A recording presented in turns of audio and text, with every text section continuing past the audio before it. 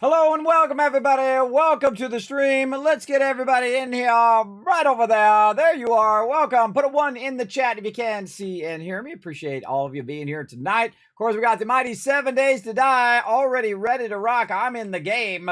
Now, if you are one of my crew, feel free to go ahead and jump in. Remember, it's the same as last time. We've got it going. We've got our dew collectors going up there. We've got ourselves a couple bases built over here. Very excited about tonight, everybody. Man, was I worn out, everybody. 10 hours on Friday, 9 hours on Saturday. Those are some long streams, everybody. Some long streams for a nearly 53-year-old man. I've been pushing myself way above and beyond. I've been working a lot on the One Last Wave project as well. Getting that going on up in here. We are raising a little bit of extra funds there for food and things of that nature. If you do want to show some love, now's a good time. Also, we are going to be giving away yet another awesome thing. That's right, the Robo-Brain statue, which is super cool. Oh, that's not it. Whoop. There it is. Super cool. Thank you to the mighty people over at Bethesda Gear for showing so much love to the stream, for having my back. Appreciate them. They got a bunch of cool Starfield stuff as well over there. You can pre-order from Bethesda Gear. Now, of course, you can check it out right down below the stream in the panels. You can find the links down there. Go over there and get your loot. Of course, you can also win it right here in the stream. This is worth $125. This is the cool military variant of it. I like to keep it for myself personally, but I'm going to give it to all of you. I'm going to show you guys the love right here in the stream. Now, again, I appreciate Bethesda Gear being an incredibly great sponsor here in the stream.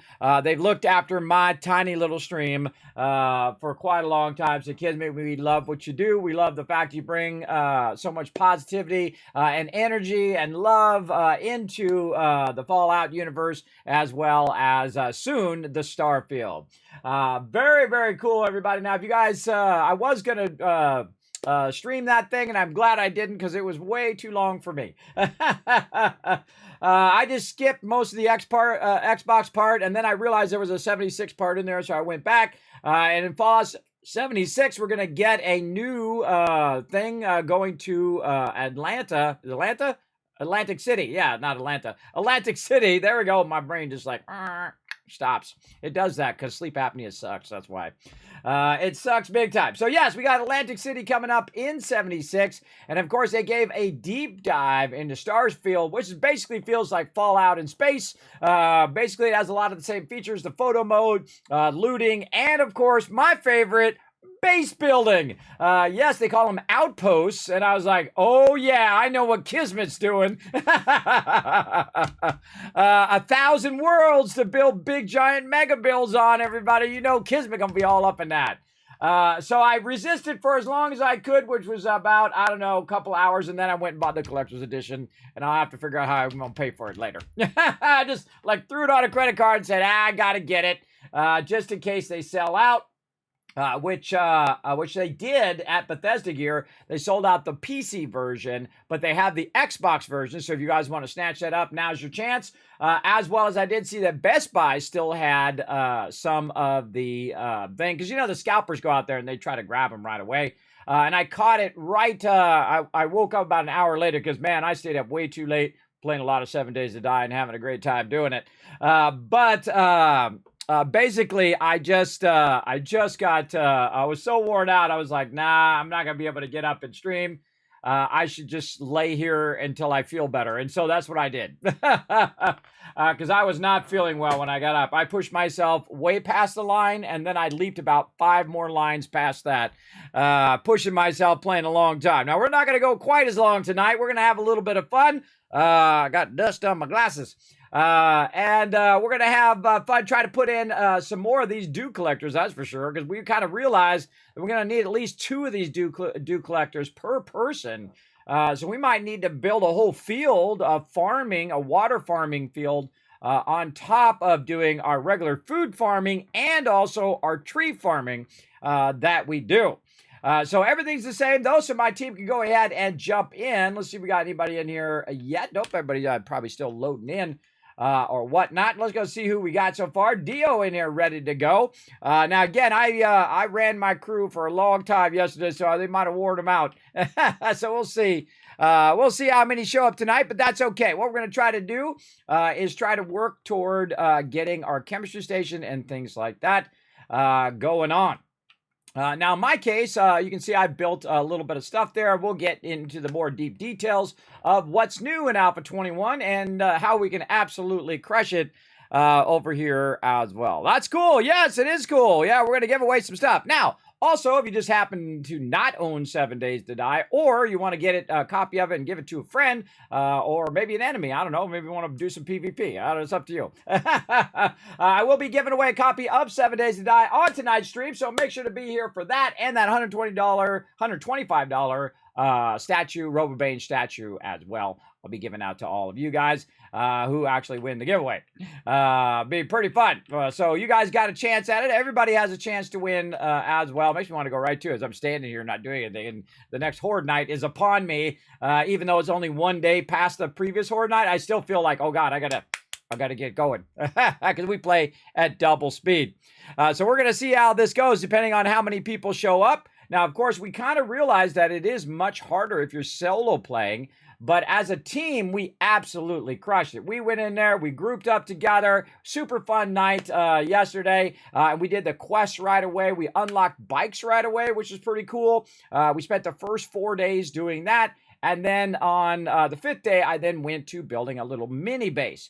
Now, the mini base is not too bad. I still feel like we could have went around and found ourselves a non-skull house, which means that it doesn't have quests in it. So you can just go and pick up all the houses that don't have any skulls to them, find the best one, and then take that one over as a base. And that's probably what we'll do tomorrow, because tomorrow at Monday night, 10 p.m. Eastern Standard Time, what we're going to do is reset the server, and 7 Days to Die Alpha 21 is going to go public, which means everybody is going to get to play it who owns the game, and hopefully some new person is going to own the game tonight too, because I'm going to give you a copy of it.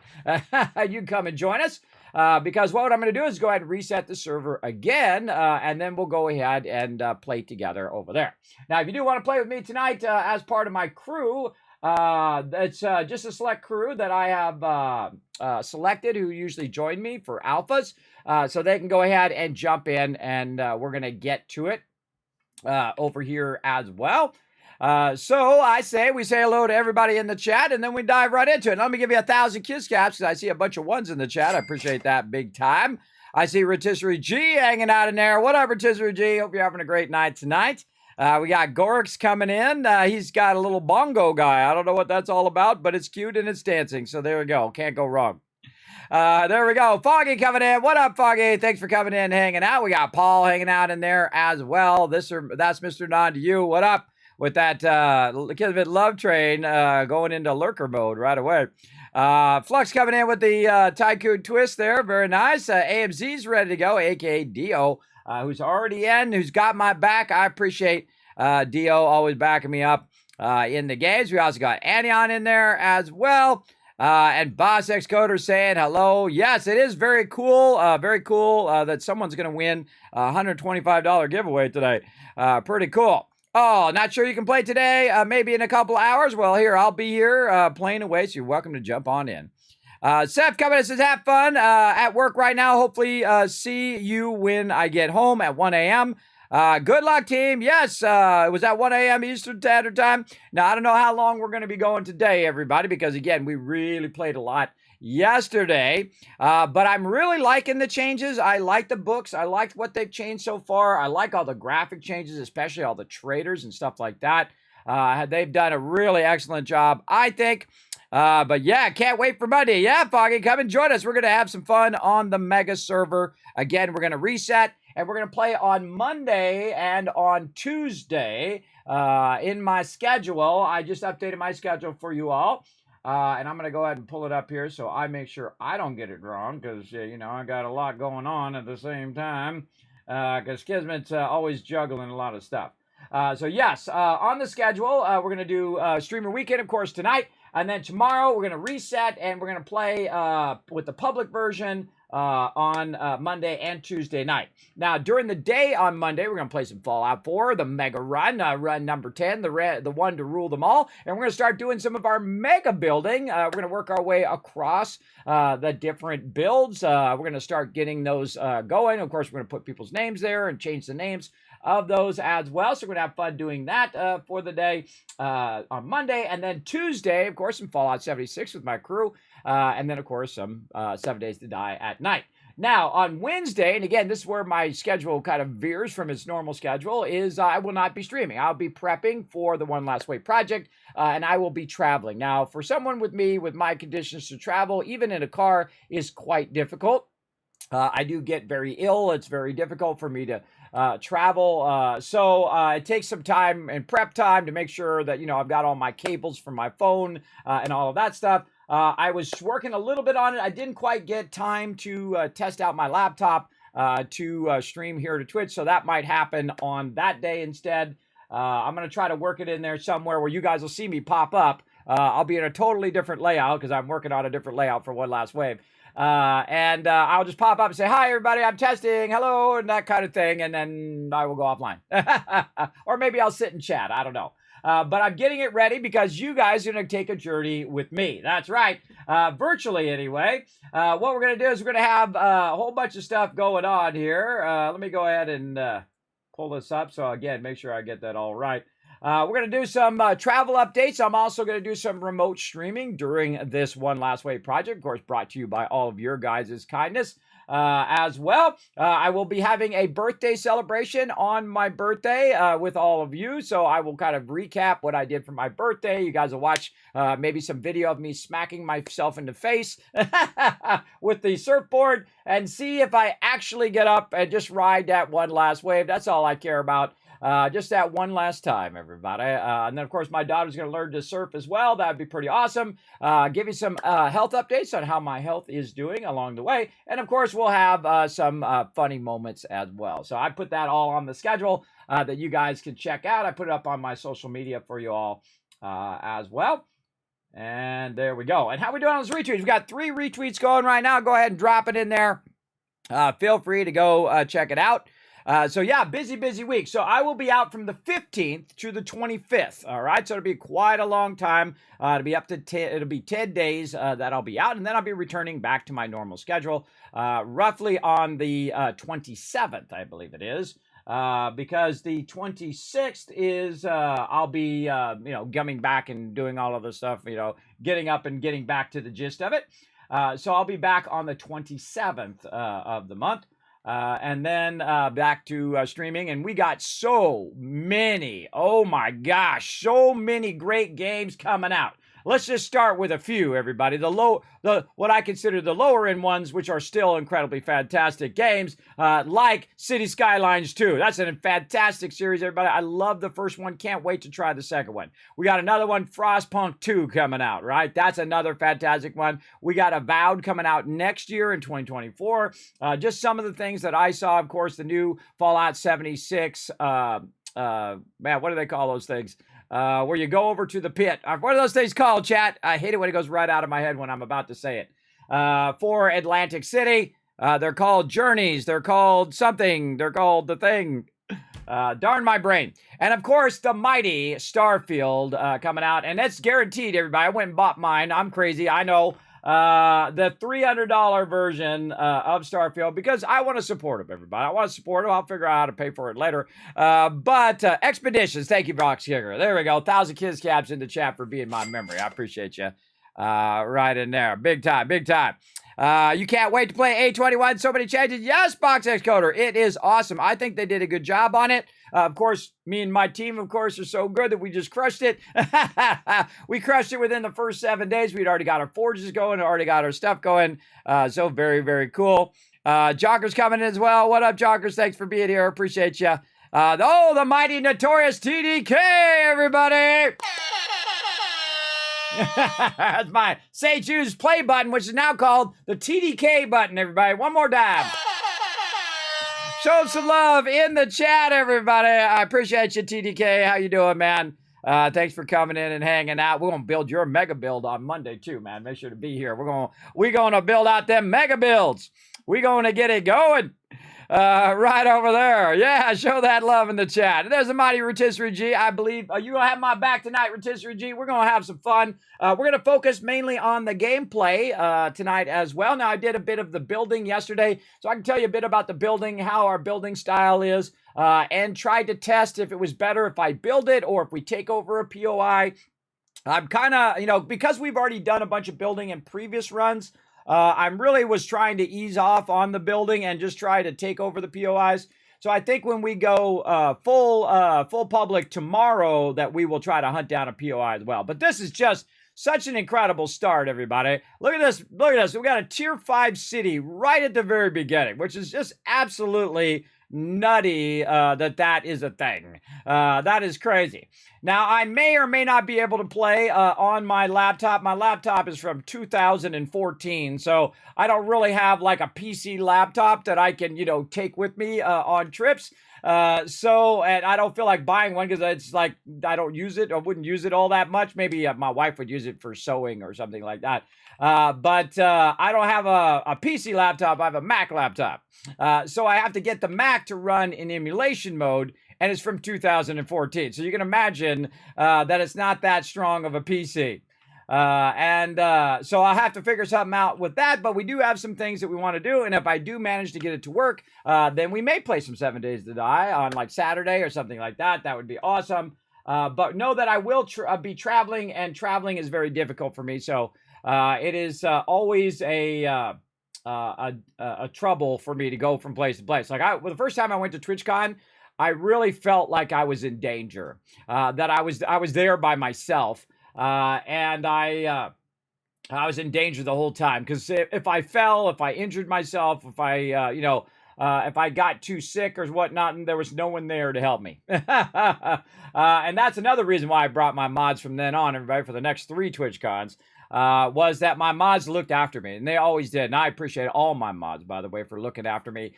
Because sometimes, one time I went and I was so dizzy I was having trouble getting around. Another time I went and my back went out from traveling. And I literally was there, and it was Tony Hawk was there too. So we went to go see Tony Hawk, and I got up from the seat, and my back was giving out. I was literally keeling over, and I had to walk like an old man, because I am an old man. But there we go. I had to walk like an old man, and then I'd take a break because I couldn't even walk. It was crazy. So always got to watch that health. So. Yeah, so the laptop problem is going to be a thing. So I got to figure out what to do, because I don't have a PC laptop, is try to make my Mac into a PC laptop so that I can play some 7 Days to Die, because they don't have 7 Days to Die on the Mac. And plus, they are working on, by the way, updating the console version of 7 Days to Die, which is cool. If they had a console version that was cross-platform, I would totally bring my console instead. Play it on that, because it doesn't get very much use. It just sits over there and whatnot. Now, if you missed out yesterday, everybody, I literally gave away my VR headset, my HTC Vive, which is pretty cool, everybody. Pretty awesome. The mighty Ro won it yesterday, so congrats to Ro. We see Ro in the chat. Show him some love for winning that epic headset. So I'm going to send that out to him. Now, again, I'm going to send these giveaways out after I come back from the One Last Way project. So it'll be early June, mid-June, before I send those out, because I'm just not going to have enough time between now and the time in which I leave. So just a heads up.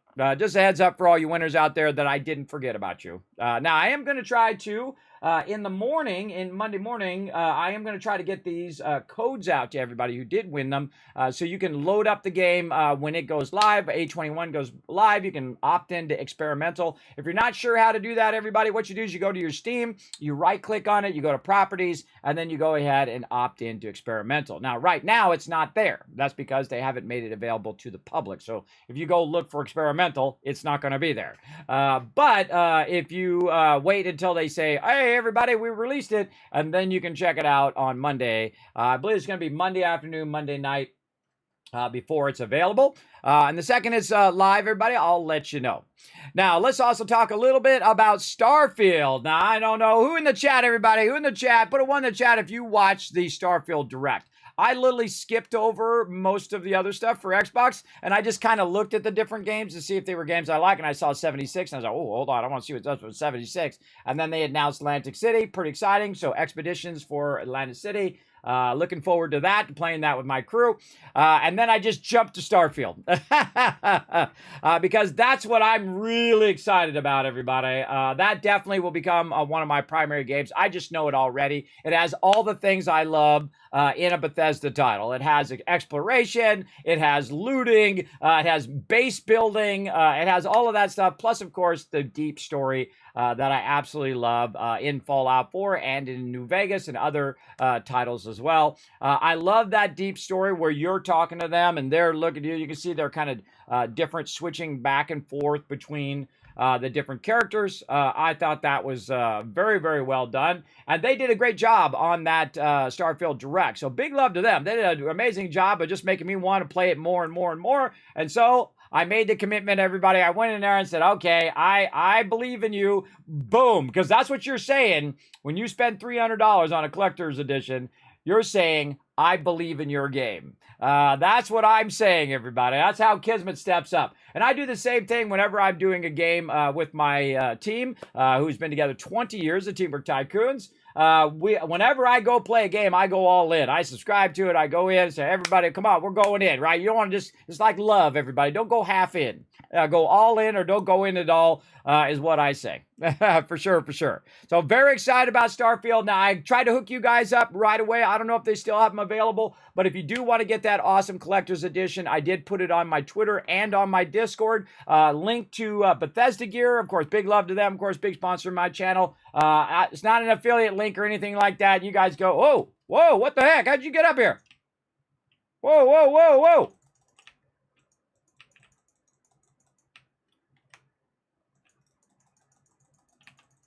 Whoa! Got no bullets.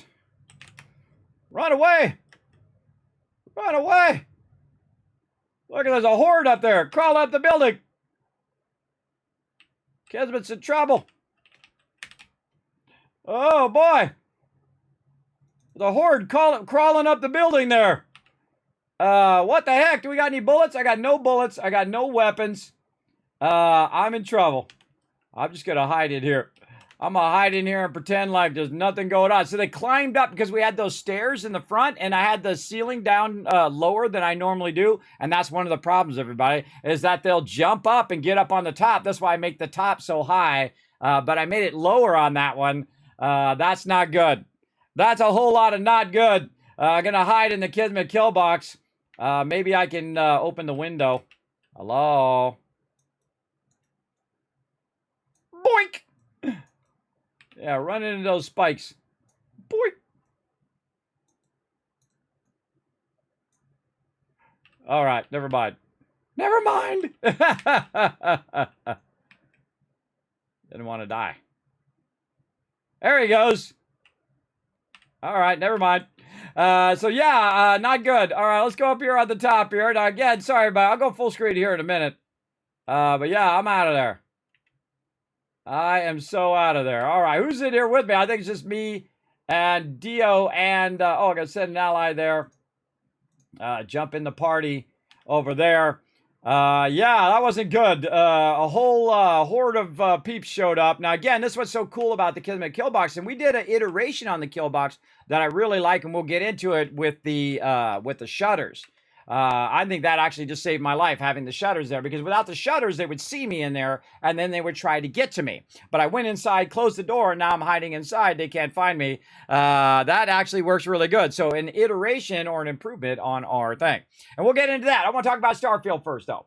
Now, who in the chat put a 2 in the chat if you know for sure that you're going to play Starfield? Let me know. Let me know in the chat. I want to take a little... Oh, and we got a retweets done as well. Let me go ahead and drop a couple thousand on you guys right there. Who in the chat? Put a 2 in the chat if you're absolutely going to play some Starfield for sure.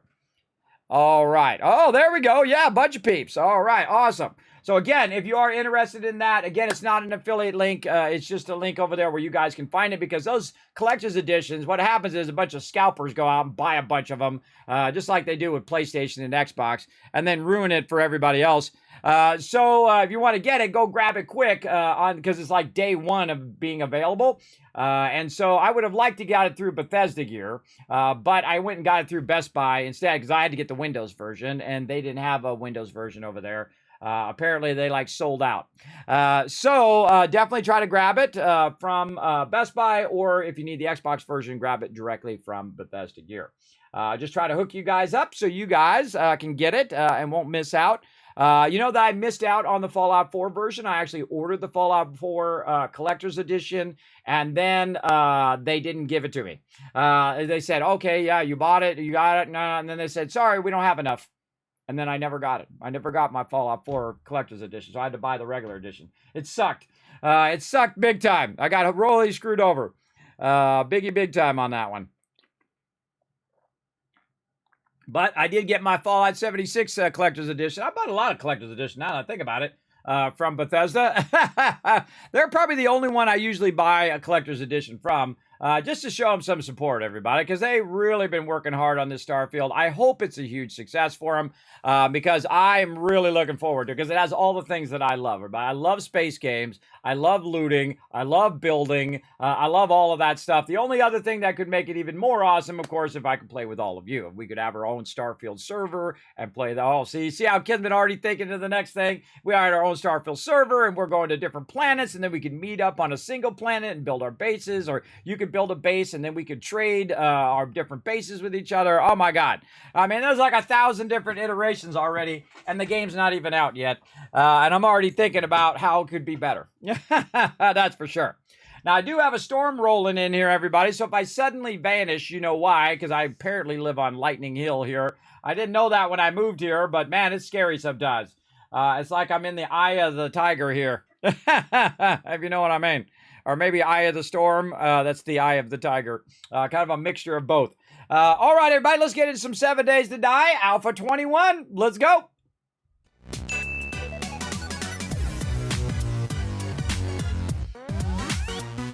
All right, let's get in here. Let me go ahead and see what we're doing here. Over here. Let me go ahead and bring up my backdrop real quick here. There we go. Let me go ahead and get in with my crew. Over here and say hello to them. Get my sounds working. Hello. Hey, what's up, everybody? Hello, Kismet. Sorry I wasn't over there when you got attacked by a horde. I was on a quest. Oh no, a bunch of them are in our other base over there. I can see them over there. That's not good. That's not good. Well, I'll clear them out as soon as I'm done here with this quest.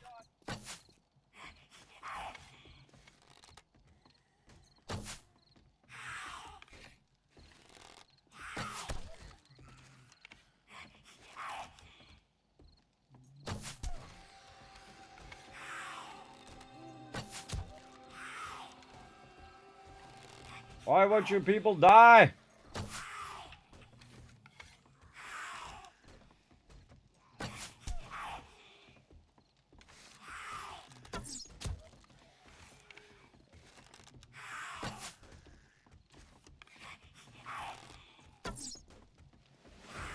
Oh, I leveled up.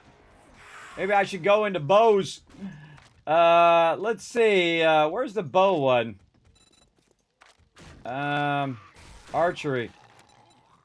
10% more damage. Let's do it.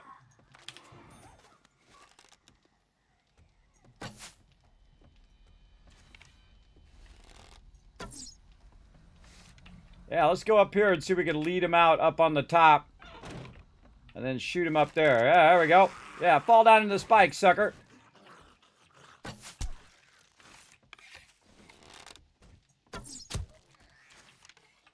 YOLO!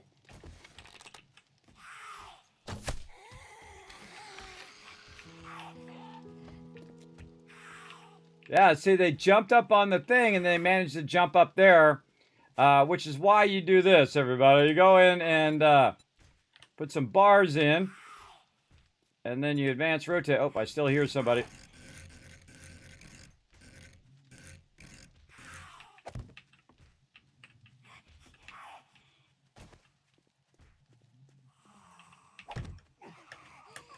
Okay, if these sliding doors are craftable, they are awesome.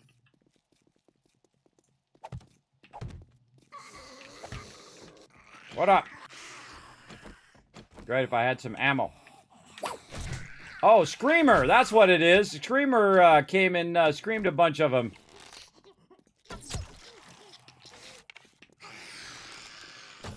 Ah. Wow, she's pretty big.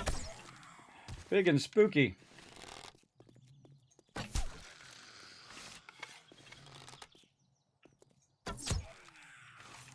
Okay. Kismet got it done. Okay, yes, do not build your base really low because they can step on the side of the door and then jump up over your base. All right, let's see what they've done in here. Well, at least they haven't broken our stuff. They broke the hatch. Nobody else. All right, area secure. I got it. That was scary, man. I just looked up and all of a sudden there was a ton of them. Yeah, the screamers start coming in. It looks like after day 14 we start getting screamers. Good to know, everybody. Good to know. All right, so at least they didn't destroy our stuff in our base. Now what we're going to do is go ahead and start getting our stuff rocking and rolling over here. So on this one right here, oh wait, no, I'm not doing that over there. I'm doing this over here. So let's go ahead and start some more bullet tips. Whoa, we got a bunch of them in there. And more brass. Let that rock. And then, of course, what we're going to need is a lot more wood and stone. So we're going to go ahead and go to this one.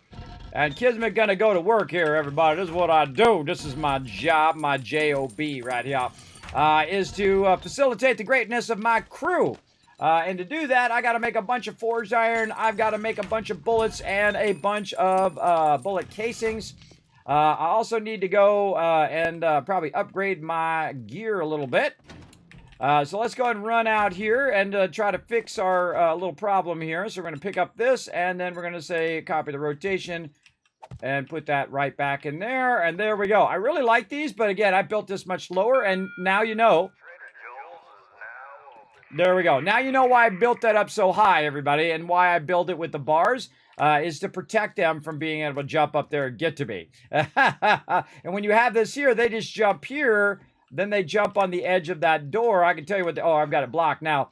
But you jump on the edge of that door, and then you jump all the way up to there. Now, one of my favorite things in the game is the copy shape feature. I think that's a brilliant feature right there, where you can just go in like this, and of course, block any future mayhem by all these baddies. There we go. Just try to, you know, probably secure that pretty well. Now, the cool thing about these ones here in the bottom, you can see, oh, I pulled that one out by mistake. You can just go ahead and pull those ones at the bottom out because they are temporary pieces. That's the true genius of this game, is that you have a lot of temporary pieces that you can use. And you can see that we've spiked it out pretty well. So if I want to, I can go ahead and say, hey, you. Like that. Then I'm going to make him angry. And he's going to try to get to me. That was actually good. I took his leg off. Now, of course, whenever you're fighting a zombie in this direction, that's the time a bunch of zombies come up behind you. God, my shooting is terrible.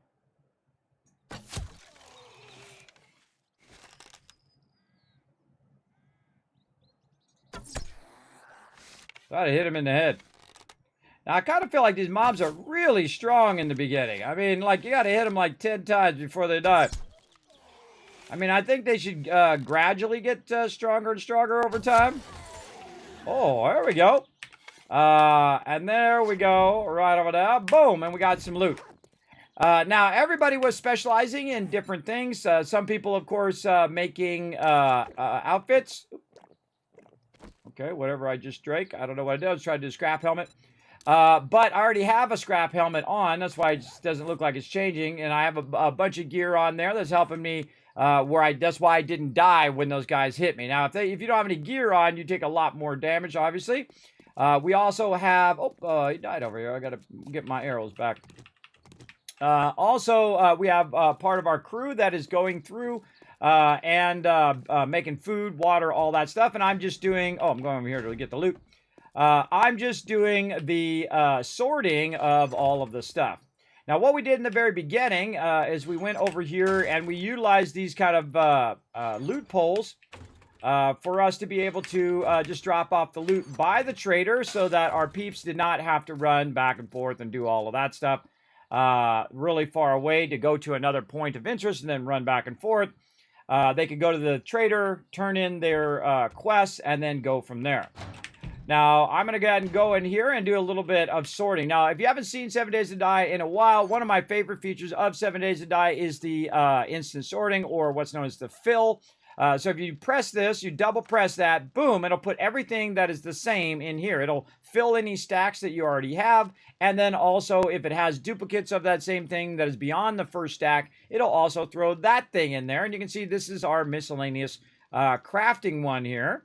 Also down here, we have our wood and stone, which also has clay in it as well. So I'll go ahead and just double press that. And then it just put all of that in there as well.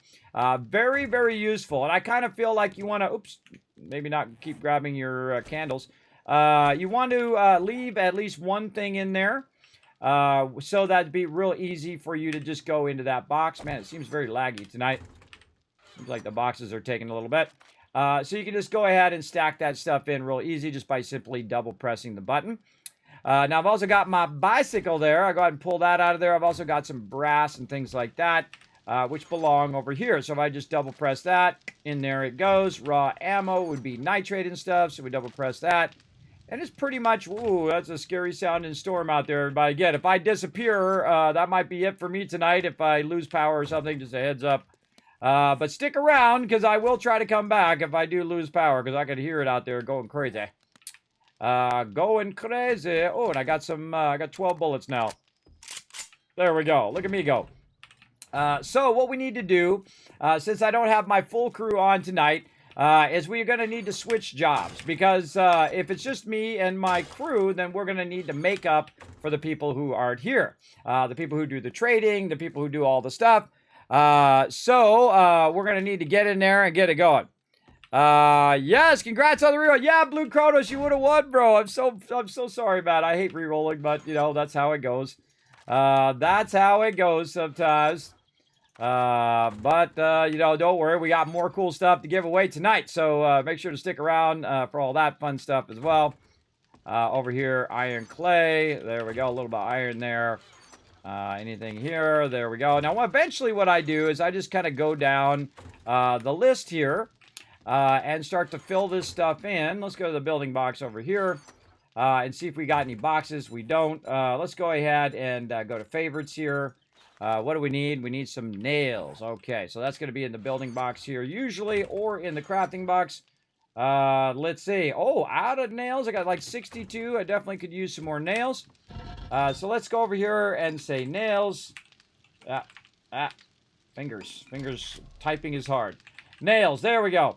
I don't know why I didn't favorite that, but let's go ahead and make a bunch of those. I'm going to stop the forged iron so I can go ahead and prioritize the nails and then put the forged iron after that. And it's going to make me a bunch of nails. Now, what do I need nails for the rideable boxes? So I'm going to make about 6 of those. Now, those are going to become our drop boxes. Now, one of the problems with using the kind of shape that I used up at the top, where it's got kind of the side shape and the shade at the top, is that, oh, look out, we got a brand new Teamwork Tycoon right over there. Thank you so much, Luna Wolf. Show some love in the chat, everybody. Now you're going to get those epic Kismet emotes. You get the animated emotes. You get, of course, the holiday emotes as they come through, as well as you're getting 3 times the KizCast by lurking in the channel all month long, as well as 3 times the chance of winning those giveaways. So, yeah, brilliant idea right there. Perfect time to do that because I'm going to be giving away tons and tons of loot here in the stream. So, stick around. And now, see, you can see there's a problem. Now my storages are floating, right, because of the way that I put down my boxes. So that kind of stuff really bugs me when it's floating, but it's like that on a reason so that we have more space, which we move. Oh, look, they broke the back. Oh, look at that. They busted out when we weren't looking. Oh, wow. Okay, let's fix that first. Right over here. Now, this is called the Kismet Kill Box, and it is incredibly effective. Copy shape. There we go. And then over here, copy shape. And then copy rotation. We can fix that right there. There we go. And this is incredibly effective, everybody, because you can blast them. You're inside the bunker. It's really hard for them to get through unless you let them roll like happened right there. And a bunch of them basically broke their way into the base. Now, I suggest, of course, to do what we're doing over there and to put down a bunch of spikes all around the base. And typically what we do is we take over a point of interest, aka a POI, like a house or something, like one of those out there. We'll take over that and we'll fortify it. And then use that as our location so we don't have to do as much building. And then basically set up our cooking and our workbenches and all of that stuff as well. Now, another thing I've been doing, of course, is working a bit on the stuff there, the cement mixer. There we go. Working on that cement so that I can make some concrete because it's cement first and then it's concrete after it's mixed, everybody, in case you guys didn't know that. I'm sure most of you do. Now, we've got some other stuff in here, which is like food stuff and all of that. And what I really want to do is kind of move my drop boxes over here to this location. So what I'm going to do is go ahead and start making some boxes along the backside here. And these are going to become my new drop boxes. And same thing over here. We'll go ahead and just build in some drop boxes right here in the base. Now, one of the reasons why I move the drop boxes, and this is called DB1 or Dropbox 1, DB2, etc., is because you don't want them to be outside the base during Horde Night, because what will happen is the mobs may destroy your drop boxes. And then, of course, all the stuff that's in your drop boxes might get destroyed as well. DB4, actually, I could just copy this so I don't have to type it out every time. There we go. Then I can just paste it. Oop. Then I can edit it and then paste it and then just put in number 5. And usually I start with about 6 drop boxes right over here because that's pretty effective way of doing that. And then what I'm going to do is now transfer. Oh, and I got a bunch of stuff still on me here. Let me go ahead and just drop this stuff. He's probably in Dropbox 1, so I'll just drop all that stuff in there. And now transfer it away from what we call loot poles. These are loot poles that we just create real quick, and we put them up against the trader so that in the very beginning of the game, you guys hear that thunder? Oh my God, it's so scary. In the very beginning of the game, peeps can just drop it and then go to looting and doing all the things that they need to do without having to come back and wait for me to organize the base, right? Because sometimes it takes me a while to build the base and build up the base and do all of that stuff as well. And because that's pretty much my primary job is to organize the loot and get the base started and get the forges going and start the stuff melted down, because that all takes time.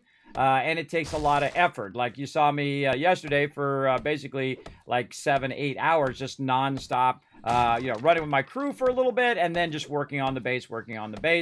And then after the first Horde Night, I came back and worked on the base some more and built a second base and whatnot.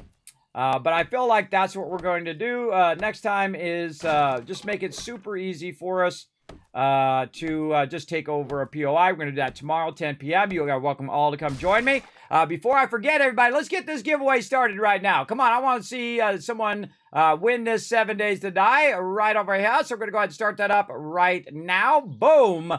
Underway. You're like, Kismet, how do I be part of the giveaways? Really easy. You just type exclamation giveaways in the chat. That tells you exactly how to do it. You go exclamation loot. See how many Kiz caps you got. If you want to put all of you want to buy as many tickets as you can, just drop off that last number, and then you can go ahead and buy that many tickets. Or you can just go exclamation ticket space max if you really want it, because it'll just max out all the tickets. You can only do it the first time you enter a giveaway, right? So that's the first thing you type in the chat, exclamation ticket space max. Boom, it'll put as many as you possibly can.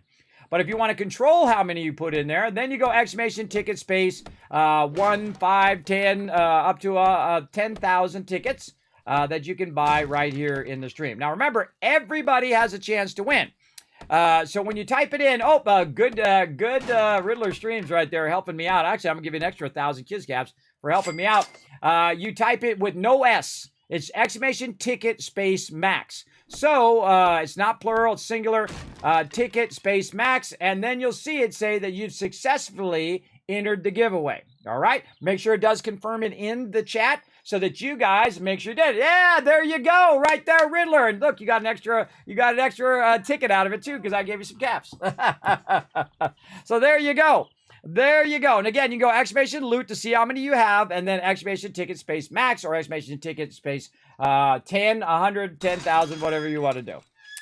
All right, so there we go. So I've removed the thing there, and now, of course, when you remove stuff and you've moved stuff, you need to tell your team, hey, everybody, I've moved the drop boxes inside the new base, and they are on the far side over here. So there we go. Drop box is in. Drop box is good. Now, you know, I don't want AMZ to feel lonely over there. So what I'm going to do is just create a little place here for AMZ to come over here and migrate the cooking over to this side. AMZ, let's migrate the cooking into the new base over here, if you don't mind. I made you a great little thing right behind the forges there, a little flat area, kind of way off to the southwest on the other side.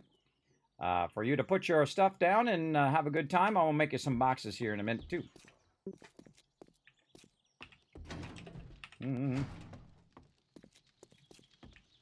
Make us some boxes.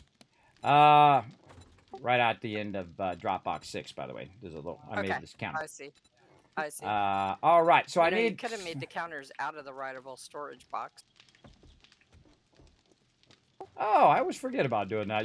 That's so smart. That's a brilliant idea. But I don't like the boxes to be on the ground.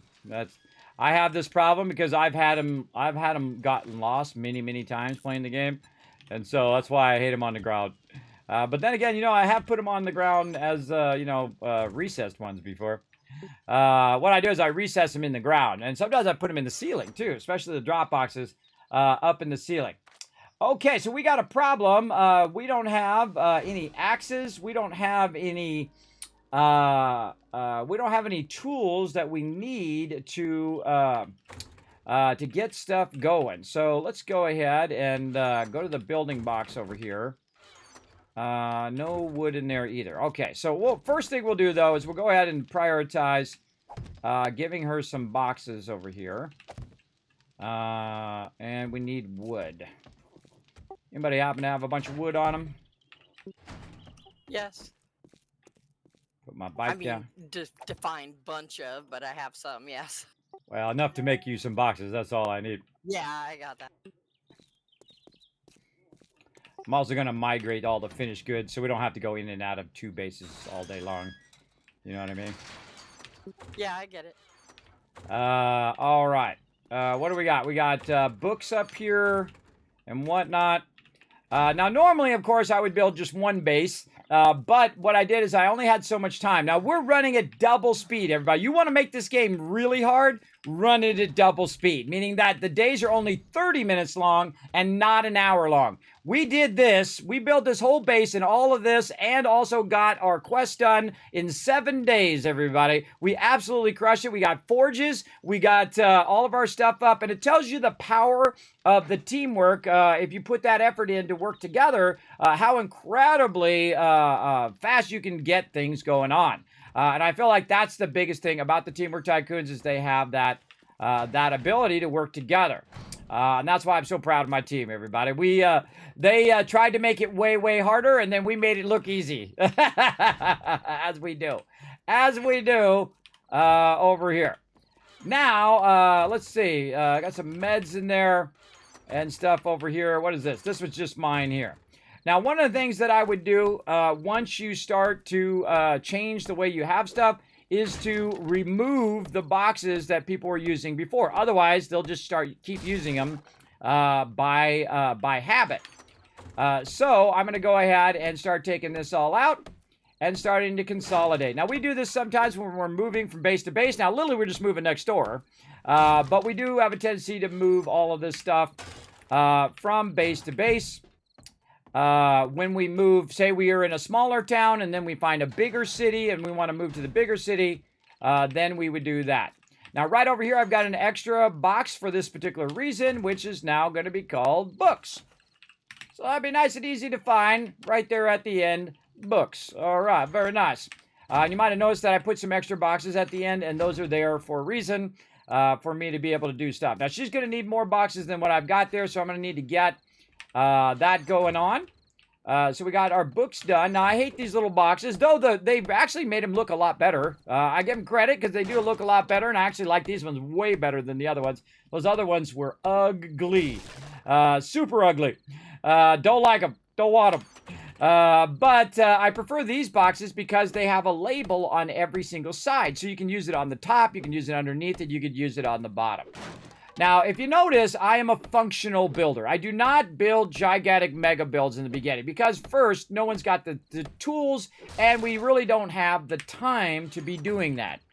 Because what we want to do is we want to work as efficiently as possible. We're using our resources efficiently as possible, and so on. So we really want to basically, oh, I need some repair there.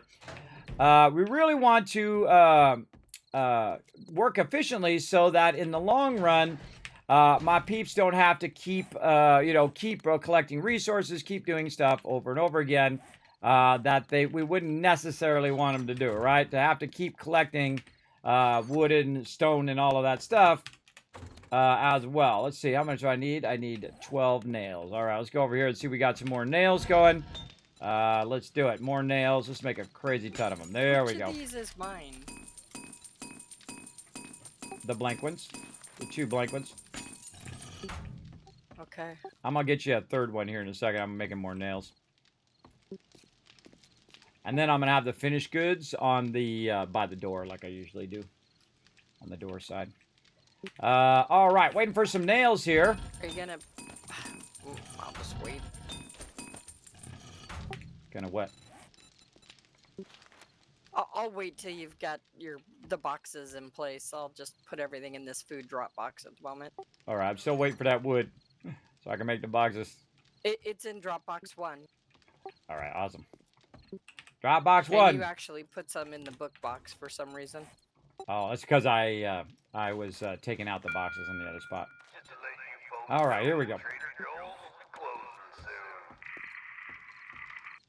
All right, Trader Joe's will be closing soon. I think they turned that down, everybody. It doesn't seem to be as loud as it used to be, which is great. All right, there we go. Now, what I'm going to do is go ahead and give her a lot more boxes, everybody. Not just one more, but I'm going to go ahead and extend it way out. So she'll have a bunch of boxes all the way down like this. So she's got food. She's got another one there. And then eventually we'll try to give her a couple more boxes here. So she'll have plenty of room to do whatever she wants to do. All the way down. All the ones from where you put the food drop are going to be all the way down. So you'll have like 5 boxes like you do on the other side. Well, I only needed 3 really, but that's cool. You're cool. Well, you never know. Might need it for some expansion later. You never know.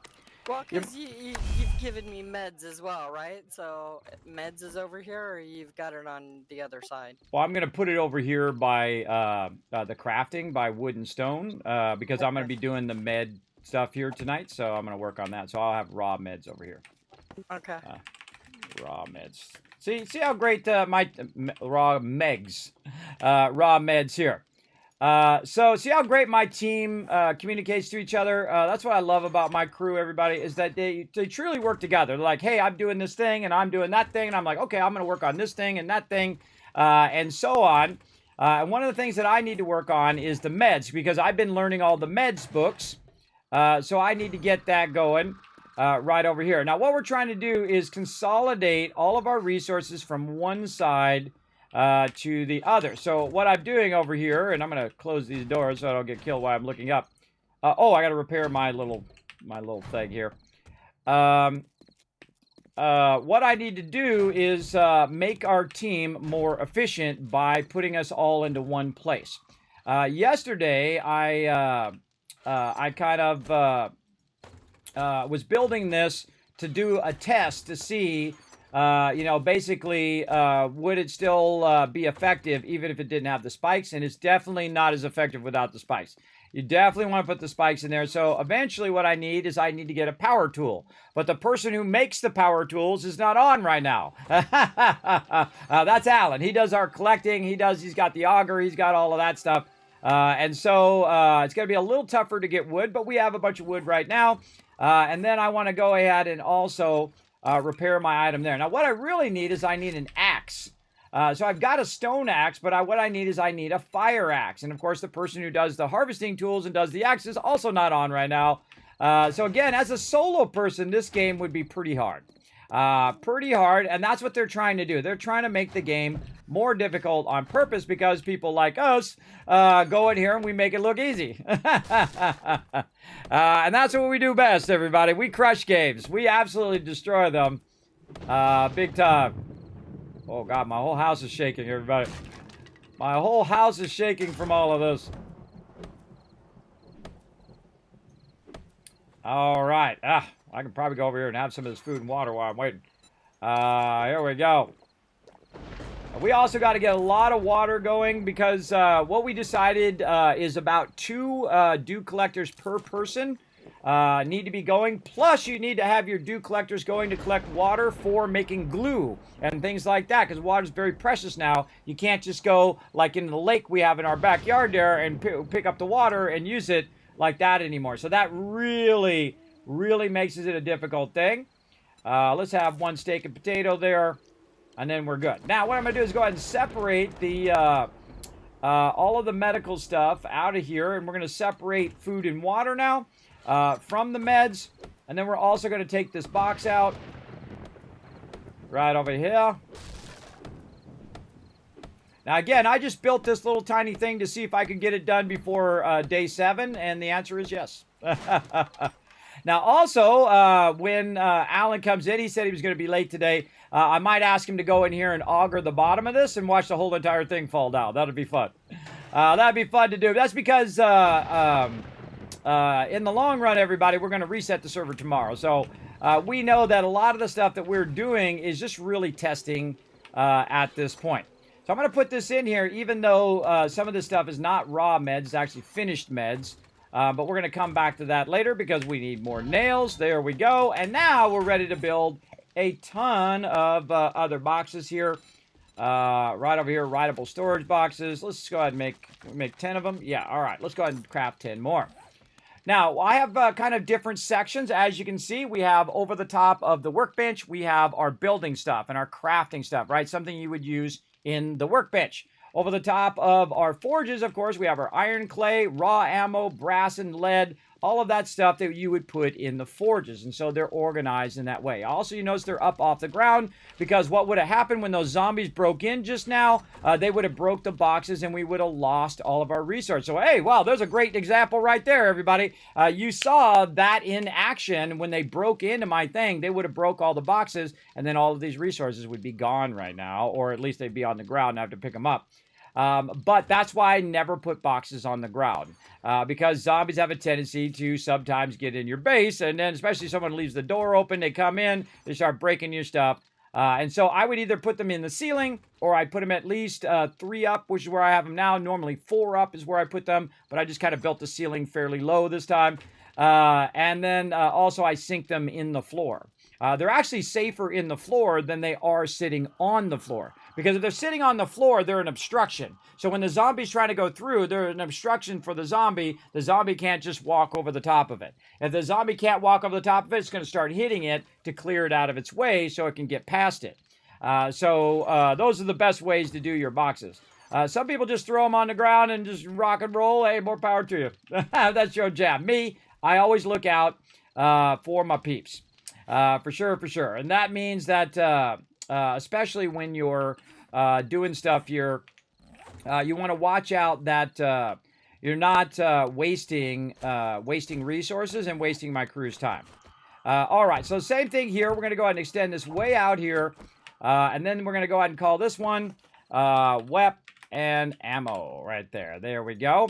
And then over next to this, we're going to go ahead and call this one meds over here. Or actually, let's just do food, water first. Food, water. Right there. And then this would be meds. Now, the reason why I put it like that is because here's what's happening over here. Everybody's crafting over here. Everybody's doing their stuff, right? I'm working the forges. She is doing the food, AMZ. We got TM over there who's doing the collecting right now and doing all that stuff. We're still organizing over here, TM. So if you're looking for a weapon and ammo, bro, I'm still working on it. Sorry, man. You're looking for stuff. I'm still working. And so what I'm doing is I'm reorganizing the base. And so now if he's looking for meds, I have to go up here and say, okay, what's here? We've got jar of honey. We've got plaster. We got a whole bunch of this stuff. That's actual meds. Now the rest of this stuff, this is meds. Rest of this stuff is raw meds. So I can make meds from that. So I'm going to go over here. I'm going to go ahead and I'm going to put some of this stuff away in the building here because I don't need the boxes now. Let's just put that in there for a second. And then what I can do is go over here to meds and drop most of this in here and say, okay, well, I want my blocks back. And then put that back in building because I don't need that right now. Take this out. You get the general idea. So now I can just go ahead and drop all the meds in there. Now, one of the cool things you can do down here at the bottom is to put stuff in your bar. Now, actually, let me put this in here so that can keep on melting down. One of the things you do is you put it in your bar, and then everything that's in your inventory, you can just grab it and drop it off. Great example is when I'm sorting the drop boxes. So I go drop boxes, I grab everything there. I walk over here, I say miscellaneous crafting, I say everything go in there, there we go. Now the next thing I want to do is just kind of work down the way, right? Wood and stone. Now there's no wood and stone in there right now, so I'm going to go ahead and put a little wood in there. I see some stone in there, so that's good. But it doesn't come out of my bar. So that's a great feature that they added where it doesn't just grab stuff randomly out of your thing because you don't really want it to do that. Then over here, we've got a ton of iron. Wow, look at all that iron in there. Holy mackerel. Let's get that melting down. Right over here. I didn't even see that. I didn't even realize there was a full stack of iron in there. Nice job to my crew, by the way. And then over here, same thing. Double press this. Boom. We're good to go. And what I really like to do in the long run is get to the point where I can just go down the row of boxes, and it all just goes in the box. I just go row, row, row, row, row your boat down the stream. And then it goes right in the boxes. And the same thing over here. Like, see, like I would put the drop box at the end on this side because I would come around that way and drop it off in the drop box. So I might say that over here, but I can always run around this side too. And if I have any food drop stuff, I go ahead and drop it in there for her, and then she'll micromanage all of that stuff like I do with all the other stuff, the miscellaneous crafting and all of that. Now, there's more ammos and stuff over here that we can go ahead and grab. So let's go over here and do that. And grab all the weapons and armor. Now, I have a bunch of other stuff on me too, but we'll just kind of grab what we can, and we'll move all of that from place to place. Now, I always find that everybody's like, hurry up, Kismet, hurry up, get it going, put the thing in there, because they're looking for stuff. And I try to be as fast as I can, but remember, I'm only one person. I can only do so much. So we're going to go ahead and get this in here. And again, we're going to need to get more stone, more iron, more wood, all of those things as well. Now, later on, by the way, I'll also separate those tools. But for right now, we'll go ahead and also put the tools in here. Tools, there we go. So people can find that. Now, another thing also they're going to be looking for is repair kits. Let's see. Web, ammo, tools, repair. There we go. And so that'll show them that there's repair kits in here. There's tools in here. I can also say mods, but you can only type so much before you run out of room, right? Then boom. Oh, dang it, keeps doing that. Ammo, brain, web, ammo, tools. There we go. Tools, repair, and what it does is it auto highlights it, and then mods. See, that's what I'm trying to show you. See, if you type too much, it doesn't work. And even if you try to put it on the third line like this, it still doesn't work. And it does 2 lines right there. But my team knows what's in there, so no big deal. They got it under control. Now, there's also a mod right here for a shotgun, so I want to put that in there. Now, we also need another box on top of all of this stuff, and that's what's known as the trade box, right? So we're going to go ahead and make another box. Now, typically, I like to have these boxes over here, but I'm going to go ahead and try to shift a box from over there to over here to right here, and I'm going to go ahead and move a box that's less important to them, but more important to me, which is building. They don't necessarily need to get in the building box all that much, so I'm going to go ahead and now change the way I have my setup and move it over here, and then put all the building stuff right back in there like this. There we go. And then I can go ahead and change this one over here to the trade box. Now, the trade box is where we put all of our dukes and all of that stuff and excess resources that we'll have eventually, like extra weapons and things like that that we don't need. And we'll go ahead and put them in there. Let's go ahead and put this brass away. This campfire, that's a building thing. I love sorting, everybody. It's like my favorite thing. We've got some ammo on me here. We go over here. Bam, bam. Ammo over there. What about gasoline, right? Gasoline. We can say like meds and gas over here. It's really however you like to sort. And I have my sorting evolves as I play.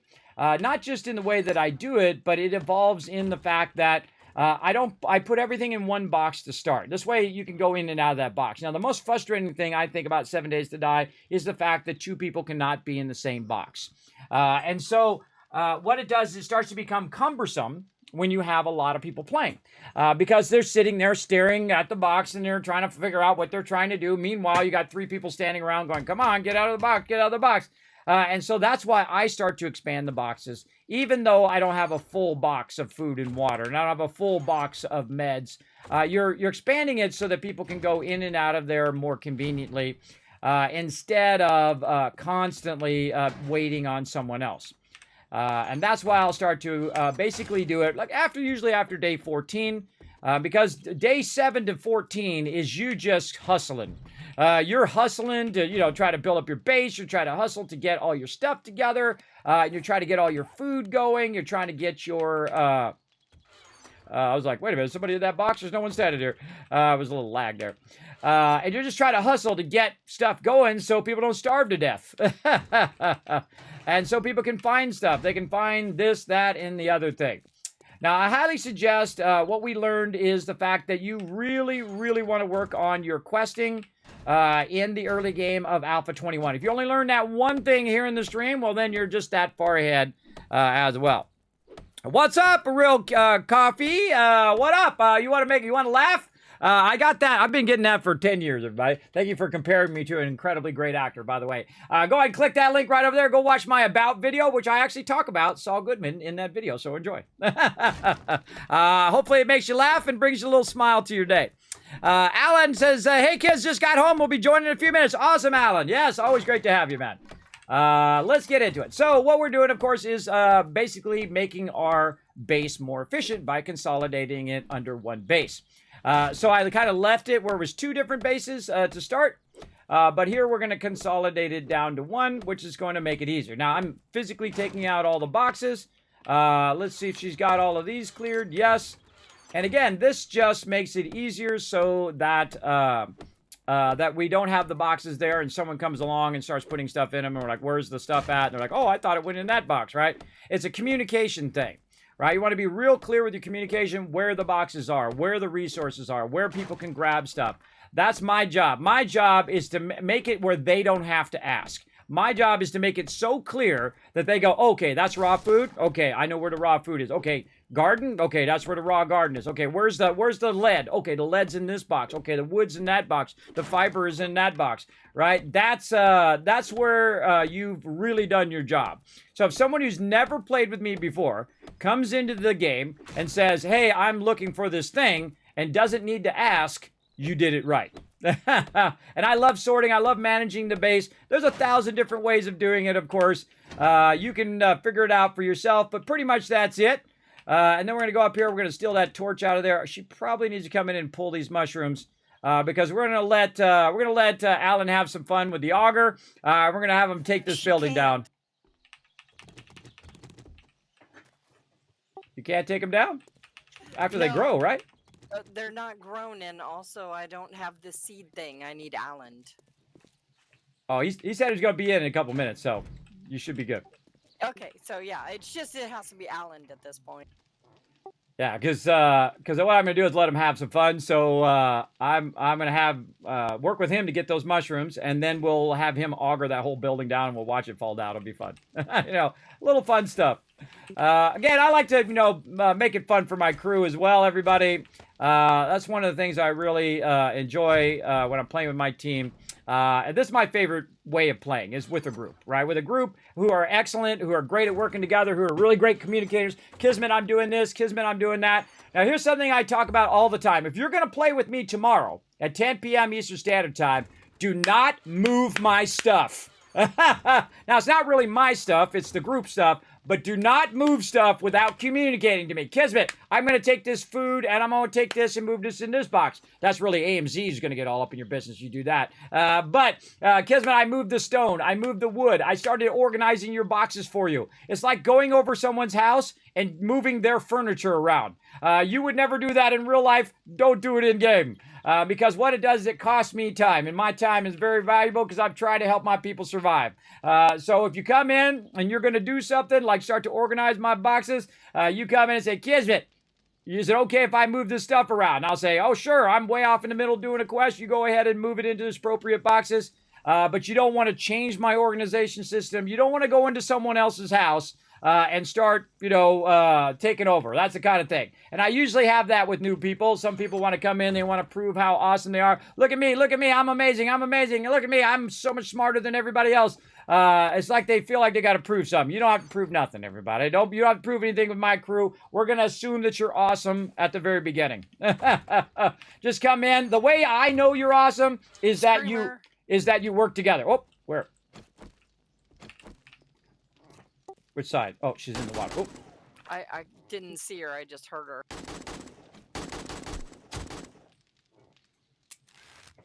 Out of bullets. She's in the water in the back in the pond. She dead now. Oh, she died out there and dropped the box. I'm going to go get it. All right. I think I'm going to use my bicycle. Bicycle. Want to ride my thingy? I can't sing it too much or get in trouble. Let's go. Whoop, whoop. Wee, wee, riding my bicycle. Wee. I have a good time, everybody. I have a good time up in here. Now, hang around, everybody. We're going to be giving away tons of epic giveaways today. You missed out on a bunch of insane giveaways, everybody. If you just rolled into my channel, I literally give away thousands of dollars worth of free stuff up in here. So make sure to be hanging out tonight. We're going to give away an awesome RoboBrain statue worth $125. We gave away a Rex statue on Friday, which you can't even buy right now. You can't even buy that from Bethesda Gear because it's on pre-order. They sent me an advanced version of it, which I appreciate them to give out to all of you. Now I'm going to be unboxing all of that stuff first, and then I'm going to be sending that stuff out to you guys June, the first week, second week of June. As well, so I will notify you when I'm sending it out to you as well. Now, again, somebody is going to win that tonight. I'm not kidding. Tonight's the night. Yesterday, somebody won my HTC Vive that I paid $1,000 for. Ro did. I paid $900 plus taxes, right around $1,000. I played it Fallout 4 VR. That's why I bought it, to do that. But of course, I have medical conditions where I cannot stand and I cannot do VR for long periods of times. So it's just been sitting in the box. I thought I'll get around to it, but I never did. And I said, you know what? Someone else would get much more enjoyment out of this thing. I'm going to go ahead and just give it away here in the stream. And so I did yesterday. Sorry if you missed it. Sorry if you missed it. But it's kind of like a fate thing, I think. Don't you think that's kind of a fate thing that Ro won that thing last night? I kind of think it is. I kind of feel like it went to a good guy, everybody. Ro's always backing me up. Rorum, awesome streamer and great guy. Always backing me up here in the stream. Backing me up in every game that we typically play together. All around great guy. Very mellow. Doesn't get upset. Just very chill. Very chill. Hey, there he is. Hey, there he is. What up? You're going to have some fun. I'm going to have you knock down that building over there, but we got to get the mushrooms first. There we go. All right, so we got some raw meds, everybody. We got to get... are we making some... we doing aloe over there in our little garden? I haven't been yet, mostly because we haven't had a lot of farm plots. So I've been focusing food. All right, well, yeah, probably food better. Probably food better for right now, but I'm going to go ahead and start working on my bandages over here. Okay, there are so... plots here in the seeds and gardening box at the moment. Yeah, I like to expand the farm when I harvest it, so that everything is synced up. Yep, absolutely. Kismet, did you move the water towers? No, we don't have the acid. Did I move what? The water things from the top. You'll need to move those. Yeah, I'm gonna move them here in a second. I'm finishing making some stuff and dropping off some stuff. Like some peas for you. I'm gonna drop them in There's there. the peas. I was looking for my peas. Yeah, I just noticed they were in my inventory. Sorry. No, I had looted those, and I was like, "Yeah, I can finally make this thing," and then I couldn't find them. That's always the way it is when you're transitioning. You know, the stuff's stuff's still being moved. I got most of it moved now, everybody. So you guys are welcome to find the things you need to look for. Consolidated into one place. Right there. And speaking of, let's go move our dew collectors, everybody. Now, if you haven't played the game in a while, everybody, they've added a massive amount of awesome stuff to the game, including a whole bunch of new models, and they've now added in Alpha 21. I would get these dew collectors going as fast as rigged. Rigged says Flux in the chat. I would get these going as fast as possible. Now I'm going to go ahead and take the water out first, and then because I am the builder and I have my land claim block down, I can actually pick them up without having to destroy them first. I can literally just pick them up right out there, and then the same thing over here. We need to go ahead and oh, I forgot to get, oh, it actually just pulled the water out of there anyway. But right there, now see this little blue thing there? That means that it's slowly filling it up, and when it reaches the top, a little thing of water will appear there, and you'll be good. Now also, I'm going to do a solid for all my crew here. I'm going to go ahead and pick up their bedrolls, and then that's an unknown player there. That one's mine. Actually, I'm just going to leave them. They can make a new one. And I'm going to move mine over here, and then let them know. Don't forget to move your bedrolls over to the new base. Over here. I did. And for some reason, my bedroll not showing up. There we go. Okay, so we moved our bedrolls. Now, the reason why I made this bigger base as well is so that I can put down more dew collectors. Now, I'm kind of in my own way right here, so I'm going to pick my bedroll up again, move it a little bit closer like that, and then now I've got 3 dew collectors that I can go ahead and do. Now, I don't want the... Binoculars G. Binoculars... Oh, I totally forgot about Binoculars G until just now. Yeah, from Raft, right. Yeah. There you go. Never. Yeah. Yeah, Binoculars G over there. There's Rotisserie G. What up, man? And there's Roram, the big winner. Oh, yeah, Mr. VR now in the chat. Look out. Show Rose some love in the chat, everybody. Big winner yesterday.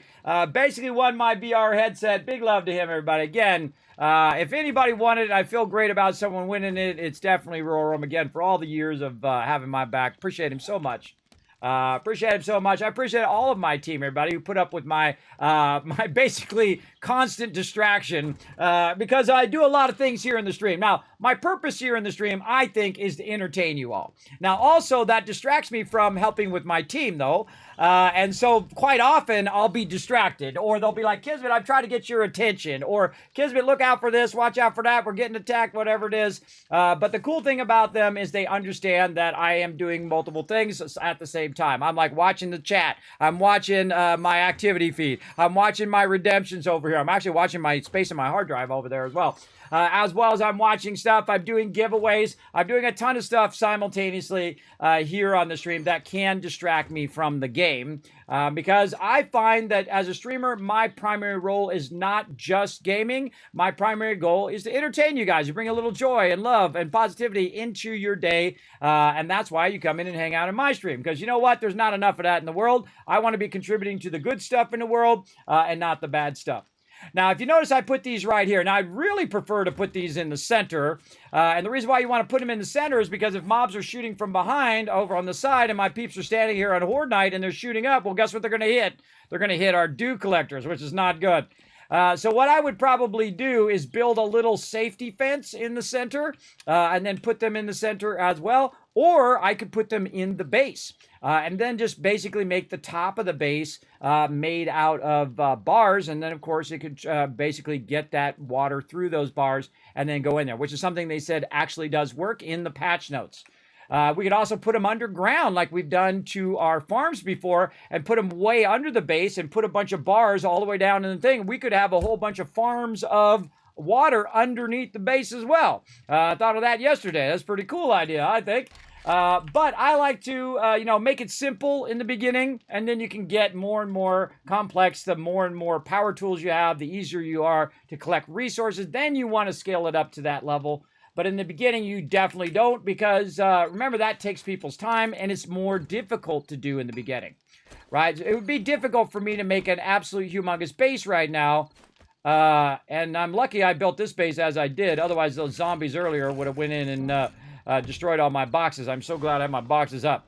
But if I wanted to build a base the size of this whole entire thing right here, that would take a lot of time and a lot of resources. My people be over there with their little, you know, axes, because we don't have any iron axes yet to cut down the trees. We don't have a chainsaw yet to cut down the trees.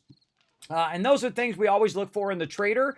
We look for auger parts or auger itself, or it's actually machine parts. And so all of that stuff we kind of look for in the very beginning, which actually I forgot to do that in my little spreadsheet. Now I have a spreadsheet I call the Settlement Overseer.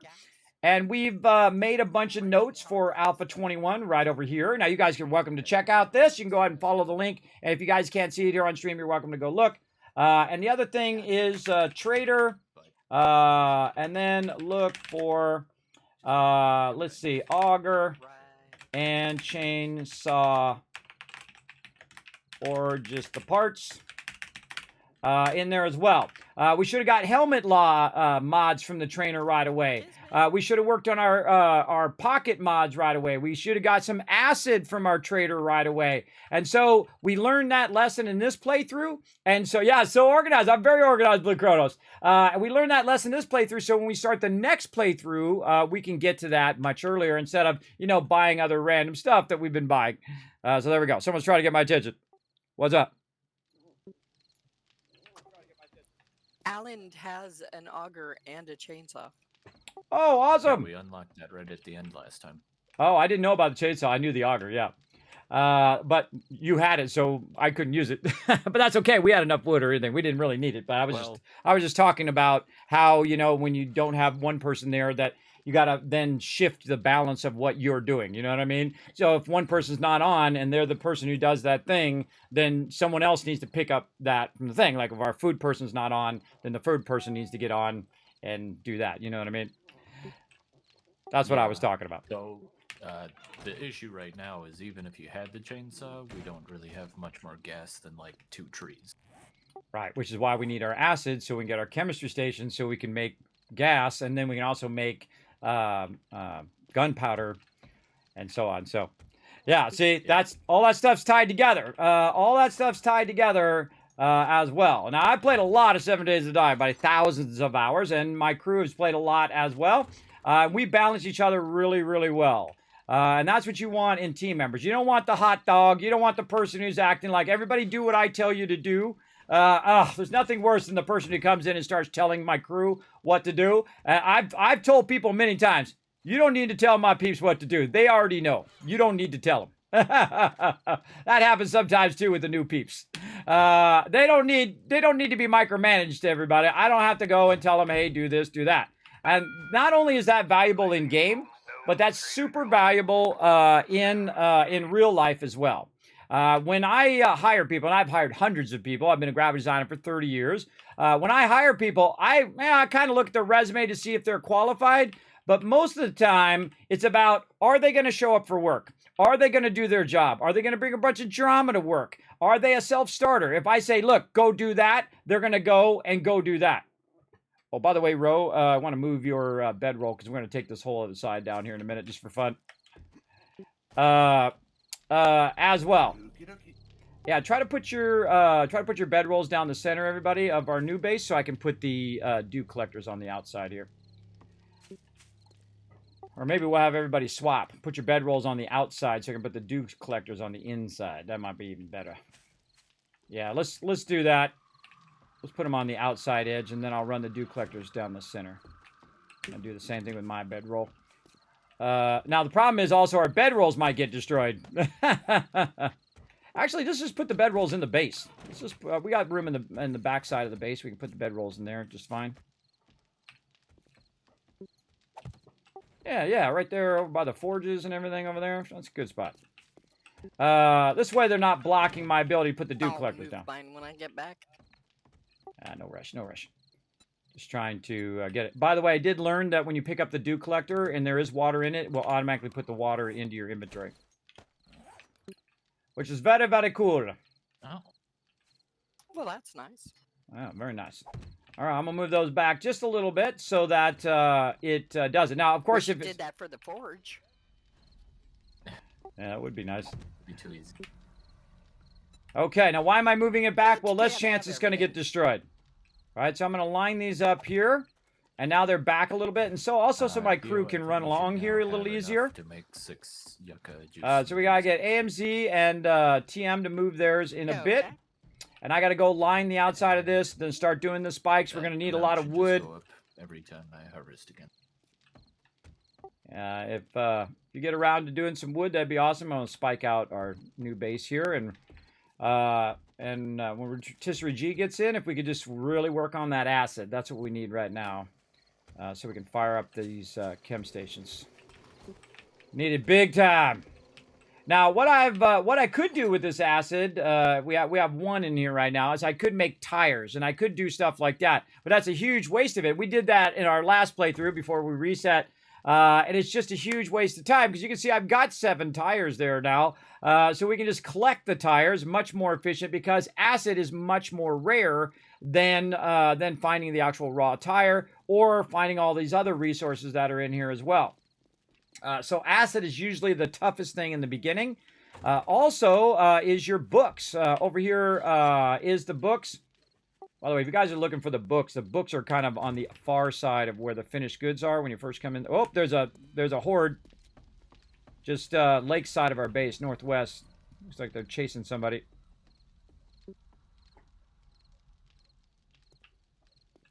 Chasing somebody over there. Yeah, they ran away in the opposite direction, so we're fine for right now.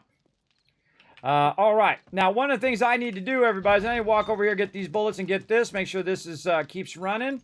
Bullet casings right there. And I need to go to this workbench over here and start doing some 7.62. Now, actually, the cheapest ammo you can do is usually between 9 mil, which is usually pretty good, or, and I need gunpowder. Let's see if we have any left. No. Let's see. What else can we do? Gunpowder. We can do it in... Oh, man. We have to get our chemistry station, or I think we can put it in the thing. I can't remember if it's still a thing over here. I think it is not. Yeah. Hello. Yeah, can't make it there. Can't make it here in the workbench. Hello. Gunpowder. Over here. It's this one right here, which is the coal and nitrate. Oh, I think it's in your personal inventory. There we go. Personal inventory is where it is. So we go ahead and we get the nitrate. And then if I have enough coal right over here, like this, I can make it in my inventory. Now, the problem with making it in your inventory is it's not as efficient. See, here we're 1-to-1. So that's a much more efficient way of doing it in the chemistry bench, which is why we need to get our chemistry bench going. But in the meantime, we know we might have to just, right, because we got no bullets. I'm out of bullets. We got nothing to do. We got no way of doing it. Now, of course, the cool thing about my crew, everybody, is we already got the auger. We're like day 15, which normally they're trying to make it where you get the auger like day 50 or 60, but my team is so awesome, we already have it. And so we could go collect a bunch of nitrate. We could go collect a bunch of coal. And even if we don't have the chemistry station, we could still go collect it and have plenty of it as well. So there we go. So all of that that I had there, I ended up with 7 gunpowder, which is not very much. And then I can go over here and try to make some bullets, some 7.62. So we're going to track that, and we're going to go 7.62 ammo. We're going to favorite that as well, so we can just go and clear this out. And anytime we need to make it, it'll be right there. And I can literally make 2 bullets. Now, you can also see that somebody made some gunpowder over here in the workbench, so I can make even more right over here. So there we go. So you can also make it in the workbench as well. So in your personal inventory and in the workbench. You can't make it in the cooking station. You can't make it in the forge. And each thing has like a symbol next to it, which tells you where you can make it. So like you can see, this one has a little little thing on it there that basically tells you, oh, that's done in the chemistry station, right? If I go to make like a anvil, like this, it's going to have a little forge symbol there with a little anvil with a little hammer over the top. It's going to tell you there. And then if I say 762 right here, it's going to show me I can make it in my inventory. And usually anything that you can make in your inventory, you can also make in the workbench. Because the workbench is like your inventory, except for you can let it run in the workbench and then walk away. And then anything that you need in the moment, like say you were going to make a drawbridge. A drawbridge takes like 10 minutes. But man, you're out and about and you need to make some boxes real quick, or maybe you need to convert some stuff, or, you know, make yourself some frames so you can climb up onto something. Well, guess what? You're going to wait for 10 minutes till that thing comes in, or you're going to have to cancel it, make yourself some boxes, and then restart it again, and then you started your timer over again. So that's why the workbenches are so effective. Also, especially if you're playing solo, the workbenches will make stuff go faster. So if you have 2 workbenches, now it's going twice as fast because it's processing 2 things at the same time. Then you have 4 workbenches, it's 4 times as fast. 6, 10, 20, 50. You're like, Kismet, no one would ever have 50 workbenches. I've had 50 workbenches before. I've had 50 forges before too. Depends on how many people I have in, right? Is how many people are playing, is how much stuff I got to keep going. You got to keep it running big time. And I find the further I am away from the game, the more that stuff starts to fade as to, okay, where do I build that? Where do I do this? How do I do that? And a lot of times I'm not doing it anymore. Part of my team is doing it. Like some people are doing food, some people are doing gardening and whatnot. And the less I do that thing, the less I remember how to do that thing. And it's actually really fun because you come back later and you're trying to remember. You're like, okay, let's see the thing. Now, the discovery is always my favorite part. And that's why I ask people not to backseat game. That's why when I'm trying to figure something out here on stream, I ask my people not to say, hey, Kismet, just do this, right? Because you've lost the discovery part and whatnot. It's really hard sometimes for people not to just tell you. But my team's pretty good at it. Occasionally they still do it, but that's okay. You know, sometimes they slip up. I give them a huge slide, everybody. Because sometimes it's hard for people to resist not telling you the answer. Right? So some people have trouble saying, oh, well, I just tell them the answer. Right? Don't do that unless someone asks you to help them. Right? Now, if somebody's in danger, they're going to die, that's different. Then you go over there, you try to heal them, you try to help them out. That's okay. But if they're trying to figure something out, you've taken that moment away from them.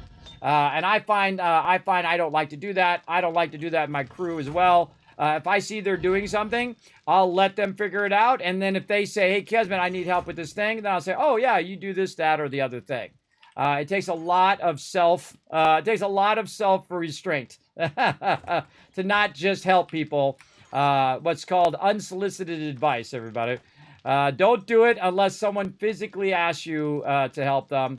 That's how you work really well as a team, because some people will feel offended by it. I don't.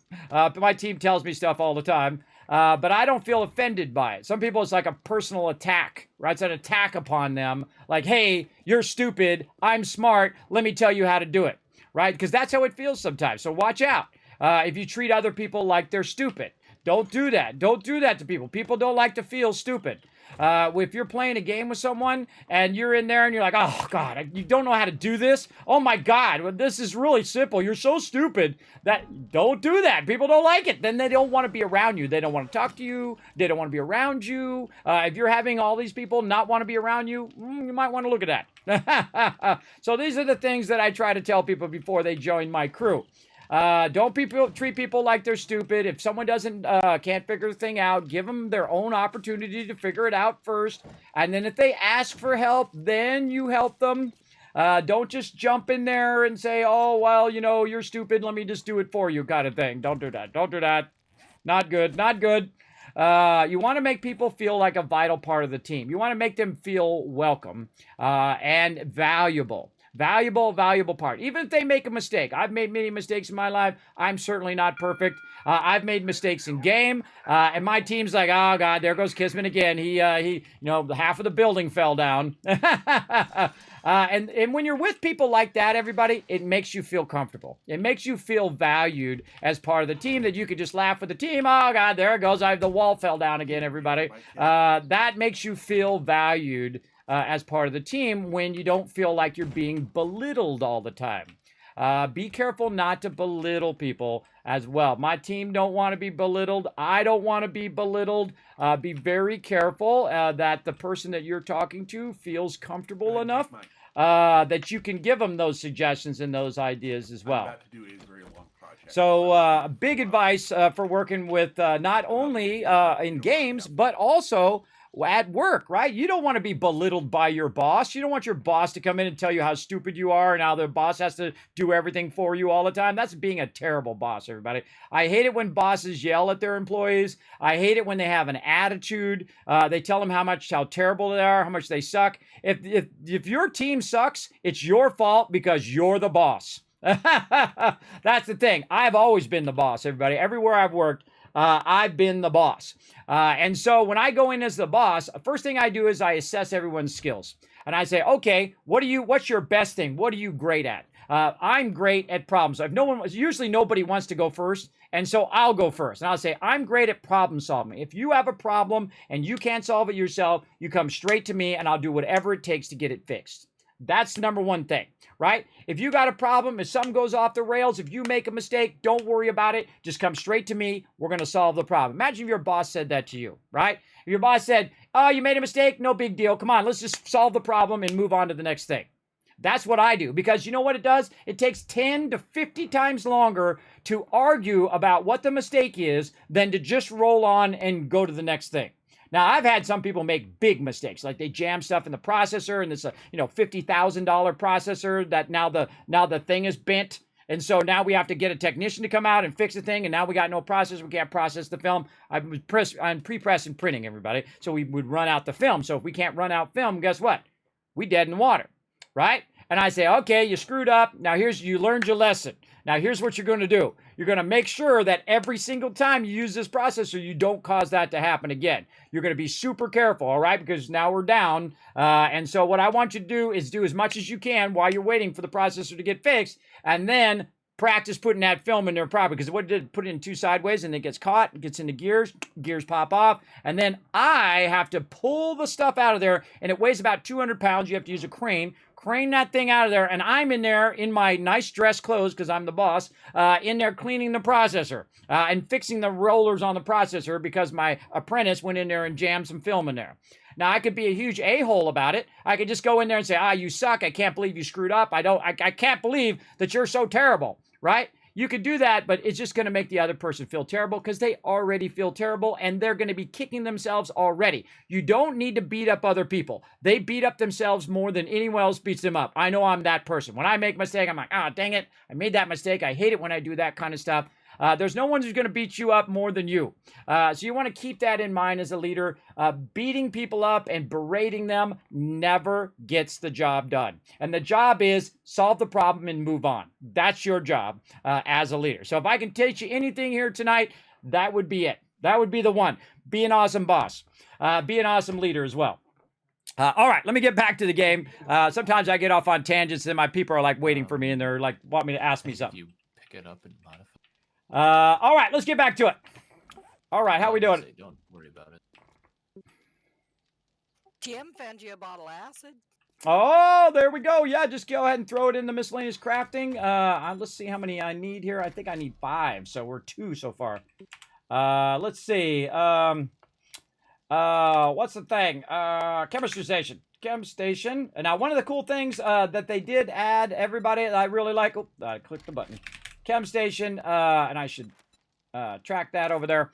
They added this cool tracker on the side. This is for me right here, everybody, because I have sleep apnea. So another thing that my team needs to know, and if you work with me, everybody, is that I'm not all there anymore. I'm not there. It's just the way it is. If you only got 30 minutes of sleep every day, you wouldn't be there either. And you're like, Kismet, you only sleep for 30 minutes? Well, it feels like 30 minutes because I can sleep 8 hours, 12 hours, 20 hours, and I only feel like I'm sleeping for about 30 minutes. And my doctor actually told me this, that I sleep for 1 minute, then I stop breathing, then I wake up, then I go back to sleep, then I sleep for another minute, then I stop breathing, and then I wake up.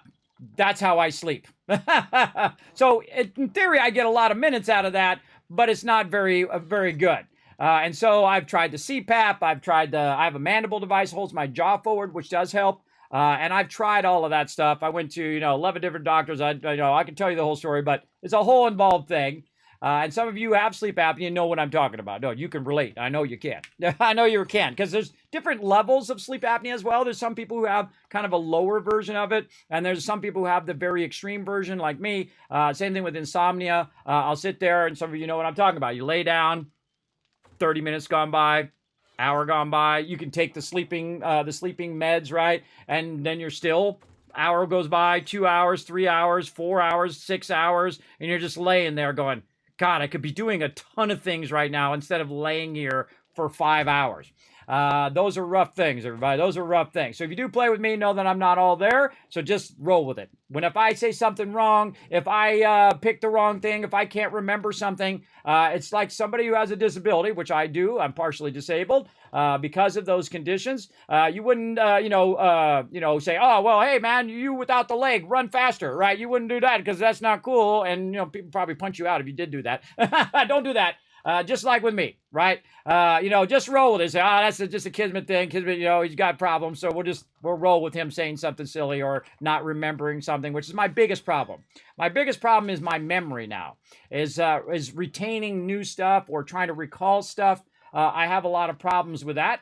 And a lot of people that I meet or don't know me, and sometimes my wife does it to me when she gets frustrated with me, treats me like I'm stupid. I'm not stupid, just so you know. I've been around, everybody, if you know what I mean. I got real life knowledge and also worldly knowledge. But the worst thing you can do is treat someone who's disabled with disrespect. And treat them like they're stupid. Don't do that. Don't do that. Treat people with respect. That's all I ask of anybody here in my stream, anybody who's on my crew. Respect is rule number one. Actually, my guild for 20 years. 3 virtues: honor, loyalty, respect. All right? That's all I'm saying up in here. That's all I'm saying. Be respectful. Oh, yes, there we go. Sergeant Morb knows what it's like. Sleep apnea is terrible. Yeah, it depends on how extreme. Now, some people have a much lesser version. Big love to you, but even better, it'd be awesome if you didn't have that problem, because that would be even better, right? Because I remember when I didn't have that problem. For 40 years of my life, I didn't have sleep apnea. I didn't have that problem. It wasn't at the extreme it is now. I didn't have constant dizziness, right? And when I hit level 45 in real life, I started having all this stuff. I took this medicine because I was having sinus infections, and then I stopped taking that medicine because it was making me really dizzy, I thought. But no, it was like a middle channel ear imbalance that had somehow triggered, and now it's forever. Now it'll never go away, ever. I've been to all the specialists, everybody. I've been to all the doctors. Believe me, I have tried incredibly hard to get it fixed because I wanted to go back to my job at Apple, man. I worked my entire career for that job. I wanted that job. I wanted to stay in that job. I was working with the top people in the world. I even wanted to go to the Apple campus. They offered me to go to the Apple campus if I became the top of the top thing. That'd be awesome, that big circle thing that they got. That would have been awesome. But I did get to do a lot of Black Op projects that I could never tell you about, but I can tell you I did them. I just can't tell you what they were over there, which was kind of cool because I've watched some of that stuff come out and whatnot. So I can't confirm or deny any projects that they got going on. None of the new stuff that just came out, by the way. I can tell you that. None of the new stuff. This was from years and years ago. This is like almost a decade ago as well. So very, very cool. But even I wouldn't even tell if I'm the type of person, everybody, if I sign that NDA, I don't even tell my wife. I don't tell anybody because that's my word. That's me. And if I did, I would feel bad about myself, right? That's the worst thing about lying, cheating, treating people terrible is that you feel bad about yourself. And sometimes you don't even know it. Sometimes it manifests itself in other ways. You treat other people poorly, that kind of things, when you don't like who you are. So a lot of time people are going to treat you like that, then you think it's you when it's really not you. It's them feeling bad about themselves. This is what bullies do and people like that. They treat others poorly because they feel bad about themselves. Or maybe they're just a jerk. Sometimes that happens too. But that's what happens. So if you get bullied, everybody, for all you younger peeps, all the older peeps already know. But all you younger peeps, if you're getting bullied or whatnot, it's probably not about you. And most likely it's not about you. It's about them and their problem, not you. You keep doing your thing. You keep doing your thing and forget about those people who are treating you poorly. I don't put up with it anymore, everybody. I don't put up with people treating me poorly. People come in the channel and they start saying, you're old, you suck, or whatever. I'm just like, you're out of here. I'm too old to play that little high school game, because a lot of people are still playing that little game, everybody. They're playing, I should be putting this stuff into forges. That's what I was trying to remember to do. They play that little high school game that I'm better than you, and you suck, and I'm the greatest, and all of that stuff. So sad, everybody. That's still going on. My parents and grandparents, that was a failure of their generation, everybody. They treated each other and people that were not like them so poorly. It was a huge failure of their generation. And then the worst thing is they pass it on. So us as the children of those generations of failures who failed at treating each other well and all of that, we can escape that. You can get away from that. You can choose, because you are not your parents, everybody. You can choose to be whoever you want. You can say, look, I'm not going to do that. I'm not going to treat random people horribly. I'm going to, do what I want to do, because it's more of a choice than anything else. I mean, anybody can be a horrible person. That's like a level 0 human being. But it takes effort to be a decent person. It really does. It takes effort every day, because sometimes people really piss you off and you want to tell them off. I tell you, and sometimes they might deserve it too, but it does take effort to be a decent person. So I try to be a decent person, not because I have to, because I choose to. I don't need to do anything. I don't answer to no one. I've been around, everybody. I've taken the hits and continue to take them to this day. I still get out of the bed every day, even though it's a giant struggle just to get to this seat over here and play these games. And then if I play for too long, like I did over the weekend, holy mackerel, I played way too long, 10 hours and 9 hours. Today when I got up, I was like wrecked. I was like, oh God, no, I went way, because what I'm always trying to do is push back that line, right? Because I've been ill. You should have seen when I first started trying to stream after getting really, really sick, I could sit here for like 30 minutes. That was it. Otherwise, I was going down. I'm going to fall out of the chair. And so I got a chair with arms. So I didn't fall out because I had a chair without arms originally. So I would just stream for a little bit, say, okay, that's it, everybody. 30 minutes, an hour. I'm out. Going to go rest, and then I'll come back and try again tomorrow. And then steadily, over time, I'm able to sit longer and longer. Now, some of you cannot relate. You don't understand. You don't know what it's like. But some of you can. You know what it's like. This is the constant struggle every day. You got that daily struggle going on. All right, let's check my drop boxes over here. Now, a lot of time, I just like to, hang out in the base and do my thing. I need to be making spikes is what I should be doing. Let's do that as well. Let's go over here, woodstone.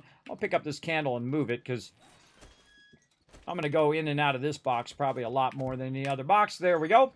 Look at this. Look at all this wood in here. Sweet. All right, so we're going to take that and we're going to do spikes. And we're going to try to, get out of there. We're going to try to favorite these spikes so that in the future when we go to make the spikes, we can just go ahead and hit favorites here. Now, the same thing in here. We can just do this. And I can make all of it, but let's go ahead and start with about 50 until we have more. Or actually we can go probably 25 more after that and leave about 500, because you don't want to use up all of the wood, because someone's going to come along and want to make a tool, or they're going to want to make a thing or a box or something, and then there's going to be no wood in there for them. So I usually leave a good amount of each thing for my crew to use. And of course, always organizing the base. Let me put my building box back over here. There we go. And then I also like to keep, just in case I get zombied, right over there. And then you can see I keep some bullets down there in my bar, because my bar does not drop. We have it set on our server so it doesn't drop. Also, we have it set where it's going double speed right now. So Horde Knight's going to come up way faster than it normally does. And we're not going to go as late as we went yesterday, everybody. We're gonna not burn my crew out. We're going to let them rest up, so we'll probably go to Horde Night and then probably call it there. So we're going to go for 2 or 3 more hours here until that comes up, and then go there depending on how much the server breaks and all of that along the way. It's actually been remarkably stable, I feel, up in here as well. Oh, I need some concrete. It's been remarkably stable. Now, another thing I'm going to do to reinforce the base here is I'm going to use what little concrete we have here to kind of fix this back edge. There we go, where we had the breakthrough earlier, and you can see that it actually has the double bars. And this is one of our innovations in the game called the Kismet kill box. which actually gets its name from the kill box that I build in Fallout. But you can see I can go ahead and line the middle of this because now we're getting to day 21. Now, day 21 is when things start kicking in, especially day 28 later on. That starts to kick in. So crushed sand, small stone, and cement. So one of the things I've been keeping in here, of course, is the stone. So I'm going to go ahead and take a bunch of that out, but not too much. So we'll go ahead and just kind of pull that out, and we'll leave about 500 there. Now, sand you no longer use for glasses, so you might as well just burn up all the sand. That's not very useful, but just in case, we'll leave one in there so that if we get more sand, we can drop it in there for the time. But me, I would just keep putting it in here. Now, a lot of times you'll see me put it in the outside edge over here, and that's because it's just more convenient to store it in here like it's a storage unit, like this, as well. Oh, now I've got cobblestone rocks. That's not what I need. Oh, I needed cobblestone rocks for the repair. I need to get cement. Now, how do you make cement? Well, cement is done in your forges here. So when it's done doing all the lead and done doing all the brass and all of that, it's time to take some of this stone over here. And I'm probably going to take about half of it because you're going to need the other half for processing the cement. And then we're going to put that in there. And now it's going to start melting down both stone and brass. Now, I would suggest wherever you put your stone to pull your advanced bellows out and put that where the stone is, because stone takes a really long time to melt down. In fact, I'm so paranoid that I turned it off, take everything out, get out of it. There we go. Hold on. Put that there. Get out of it. Go back in. Make sure that this thing is kicking in so that you're making sure it's working. It does work right away when you put it in, but I just make sure. Then go ahead and turn it on and then melt it down so you know it's absolutely working the whole time. Now, of course, you want to double up your stone when you run out of lead, but we do want to make a bunch of bullet tips here, and we do want to keep those bullet casings going. Now, my goal right now, oh, bottle of acid and 1K gunpowder. Look at them go. My goal right now, make bullets for day 21, because day 21 is going to be way harder than day 14. Bullets right now, and chemistry station, so we can make more bullets in there as well. So we're going to go right up here again, more Dropbox stuff. Grab all that stuff out of there. Go to our books, drop that in there, any books that we can. If there's no books that we can drop, we'll go there. Then we'll go over here to miscellaneous crafting. And then we'll double press here. Boom, all that stuff. Oh, look at all that nitrate powder. Oh, my crew is crushing it right here. See, I left one nitrate powder in there, so I can just double click it. In goes the nitrate powder. Also, oh, look at all that gunpowder. Ooh, mama, look at that. Nice. Now we can go ahead and process some of that, so we already have some gunpowder there. Now, eventually, my crew can make gunpowder better than me. Or if I spec into that, then I can make gunpowder better than them. Because your different spec is really important. Like advanced engineering here, I can actually craft items 20% faster. So I should be the one queuing stuff up. If other people queue it up, it's going to take longer. But if I'm not around or I'm busy doing something else, they can come in and queue it up because I'm not around, so it's not going to get done. So then you got that thing. And then see 20% faster in workbenches and in cement mixers. So me making the stuff actually makes it go faster. Now there's also stuff in games that make it take less resources. That's what you really want. Faster is not always better. Less resources is better because it's less time and less effort for my people to collect those particular resources. Now, we got some stone in here. So we want to go ahead and go cement right over here and then go ahead and start queuing. Let's favorite that. 33 cement. So that's not a lot, but we'll queue it anyway. And we'll let it run. So when that's done, it should be good. Over here, making tons and tons. Now, even if you're not running stuff out, everybody, it's still just fine because as long as you're melting this stuff down and it's not maxed, at least your cement thing or your iron forge or whatever it is, at least that stuff is working on something. Always be crafting. If you're playing this solo, and I've played a little bit in solo, you always want to be crafting something. And it doesn't necessarily have to be outputting, but you absolutely need to be making it input because melting down iron and melting down clay soil take a while. It takes a long time. And of course, if you have an anvil, it rolls out faster. If you have a bellows, it goes in faster. And then eventually we'll have a crucible where we can make steel. If we get to steel tonight, that'd be really impressive. Now, the only person who can do that is me because I've been learning all the books. So I've also been doing medical stuff. So I learned the medical books. I learned the tech books so I can try to build out some tech stuff maybe if we get enough time. A little bit of wiring there as well so I can wire up the base and maybe use some turrets eventually or whatnot. I'm also trying to get, forge ahead right here. And so I'm trying to get to a point where I can make the ultimate thing here over here in the workstations, which is the Crucible. Right? I'm not too far away. I'm pretty close. You got to think we're only on like day 18 or 15 or whatever we're on. I'm pretty close to being able to do the Crucible within the first few Horde nights. Now, the reason why I'm able to do that is not because of me. It's because of my crew. And we work so well together that everybody says, okay, what's our highest priority? Our highest priority, let's get the forges going. Let's get them forge books. Okay, what's the next thing? We need to get our food books. And so not only did they take their quest items that they got as a reward and give it to AMZ and give it to me so I can open those up so I can get that going. So they sacrificed their progression for the progression of the greater good of the group. And I do the same thing. If you notice, I'm not going into survival. I'm not going into survival stuff. I can't pick up loot as best as my team can. I can't do trading as good as they can. I can't do all of that stuff because I'm specializing because that helps the group more than it helps me individually, right? And if you're playing solo, this game gonna be hard, everybody. It's gonna be really hard for sure. But playing as a group really, really is fantastic, I think. But you could totally play it solo, everybody. I could see you guys doing it. I know some of you out there could crush this game solo. And I think I could too. It would just take me a lot longer, obviously, to get to that level than it did just now when I just did this. Hold on, let's take that lead out of there. And let's take that out of there. Speaking of feeding stuff in here. Let's put some more of that in there. I always want to keep the forges running. And then we'll go ahead and put this back into the raw ammo right here. Oh wait, we're gonna run this. We're gonna run this in the workbench. Okay, so in the workbench here, we're gonna go to 762, and it's gonna go faster, but not necessarily take less time. And there we go. So we're gonna go ahead and queue that up, and that's gonna be done way faster. Now, why do you want it to go faster?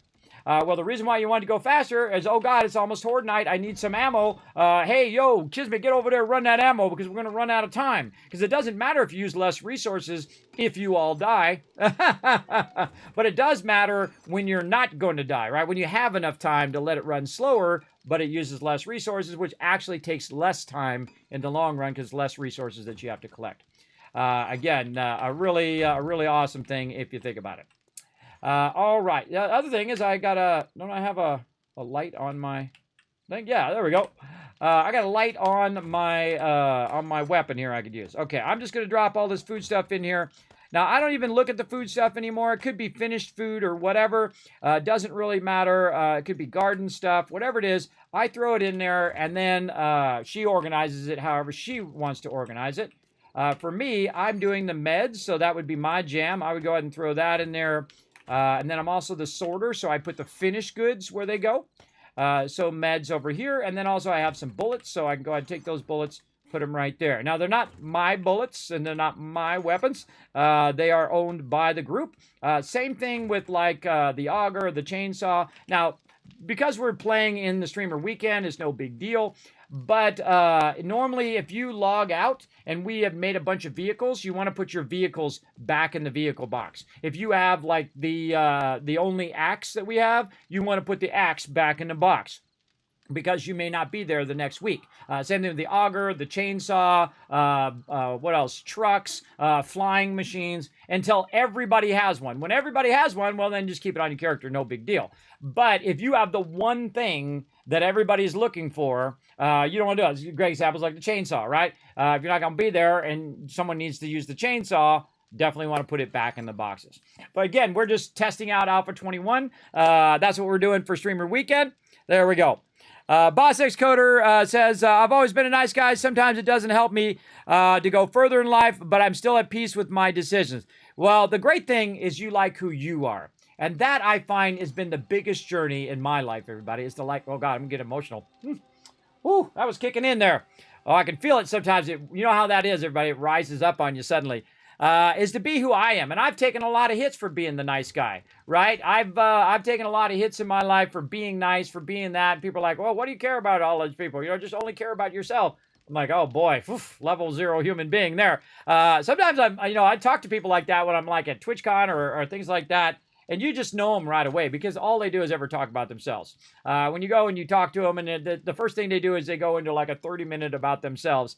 I'm the type of person who likes to listen about other people. I like to know about their journey and do all of that stuff. Now, obviously, we can do it a little bit here in the chat, but if I was in person, I would say, hey, if I met you, say you're a fellow streamer, I'd say, hey, tell me all about your stream. Tell me what you're all about and whatnot. I would do that first before I would start talking about my stream or whatever, or maybe not even talk about my stream, just talk about them and what they've been doing and whatnot, because I feel like that interests me way more than me talking about myself. But yeah, and I kind of talk from my point of view, everybody. Again, I'm not taking away your decisions. That's one of the most powerful things you have in your life is to make your own decisions and choose what you want to do. Now, when you're young, obviously you're going to have a lot less, say in your decision because your parents or grandparents or whoever is raising you, foster parents or whatever, they're going to have the say because you're young and you probably don't have that much experience or, however it goes. But then when you're older, it's all on you.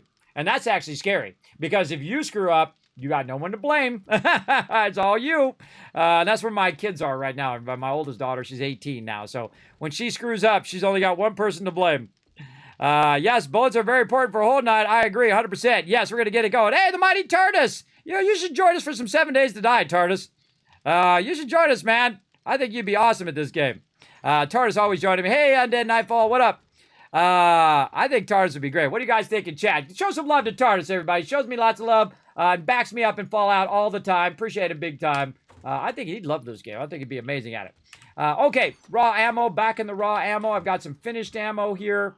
I'm going to run over here and see if Rotisserie G's in this box. No, he's in a different box. Awesome. Throw that down in there. Some lockpicks maybe. Maybe I'm going to put these lockpicks over here. Just so, because I can label it over here. Right over here. Lockpicks. Just make it super obvious, everybody. Where's the lockpicks? There's the lockpicks. Where's the food and water? Food and water right there. Now, why did I put it right here? I put it right here so they can come in, drop the stuff in the drop box. Normally, I put the drop boxes on this side, by the way, closest to the door, and I usually put it right above the door. Sometimes I put it on the interior and exterior, so you can actually do the drop boxes from exterior, or I put them up on the roof, and then you drive your vehicle, have the drawbridge come down, you drive across the drawbridge goes up automatically, and then you park there, you put everything in the drop box, and then you get all the finished goods that you need, and then you drive out of there. That's the goal, is to make it as efficient for your people as possible. So they don't have to go in here where all the crafting is, because they're not doing crafting. You know what they're doing? They're going to the trader, they're going out and collecting loot, they're doing that. And as the person who manages the base, you got to keep that in mind. You got to keep that in mind of what they need. What do they need? And when do they need it, right? That kind of thing. And I need to get these spikes, and I need to get that going in the daytime. Right over there. Let's check and see if we got... still got the same amount of wood there. Let's check our drop boxes some more. Look at them go. Let's see if we got anything in Dropbox 2. Oh, we do. Lots of stuff. Now, one of the things that I like to do is also consolidate the drop boxes as well. Oh, I should make myself some stuff for my gear, too. What is the name of that thing? Oh, I always forget what it is. Like Pocket Mod or something. Clothing Pocket Mod. There it is. Let's see. Oh, probably going to be duct tape. It's going to be the problem with that one. I'll show you guys a little bit of this as well. I hate using up too much duct tape, so I'm going to go ahead and say just make 2 of them at this point. Also, they take up sewing kits, but I find we have a decent amount of sewing kits here. Actually, let's do this first. There we go. And so we'll get 2 sewing kits. Now, remember, all of this loot's going away anyway, but we are, might as well not use it up if we don't have to. So my peeps will have it. A little bit of leather. Right there, very nice. Let's see, and some clothing fragments, which you could probably just take half the stack. Oh my, we got a lot of that. And throw that over there. Okay, now clothing pocket mods. I have a bunch of different mods for your weapons, for your armor, and of course also for your vehicles, which I think is really cool. We need 2 more leather there. 2 more leather, 1 tool. And if you're not going to spec into the thing that gives you more spaces down here, one of the easiest things to do, and fairly cheap, is the pocket mod. So what you do is you go into your armor and say you go into your tank top here, you modify it, and you put the pocket mod in there. So what it did is it just added an extra inventory space right down here. And then I'll go complete that. I'll go into my pants here, or maybe my boots, modify that, and you can see that I can't put it in there. Why is that? That's because these are more for your kind of clothing versus your armor. If you have armor on, they don't typically use that. So if I go ahead and use my pants here, I modify the pants, you can see it turns green, which is telling you if it's gray, you know it doesn't work with the thing you have modifying. If it's green, you know it's something, the little wheels are green, but you can go ahead and put that in there. And now you can see I gain this slot. So I just gained these 2 slots. Now, if you look at how many clothing slots you have eyewear, you have face, you have coat, you have your shirt, you have your pants, and your boots that you can mod, or not boots, but just pants, that you can mod that will give you more of these spaces down here. Now, also, you can go ahead and put in multiple, and I forget it was last playthrough or this playthrough. One of these, I think, had a pocket mod. I think it was in last playthrough. But you can get multiple pocket mods. So you can add a single pocket to your armor, a double pocket, or a triple pocket to your armor as well. Not sure if we have any of those in here. No. And you can see we have all the ones with the little gears. Those are all mods that you can go in and mod out your gear. Oh, here's a weapon flashlight mod there as well. I really want a helmet flashlight mod. That would be great. That would be a great one to get from the trader. Weapon flashlight mod there. And then again, let's go ahead and see what we got here. Planet Tech. We've got wiring. I'm wiry. And see, we've also got a bunch of crafting bundles in here. I'm just going to open them for right now and see if I get any of the things that I need. And survey says no.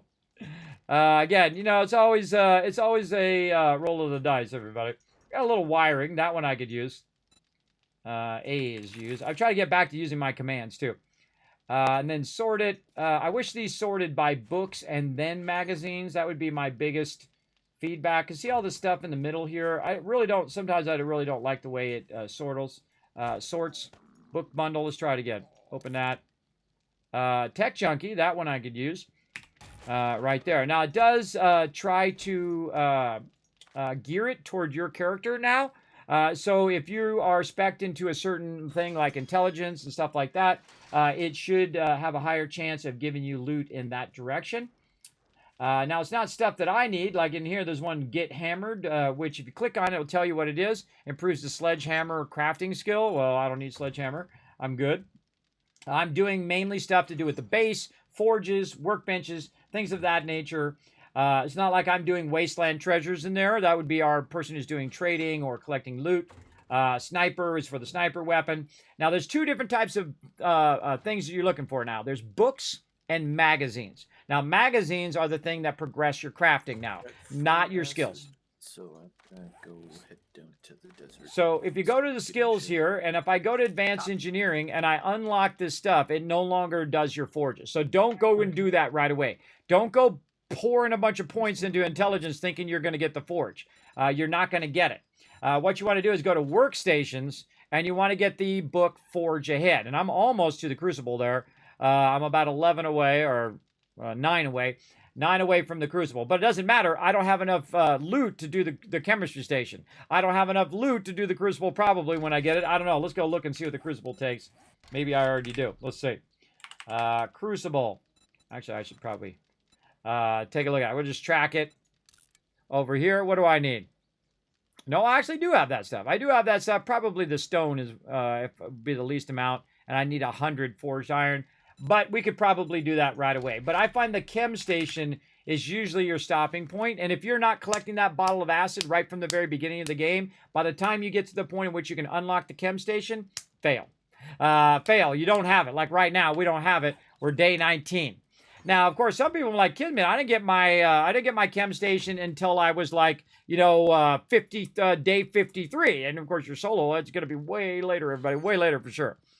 Starfield's up for pre-order now. Hey, Undead Nightfall. pop on over to my Twitter. Follow that link right there. Go over there. You want to buy the collector's edition. I put 2 links there. One directly for Bethesda gear if you want to get it on Xbox before they sell out for the collector's edition, as well as there's a Best Buy link there where you can grab the Windows version. I already bought the Windows version. I bought the collector's edition. Don't ask me how I'm going to pay for it, everybody. I do a lot of YOLO stuff in my life now because I'm 50 plus years old, where I just buy something and then I pray that I can pay it off later. I do that a lot here in this stream, and my wife, it drives my wife crazy because I'm always, always got those high credit card bills. But, I ain't got much time left, everybody. I can feel my life winding down. So I need to do what I got to do now. And that's why I want to be healthier. That's why I want to get back out in the world. And that's why I'm going to do this One Last Wave project. Because, when you get in 50 plus, everybody, your time is winding down for sure. I'm actually lucky to still be alive. Had I not chosen to do this, I'm talking streaming. I got to use my Bethesda bonus points on it, so it was $30 off. Oh, really? Which one did you get? You got the collectors? No, I got just the standard edition at the. If I paid $300 for a game, my husband would shoot me. My wife, I tell my wife everything, so I don't hold stuff back. So I told my wife, and she just said, "What?" Then she just rolls her eyes, and I walk away.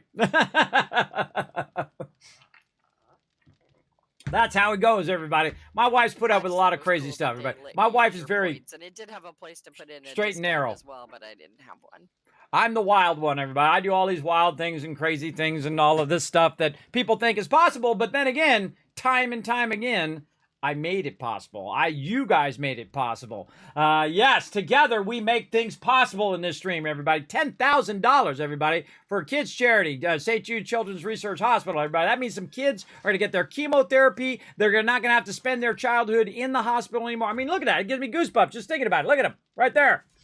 Just thinking about the fact that we made an impact on some kid's life who's not going to have to spend their childhood in the hospital. They're going to get their chemo, hopefully feel much better, no more chemo for them. They go back to being a kid, going out and going on the slip and slide and doing all of that stuff. And that stuff, when I started doing that stuff, people were like, Kismet, you got a tiny little channel. Sometimes you got 50 to 200 people in your channel and you're going to raise $3,000 for charity. There's no way. And then we did it, didn't we? And then we did 7,000. We doubled it up the next year, didn't we? We sure did. And of course, that's because of how awesome all of you are. And that's what makes Twitch great, everybody, by the way. It's not the people, the corporate overlords, not all the technology. It makes it great because of all of you. And I've said that time and time again here in the stream. That's why I love Twitch the most, is because of the community, and it has nothing to do with anything else. Seed ones, yeah, the farming ones. Of course, it's still way ahead of YouTube, everybody, when it comes to the streaming software and the features and whatnot. YouTube goes so incredibly slow. They're so incredibly slow on fixing stuff and doing stuff. But a lot of people are like, Kismet, you should stream on YouTube. You should stream on YouTube. And I'm like, I can't. I'm a Twitch partner. I can't stream over there. But now they said I can. So I am. Kismet, you wanna? Good man. I heard him. Ooh, I took that guy's head off.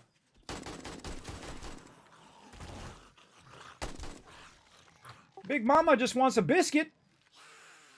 I ain't got nothing for her.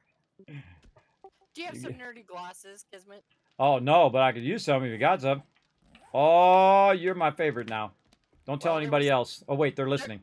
There's some in the Dropbox. I didn't find them. I just found them in the Dropbox, and I know you like those. Oh, yeah, it helps me craft. Right? Yeah, it helps me craft faster. Or get to the higher-end crafting stuff.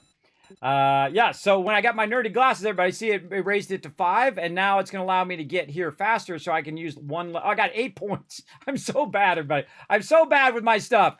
But again, yesterday we were really serious. We started and we were serious, and I was like, go, go, go, let's go, come on, questing. And everybody, my team was kind of a little bit all over the place, but then they kind of gelled together and they started working together. We started getting things. We just absolutely destroyed it, everybody. Absolutely destroyed the game at the very beginning. We got all the stuff unlocked, and then I got real tired. I don't know if you guys started to see I kind of waned toward the end there. I was getting really, really tired, and I had a sponsored event at the end as well.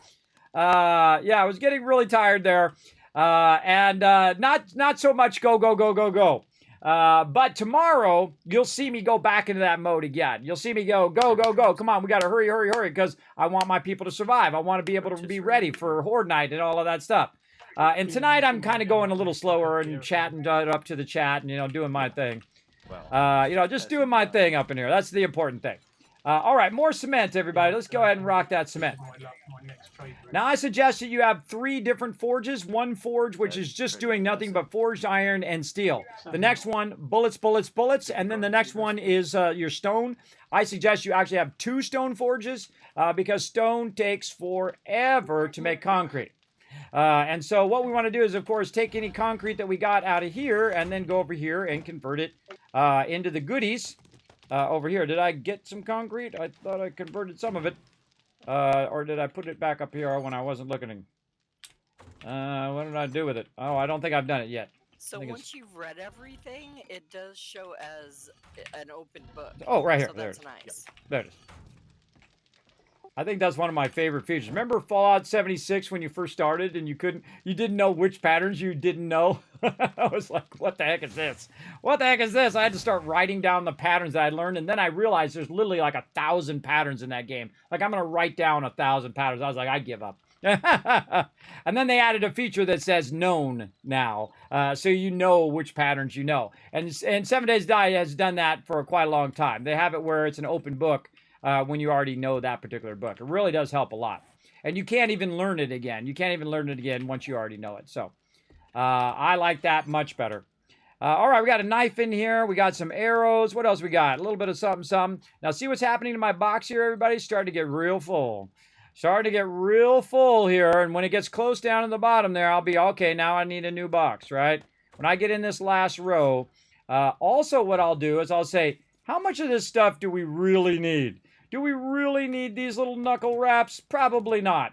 How many of these pump shotguns do we got? We got 2 level 5s.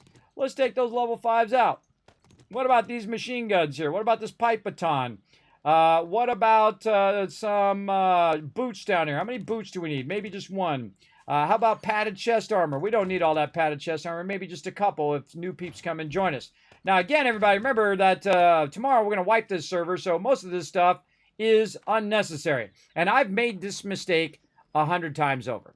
The biggest mistake that I make in games is I wait too long to get rid of the excess, right? Same thing in Fallout, same thing in every other game that I play, probably eventually in Starfield when we play that, for sure. So what I'm going to do is go ahead and take this stuff and put it in the trade box. Now, the next time he comes back and he peeks into this trade box, he's going to see there's a whole bunch of stuff there. Plus, I'll tell him, too. And he's probably listening to me right now on the stream as well, so that helps as well. But I'm going to put it in there. I'm going to say, sell that stuff off. Hey, Rotisserie G, I put a bunch of stuff in the trade box. You can just sell or scrap or whatever you want to do with it. Now, he's going to decide whether it's worth his time. And I'm not going to tell him. I don't have to tell him what to do. He knows what to do. I don't need to tell him. He's going to look in there and say, is it worth my time to go over there and sell this for 42 thing? Is it worth using a repair kit, which I'll do just to show you the difference in cost. Oh, there are no repair kits. Okay, well, maybe I won't do that. But I can make a repair kit. Hold on, I'll make one real quick, and I'll show you the difference, why it's so valuable to do that. I'm wasting my precious duct tape for you guys, so appreciate it. All right, duct tape is life, everybody. Duct tape is life for sure.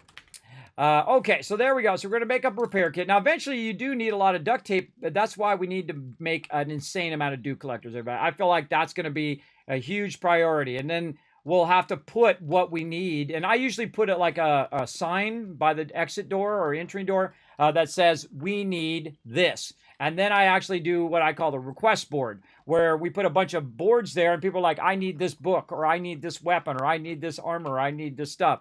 I didn't build it this time because, again, we're going to be resetting, so it's not worth my time to do it, but eventually we will do that, so it's easy for people to communicate with each other. Okay, so I got the repair kit here. I'm going to go in here to the trade box over here. And I'm going to go ahead and I'm going to decide, let's see, what's the most valuable thing in here? Let's say, okay, the level 2 scrap helmet, well, that's already full. Let's say this one's level 32. What about a weapon? This one's 22. That was only 11. Okay. Okay, so this one's worth 11 right now on its sell price. So if I take a repair kit right here. Oh, wait. I repair this with something different. This is a pipe thing. Oh, even cheaper. Okay, good. Now I don't have to use my repair kit. I can give it to my crew. Let them use it instead. All right. So we'll take the pipe out of here, which we have a lot of those. I don't mind burning one of those. And go and repair it up here. And then what it's going to do is repair the weapon. And then when you click at it, now it's worth 38.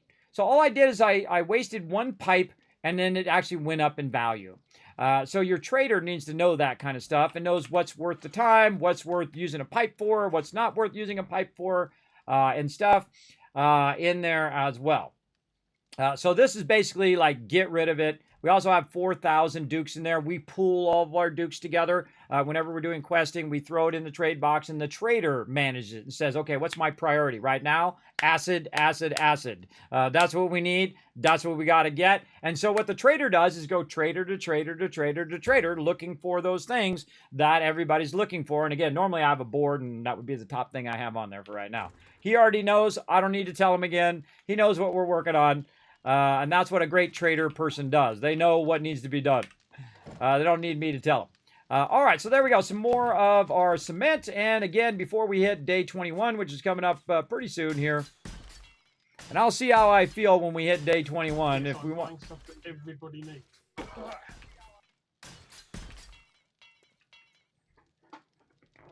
What does everybody need? I don't know, but I'm not buying stuff for myself. Honest, Governor.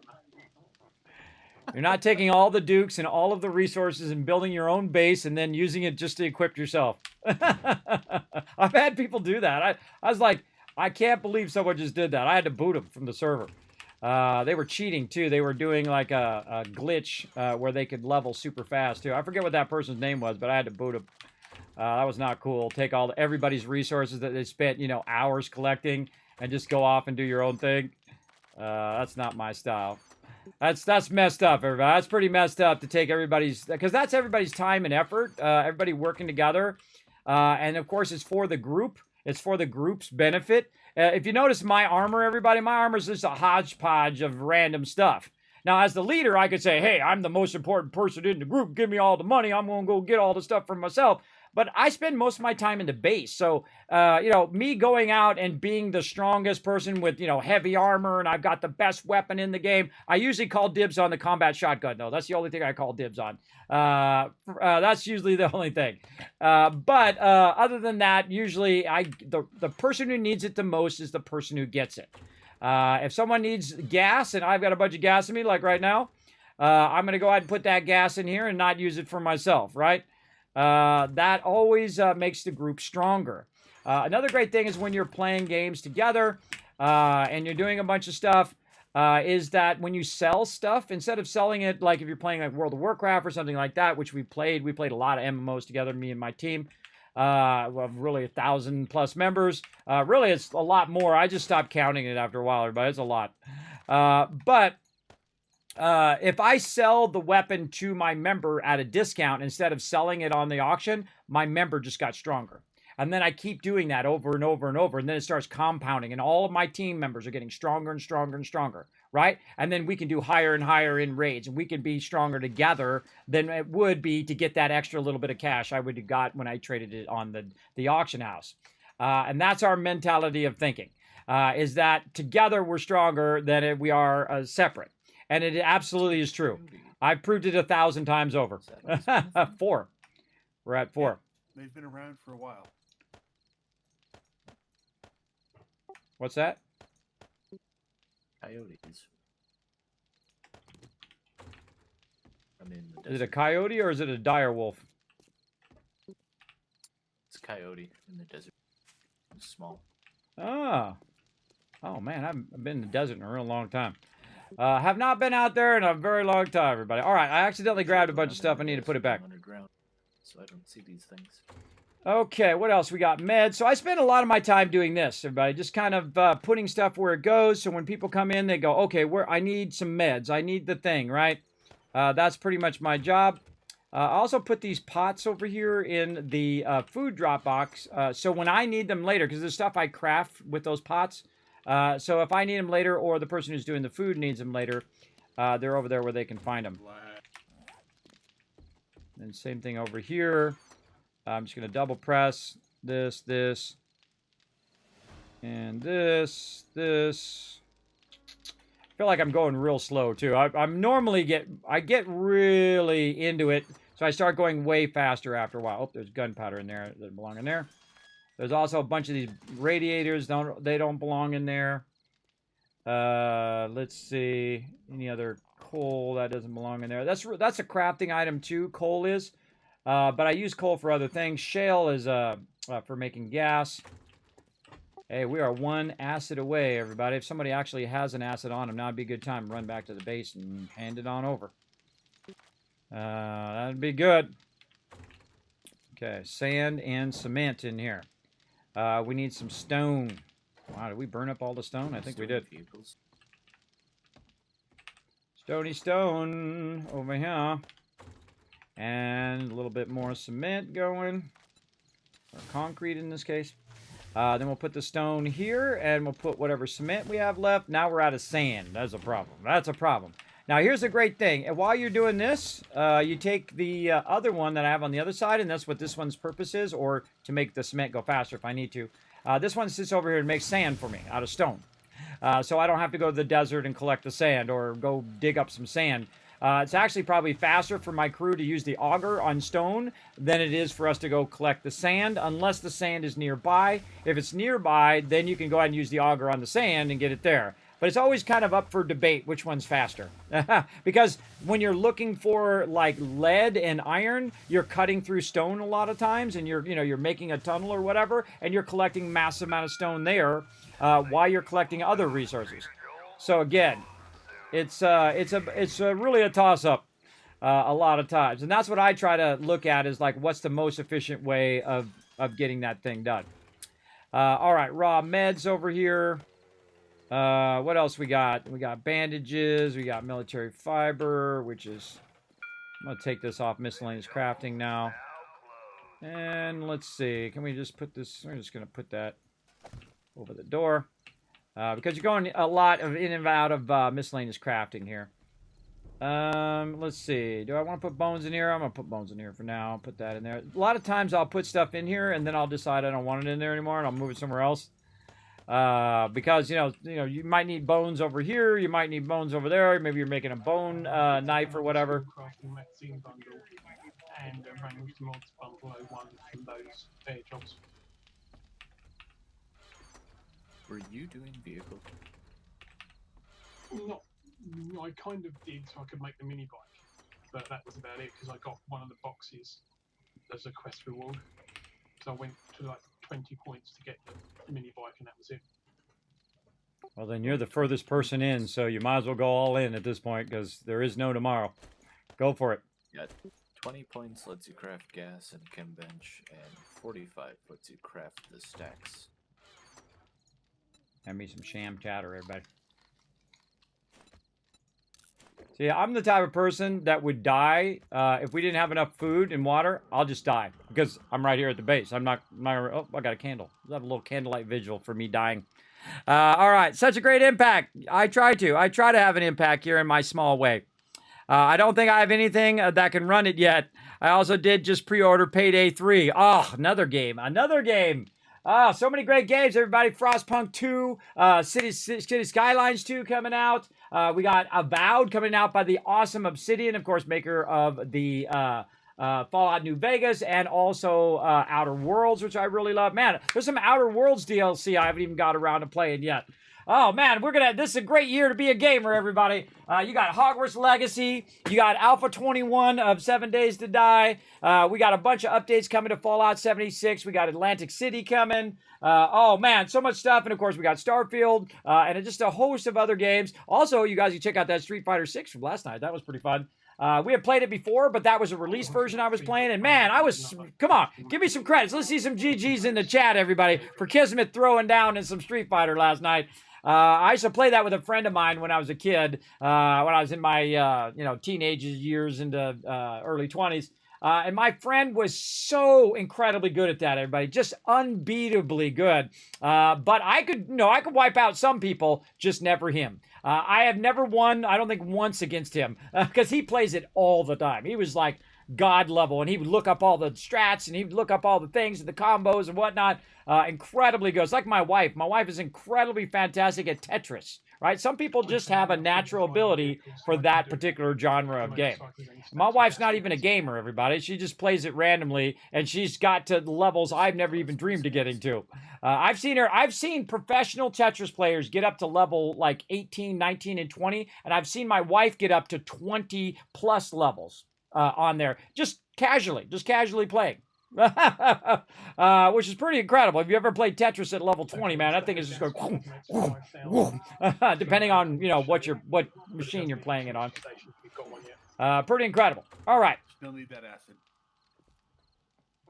Yeah, we should definitely prioritize that tomorrow. We got to go first thing we get from the trader, acid, because that's really we've now down by about 4 or 5 days without a chem station.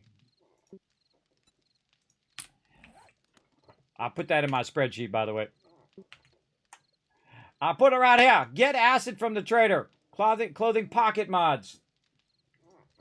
Yeah, the other thing I think would be great from the trader would be the pocket mods, so that we basically get some sewing kits if we don't have that many. I mean, we have 15 right now, so everybody, you're welcome to come in here and make yourself some pocket mods so you're not so overburdened all the time, and put it on your gear, because we got 15 sewing kits. And they're not doing any good sitting in the box. It'd be better if you guys had more inventory space. They probably already did, but just in case, I'll just tell them anyway. They probably already did it way before me. As well, I picked up from the traders. I think there's no point in saving anything at the moment. By the way, Rotizer G, occasionally I can hear myself in the background. I can hear myself echoing, so it's hard to hear you sometimes. Okay, I've turned you down a touch. All right, just so people can hear you. And sometimes you got an accent, and I am partially deaf, so both of those things make it tough for sometimes. That's why I sometimes have to ask you to repeat yourself. It's not you, it's me, so I'm sorry. It's a hearing problem, everybody. It's my hearing problem. Also, I have these on. Why don't I have my good headset on? Get my good headset on. I'm not wearing any hats right now. Let's get the good stuff, everybody. Spot for acid. I could probably hear them a lot better if I had my good headsets on. Hold on. Let's do this. Let's do this. These are sucky Apple headphones. They suck. Now we want the Lucid Sound headphones, everybody. You get a discount. You get your own awesome Lucid Head Sound headphone. Oh, now we talking. Now we talking. All right. Let's see. Can I hear? Oh, yeah. Oh, this is the good stuff. Unfortunately. Oh, now we're talking. All right, somebody say something so I see if I hear you. Something. How's that? Is that enough something? Oh, did I mute him? Can you hear me? I can't hear him for some reason. Oh, of course. Now it gets muted. Huh. Why can't I hear them now? Oh, maybe it's not me then.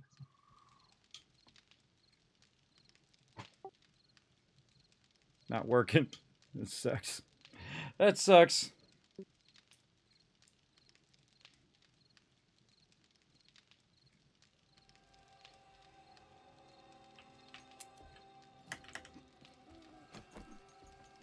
Yeah, I can't hear the game sounds. It reset my game sounds. Darn it. It reset my capture. Hold on, technical problems.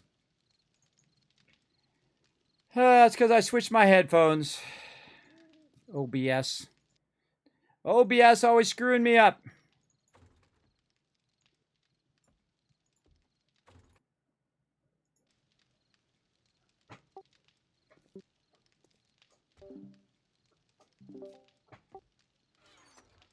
Test, test. I hear you. Can hear you. Can hear him talking. Okay, hold on. Technical problem I gotta solve.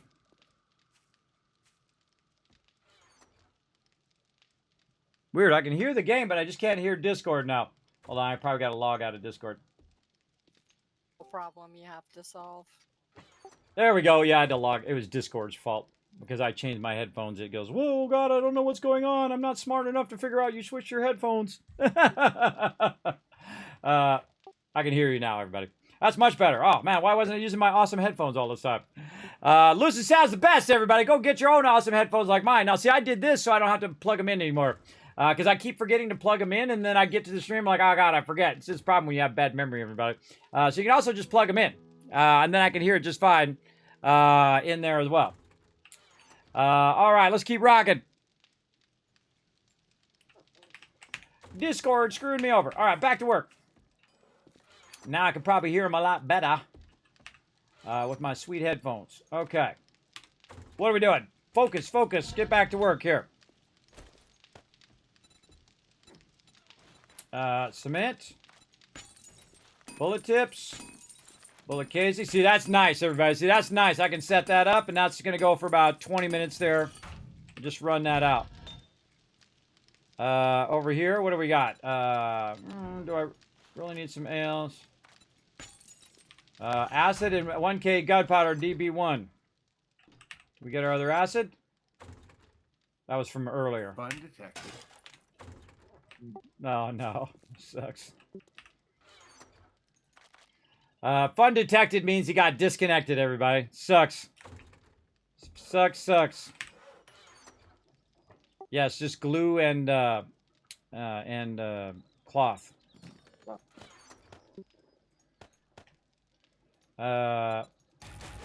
You can just make it yourself, by the way. I don't have anything that reduces resources for that stuff. I just have stuff that makes it go faster. Forge ahead. Oh, man, so close on them forge aheads. What else we got in here? Shotgun Messiah. Did you already learn all your Shotgun Messiahs that are in here, Alan? I'm not sure. All right, next time you kind of wander by the base, let me know. I might go into shotguns, but I think I'm going to go, I was going to go heavy gun. That's right, machine gunner. That's what I'm doing. I think this way I'm balanced with him, so I'm not trying to do the same thing as he is. A lot of times when you're trying to do the same thing that somebody else is, the fact that you're both doing that's it. Pretty cool. If Trader Rect is closed and Okay, you yeah. try to open the door, it's just locked. It doesn't like shoot you away 5,000 miles. Oh, it doesn't boot you anymore when you're just No. by it? Oh, that's a good change. All right, awesome. By the way, I can hear you guys really good now. I can hear really good.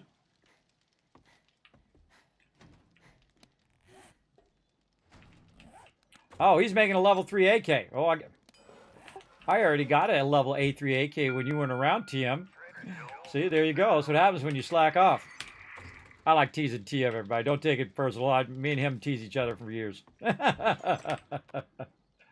He's just gonna laugh it off, everybody. We've done that together for years. I'm like neener, neener, neener, and then he's like neener, neener, neener, Kismet. I've got like 10,000 better stuff than you've got, because he's an incredibly great player, everybody. Whether we're playing, the reason why he's called the magician is he usually plays the caster class, which I usually do when I'm not the leader. By the way, I love caster class. We're also our kindred spirits because we're always the first to die. The caster class is usually the one who dies first, and everyone goes, you died. Yeah, you take one hit from like a butterfly hits you and you're dead. It happens. So there we go.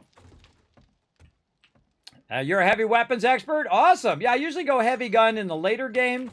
In the earlier game, I typically go shotgun because I like to have a close-up weapon and then a ranged weapon. I like using that heavy machine gun. You're like, da da da da da da da. Or really, it's one that you hold. But yeah, it'd be cool if you could mount one and then you're just da da da da da da on the side. That'd be cool too. But no. And again, I just keep peeking in here and see if there's anything in here that I might need. This is assault rifles here as well, but I'll leave that for TM. I'm just kind of learning the stuff that has to do with the forges. I'm getting pretty close. Need one more acid. Oh, need that one more acid. It's slowing me down. It's slowing down my production. 28 concrete. Come on. Oh, I feel a crash coming on. Oh, no, it was just slow. Oh, yeah. No, Oh, I yeah, there it crashed. went. Server shutting down. Fun detected. Early. You know, it's almost perfect. That was like 3 hours, 2 hours and 45 minutes. It's almost like it's telling us to take a break. Well, we have Horde Day anyway, so yeah. All right, everybody take a break. We'll wait for the server to restart. Again, this is experimental, everybody. You know it's going to crash, going to have issues. So we'll take a break. We'll come back. All right, everybody, we're going to take a little break. I'm going to let you guys work together in the chat, and depending on how good you work together in the chat, I'm going to go ahead and give you some Kiz Caps for the next giveaway, plus I'm going to give away a $125 RoboBrain statue so you can add it to your Fallout collection, or you can start a Fallout collection, or you can give it to a friend who you know loves Fallout. There you go. It's your stuff. You do what you want with it if you win it here in the stream. So let's go ahead and get that up here so you guys can play some words on stream while I just walk around, take a little break. Server takes about 2 to 5 minutes to restart. Well, I'm going to have a quick AFK and make a cup of tea again. There you go. Good idea. All right, autopilot on. Here we go. And I gotta mute my peeps down here because sometimes it doesn't work. All right, there you go. Off you go, everybody. Be right back. All right, I'm back, everybody. I put a 1 in the chat if you can see and hear me. Good job, everybody. There you go, working together as a team. Back over here to 7 Days to Die. Let's go ahead and join in. Right over here. Silly Automod. What's Automod doing? Is Saltbot being crazy? Was it not letting you do a word? Sometimes it does that in that game. Automod blocking you. All right, let's get back into some 7 Days to Die. Let me unmute my peeps. All right, jumping back in. Let's do this. I can hear and see you. Oh, well, thank you. Thanks for having my back chat. There's 1,000 Kiz Caps. I don't remember if I gave you the retweet, so guess what? I'm going to give it to you again. There you go. And here's an extra 1,000 for working together and words on stream. Program detecting fun and thinking we're cheating. I want to make a command that subs can do. Fun detected every time we get DC'd. I'm working on it. So I wish there was like a way of cloning myself so I can get 5 times more stuff done in a day. Plus I'm like, you know, I explain this to my kids all the time. I'm like, when you're 50 plus years old, you're like an old iPhone. You go to sleep and you regenerate, you recharge, and you wake up in the morning and your battery's at 20%. That's what it's like getting older, everybody. Your battery doesn't go to 100%. Yourself to make them do all the work, and you can stay in bed, if you're honest. Yeah, I'm not that type of person. I don't like to, and you can see it in the game. I don't like to just delegate it to everybody else while I sit around and do nothing, drinking martinis. I like to be in the thick of it, you know. I think that's what keeps me younger. Is not just sitting around in some rocking chair. Did I get in the wrong group, Alan? No. Oh, okay. It was just only us. I got it. When you said group, everybody else said, "Oh, I forgot to get in group." That's what everybody thought, and I'm because that's what I thought. Everybody forgetting to get in group. Everybody like me. I think that's funny because everybody suddenly said, "Oh, wait, I got to get in group." All right, let's keep this stuff going. Keep that cement popping off. Oh, 572 cement. Now we're talking. How many birds have I killed? 116 zombies. With skill and precision, obviously. Obviously. All right, concrete mix. Let's go. 572 concrete right there, everybody. Oh, I think we're going to get it done. Now we're on day 20. It's going to be close. How much do I got on me? 28. Might be able to finish off this. Now, if I get the middle row done. Oh, I need some cobblestone. If I can get the middle row done, then I'm going to be good. Stuff, so they might have that. God, these headphones are so much better than those other headphones. Holy mackerel. It's such a difference, everybody. Because I usually take my headphones off when I'm wearing silly hats, and I put on like my my Love Train Conductor hat, right? I think I could actually wear my Love Train Conductor hat with my, nope. See, I can't put it on with my headphones on, but I can do this though. I can turn my headphones backwards, but then they kind of slide off the side of my ears, but then I can wear my hat. So when I'm wearing my silly hats, oh, there it went. When I'm wearing my silly hats, and I take my headphones off. Come here, hat. Where are you going? Get up here. Dropping stuff all over the place. There we go. Let's get back to it. Good night, Jockers. Thanks for hanging out. Feel you, Kismet. I'm also over the 50 club. I know, right? I'm telling you, it's like an old iPhone or an old Android phone, whatever phone you got.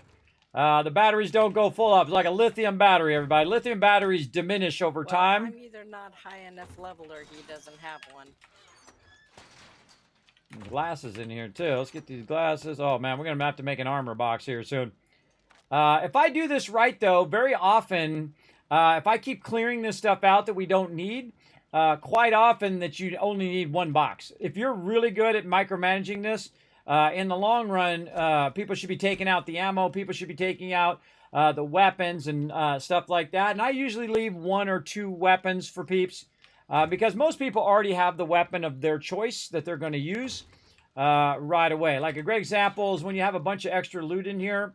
Like in the case of those bullets, I just put a full stack of bullets there and a full stack of arrows like this. And then that's probably good enough for me right now, unless I go out and explore. And if I was out exploring, then I'd want to bring extra, like in my vehicle or on my character. But most of the time, I'm good. That's probably enough for when I'm sitting around the base to defend the base. Oh, I'm doing spikes. Oh, God, that's the other thing. Oh, wood for spikes, everybody. Wood for spikes. It just dawned on me. I'm behind on my spikes now. Spikes. I'm going to burn up the rest of our wood right now and start putting some spikes down. All right. Got to get my spiky spikes down.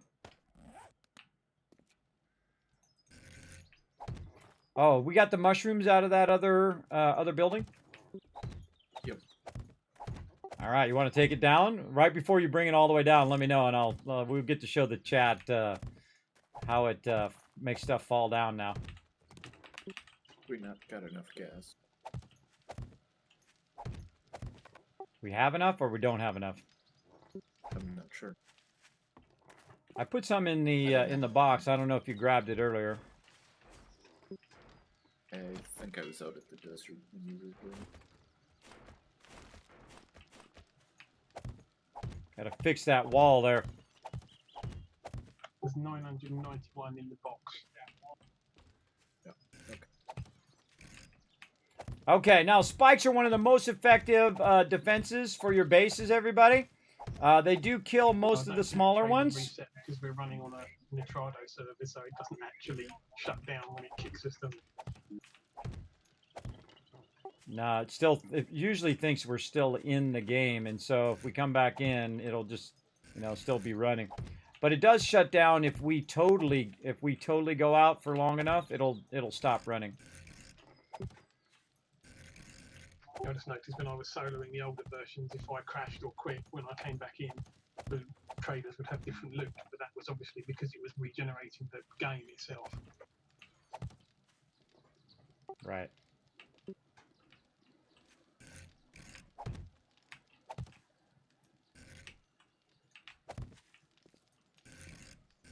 Now the cool thing is one side we already have done. But we are out of wood, so we got a problem. Now I'm gonna go see if maybe you threw some in the drop box. There's some there. Oh God, I should have been working on that. But we'll see how it goes, everybody. Again, we're not gonna go too long. Well, actually, it's only one. Famous last words, everybody. Be another 30 minutes, so it'll be 1:30. Well, I'm going to ask my team after Horde Night to see how they're doing, and then we'll go from there. Because I'm feeling pretty good right now. So I did rest for a whole bunch right before the stream, just so I would be strong enough, recharge my batteries, and they seem to be pretty good right now. Now, I like to have 5 rows, because usually, most of the time in the early game, they break through at least 3 rows pretty easily. And so I do like to have a lot. Now, what you want them to do, everybody, is you want them to think that breaking through the walls... Oh, I should have put that there. that breaking through the walls is easier than breaking through the doors.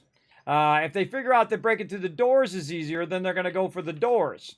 So important to know the difference for sure. I try to make these so these all line up here in the corner. Sometimes I screw it up, but you know, that's how it goes. That's how it goes, but you know, you do what you can do. And this is a brilliant idea by my crew, by the way, to put these little walkways here, so when I put the spikes in between, you're not hitting the spikes the whole time. Brilliant, brilliant. Someone did that earlier over there. Who was it who put those walkways down? Was that Anion, or who was it? Yeah, I think are you talking about between the spikes? Yeah, between the spikes. Was that you, Ro? Yeah. Well, there you go. Now you really do deserve that VR headset for coming up with that brilliant idea. Ro won my VR headset yesterday, everybody.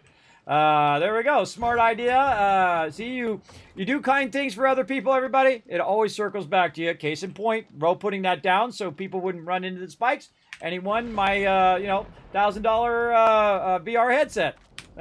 Case in point, right there. Proof in the pudding right there. More of this and more of this. Let's put one of these back.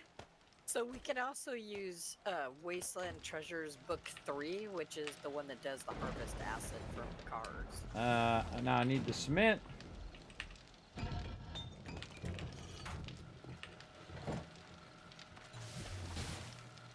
All right, I could probably stop this.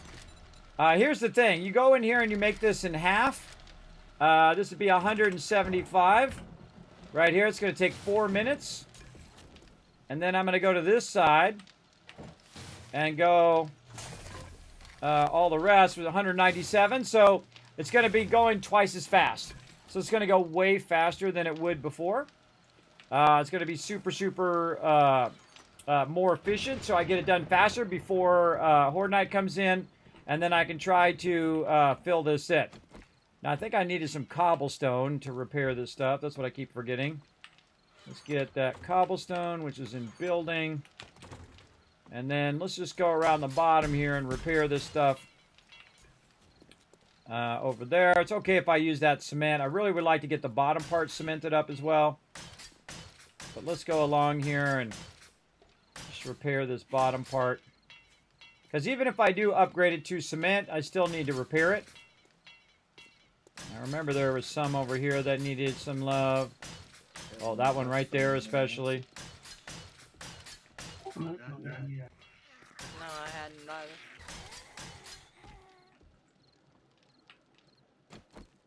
Thanks for testing my spikes. Ah! Why does this arrow not actually aim at their face? See, it actually aims off to the side. You see that? I have the arrow directly on her face. There we go. Got her that time. It was aimed, the crosshairs were right on her face, right in the middle of her face, and it went whoop. Right by her head there. So it's not exactly in the center. And it also does have arrow drop and stuff like that, but it also seemed to have, it's not on center from where you're shooting. So that's something definitely need to figure out later on. And see if that's, is it a me problem or is it a game problem? And that's important too. All right, let's go around and do all the rest of this. And that noise is the fact that I can't upgrade it to steel. And I don't want to, well, I could probably just waste the steel at this point. I don't feel like it. Maybe we can make some steel tools or something out of it. Let's see. What else do I need to do? Oh, it'd be nice to make some bars. My peeps can stand on the bars, but we need a lot of wood. We need a massive amount of wood here in day 20. If someone wants to take the chainsaw and do us a solid, that'd be awesome. Or whatever needs to be done. We need a massive amount of wood for spikes and for these things right here to we're upgrade. having a gas issue. Put up the gas. Ouch. I found the spikes. Yeah, we definitely need to go hardcore on the acid when we reset. I think what we'll also do is we'll play the public one for experimental, and when it goes stable, we'll reset. Or I might just reset when I come back from my project. We're still playing this world tomorrow. No, we're gonna reset tomorrow so everybody else can feel like they helped out at the beginning. You know what I mean? And then when I come back, we'll reset again. You know what I mean? I don't know if they'll go stable by then. Usually they go stable within 2 weeks to a month. But we're going to be in experimental here, so we'd want to switch the server to stable, and we wouldn't want to keep our old save. Wouldn't want to keep our old save here. This is a really good start, though. This is randomly generated, too, which is really cool. Now, before I put too much spikes in, it's a good idea for me to go in and put all this stuff in. Yeah. And I don't know why. I just respawned. Do you have other status effects? No, just bleeding. I think I put a bandage in there earlier if someone didn't grab it. Got him.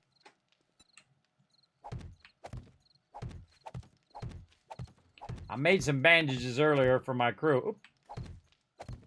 Now, if I mess up with these, everybody, it works pretty good. Now, again, these are what I call the overhangs. We got basically one more day to make it happen, Captain. We're going to repair this here. We're going to take these out. We can use those, because those will go into being building blocks up here. And I find it's way easier for you to go in and put these in before you put in your spikes. Otherwise, you're going to have an issue. How are we doing over here?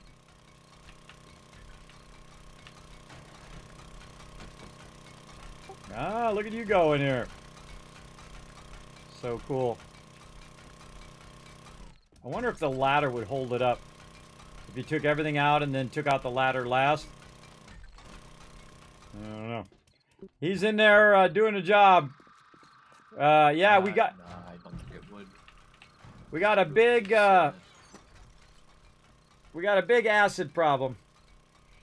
All right, everybody. We're going to be going till Horde Night, and then we'll take an assessment and see if everybody wants to continue for another 3 hours after that.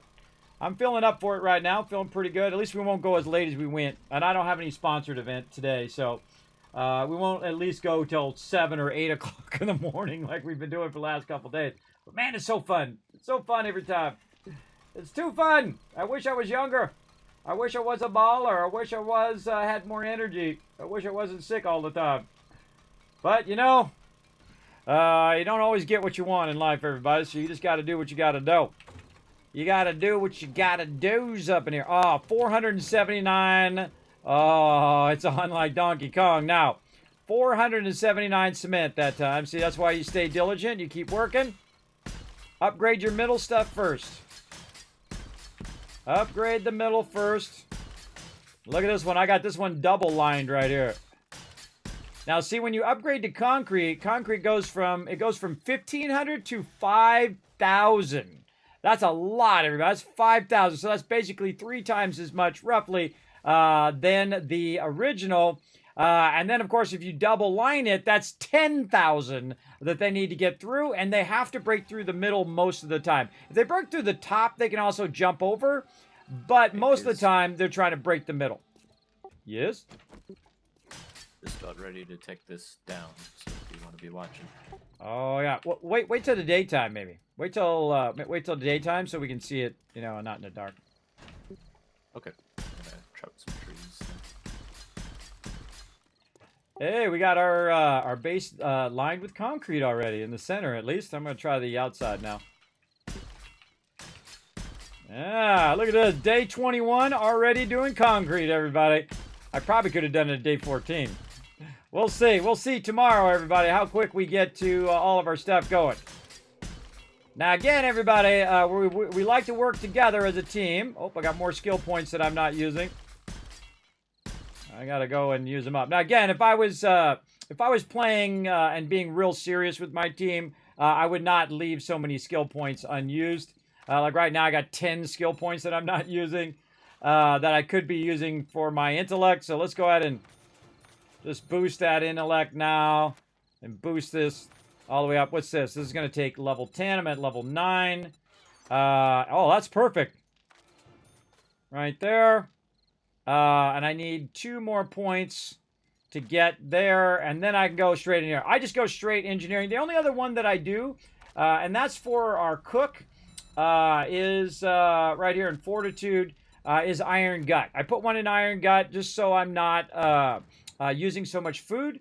And then cardio so I can run, because I do a lot of running from here to there and back and forth between bases and whatnot in the beginning. Now, of course, if we go straight to bikes, I probably don't need to use that point in there now because we're going to get to bikes much earlier in the game if we all just quest right at the very beginning until everybody gets their bikes, which I think is a better way to go.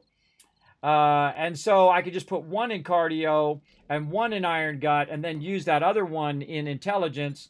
And right now I would be 1 level away from getting that going.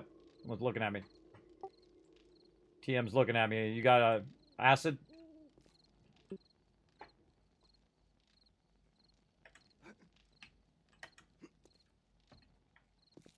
I can always tell when people are looking at me, or maybe he's just standing there. I don't know. Okay. See, a lot of times when I'm doing stuff, I'm like talking to the chat and I'm looking to the right and then I look back on my screen and someone's standing there like they're trying to get my attention. So that's what I thought that was. I think you're just standing there doing your stuff. All right. I'm going to go play Plasmobia. Good night. Good luck. Thank you, Undead Nightfall. Good night. Thanks for hanging out. But you need to get, but you get what you need. What do you mean by that, Game Fox Prime? Do I get what I need? What do you mean? I don't know. I don't know what you're talking about. Let's go in here and put some of this stuff away. And we got always get what you want, but you get what you need. Oh, that's what you're talking about. See, I forgot what I was talking about. I forgot what I was talking about by this point. It happens a lot in this stream. Again, it's a struggle every day, everybody. It sucks. It sucks. I really want to try out all this new building blocks and all of that. And I'm also making 50 spikes on them. All right, awesome. Should you guys be making spikes? Yeah, if you guys want to spike out as much as you can take that sign down out there too while you're at it. We can get 5 out. It should go right before that white line there. I kind of figured it out ahead of time. And all we really need to do is to spike out this side. And once it's daytime, we'll take down that other house over there. And then let them run through all those spikes. Because we already have one side that's already got spikes. Now, again, I need to sort before Horde Night. Highly recommend that you sort your most valuable stuff, like your ammo and all of that stuff, and weapons, so everybody's, like, ready to rock right away, for sure. Other thing is to sort all your food and stuff, so your people who are doing your food can get that going. Oh, there we go. Oh, not buckshot. Here, this. Makes me want to put one of these in here and just so I can auto drop them in there. One of the problem with this type of drop box is she's going to take it and she's going to put it in another box. But what I could do is I could take everything out and then just do this. Wherever she decided to put it, I can just run down the thing and just press the button. And then if it's already got it in there, it'll drop it. I could do that as well. That saves her time from moving it as well. So I got to get back in the habit of doing that. Back in the habit of putting it in there like that. All right, put that in there. This is building stuff. Let's put that away. Over here, raw meds, wood stone. I love how they fixed the whole thing here, everybody. It's just so good. Clay in there. I'm not even working my forges at the level that I normally do, but, you know, let's keep it rocking. And then what about stone? Do we have some extra stone? Yeah, there we go. Just use it all up. It doesn't do us any good sitting in the box for right now. Let's put half of it in there to melt down. Let's roll out any cement. Nope, we don't have any cement. Let's do bullet casings and bullet tips. And let's take the bullet casings and bullet tips and cement out of there. And then put it up here. I have a good amount of bullet tips and bullet casings. There's also a bunch of gunpowder up here. If someone wants to start making themselves some ammo for Horde Night or making the group some ammo. I've got 150 on me for my weapon, but if you guys need stuff for your weapon, raw ammo box is all you. All right. I wonder if I could wear this. Yeah, there we go. Wear myself a little sweater. Look at me go. Only thing I need now is something for my face, like a bandana or something. Or a cigar. Oh, does anybody make cigars? Who makes cigars? That's one of the books that you need for that. I'll make a note of that for next time. And again, everybody, we're going to be resetting the server tomorrow at 10 p.m. Eastern Standard Time, and we're just going to go, let everybody else in. And if I have to, I'll ask him to crank it up so more people. Bear extract, as far as I know. I can make them, but no bear extract. Oh, okay. All right, more sand. Let's see if we have any sand in here. Yep. Bigger reset. I haven't seen any bears actually. Me either. What you need is some picnic baskets. Indubitably. Need some picnic baskets, everybody. Yeah, if you see a bear den, mark it for me, and I'll go in and kill him. Yogi Bear, everybody, if you don't understand that reference. Can't wait to play A21. Looks so fun. Yeah, Little Wolf, come play with us tomorrow. We're going to play as a crew. If you work great together with other people, if you can be awesome, you're welcome to come join us here on the Mega server, brought to you by the awesome people over there at Nitrado. You're like, Kismet, my server host sucks. I want to get the best ever. Well, here you go. Not only can you get the best server host at Nitrado, but you can also get 10% off just by dropping my name, and that's the only time it's okay to drop names. You can drop my name, and you get it going. You're like, Kismet, what do you get? I already got a server. I'm fine. You go get 10% off. That's what I'm here to do, everybody. Saving money is making money. I'm here to facilitate your awesomeness. So feel free to go get your own server, or feel free to join us tomorrow, 10 p.m. Eastern Standard Time, when we go and play the public version of Alpha 21 with the crew. Be here early so you can download the map, because I'm going to do a random generated map. So be here early and be ready to rock. And I will post it on my Discord. All of the info. You're like, well, Kismet, how do I join you guys? Well, here's what you do. You pop on over the Discord. You read the rules. You're going to see it right over here. Here's the rules here. You read all those rules on what we do, how we work together, and you click that green check mark. It's going to give you a special title, Teamwork Tycoon. It's going to allow you to see the server info, jump on the server, and join us. Remember, the server's only up when I'm playing, so you can only access it when I'm playing with my team. I change the password each time, so the server's still up, but it's the password changes each and every play. So basically, we only log in when we're all together, basically. Usually Saturdays at 10 p.m. Eastern Standard Time. We also play stuff like Balenheim and all of that. I've got those servers off for right now until we're done, until we get started back up in 7 Days to Die. And then I will open up those other servers so you guys can play as well on those. I do have a Minecraft server. Oh, don't forget to give me some feedback on that Minecraft server, everybody. If there's a certain type of Minecraft server that you would like. I saw there's a giant list of them. I have no idea what the differences between all of those Minecraft servers are. I don't play Minecraft at that level.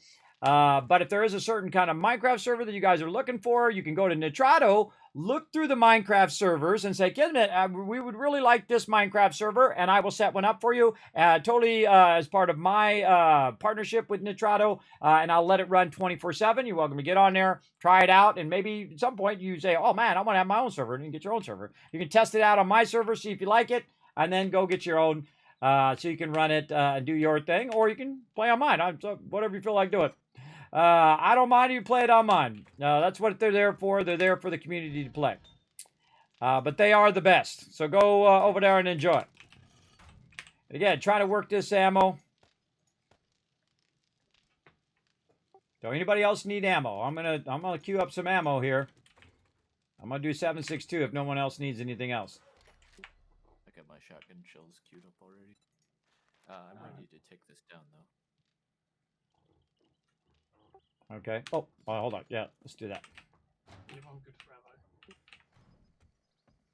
He's got plenty of 9mm. All right, get ready to run. Oh, it is the stairwell. Oh, no, it's the corner blocks. All right, go for it. I hope you don't get killed, bro. All right, let's hope that Alan doesn't die in there. Because it's kind of dangerous. Oh, get out of there! Run away! Oh, no! Oh, no, Alan, don't die! Run away! Run away! It fell right on him. All right, that was pretty cool. Not cool that you were stuck in there, but it was cool that it would have fell down. They said they improved that. They really did. I thought that fell down way better than it normally does. You know, sometimes it falls down by, one block at a time. They improved it a lot. They improved the falling of the buildings. So when you cut them down, like we've cut down the biggest building, the giant tower, we cut the bottom of it down, and the rest of the building didn't fall down. So what we had to start doing is putting blocks on it, and then part of it would fall down, and part of the other thing would fall down. But they did improve upon it to make it fall down a little better.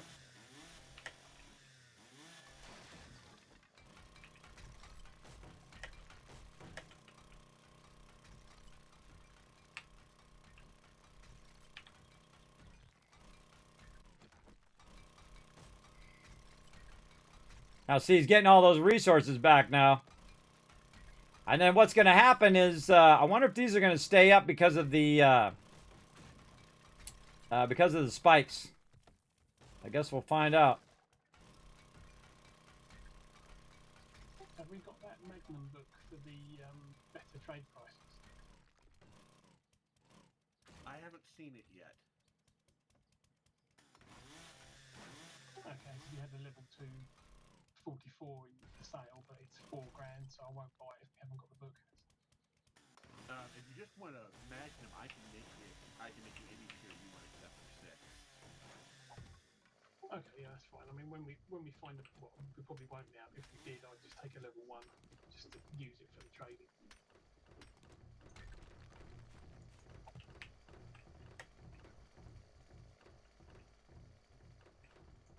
Fill those in so mobs don't get in there. Actually, 1,000 hit points. Which is awesome for wood. Yeah. Dang, next time we'll make the whole base out of those. Yeah. See, that's 500. So awesome when you don't have a lot of gas. But these are 1,000. So the shutters are actually more valuable than a square block, which we just discovered. All right, can't wait to watch them like absolutely destroy all that over there. All right, more spikes. We're on day. Oh, we're halfway in day 121. Everybody, let's rock and roll. I'm coming. I got 100 spikes on me. Well, I can make 6. I can make 6 of them. We don't have wood in here. All right, I got a bunch. Make some more. Never seem to have enough spikes, everybody. Oh, wait, I can make half of them on me. Let's see. We got 29, 15. Craft those in there. And then craft the rest of them. Oop, craft the rest of them on me. There we go. This way it's doubling up. It's on me and on the workbench. And I think they're over here making ammo. I think after this we'll also just burn all the rest of this because, why save it for a rainy day? Because today's the rainy day. Put all this other stuff back. Bullet casings. Hey, Rotisserie G, I'm gonna throw something here in the weapons box for you. Some mollies that were laying around. Okay, thanks. He likes him. He likes those mollies, everybody. Molotov cocktails. It's better in his hands than mine because I usually throw them and then everybody gets caught on fire. Oh, forge ahead there. Very nice. Raw meds over here. Let's get some of that stuff in there. We got our meds over this way, into there. Bonus explosives, so my molotovs do more damage and last longer. Anything else in here I can put away? Yeah, there we go. Some tools and stuff. I don't think we can make scarves. I don't think I've ever looked. No. What are those called? Bandanas. Bandanas. Yeah, bandanas here. Oh, I can just make it with cloth fragment. Oh, easy peasy. Have you got any duct tape lying around, or do I need to just make some? I just make some at this point. If I can pop in there for a second too and get a couple fragments, cloth fragments. Yeah, I'm going to make myself a wrench, and I need 6. Yeah, here, I'll just make them in the workbench for you. I'll grab all the glue out and I'll throw it in this workbench right here in front of you. And I'll stop the ammo. Let's see, duct tape. And then 762. This back workbench is available. Yeah, I'll put the duct tape in that one, and I'll do the 762 on the far one. All you, Rotisserie G, I got it running for you. Thank you. Put all that back in there. Take a little of this out. I just remembered, everybody, that you can craft yourself a bandana just with some cross fragments. So you can have that on your character, and then make yourself a mod for it.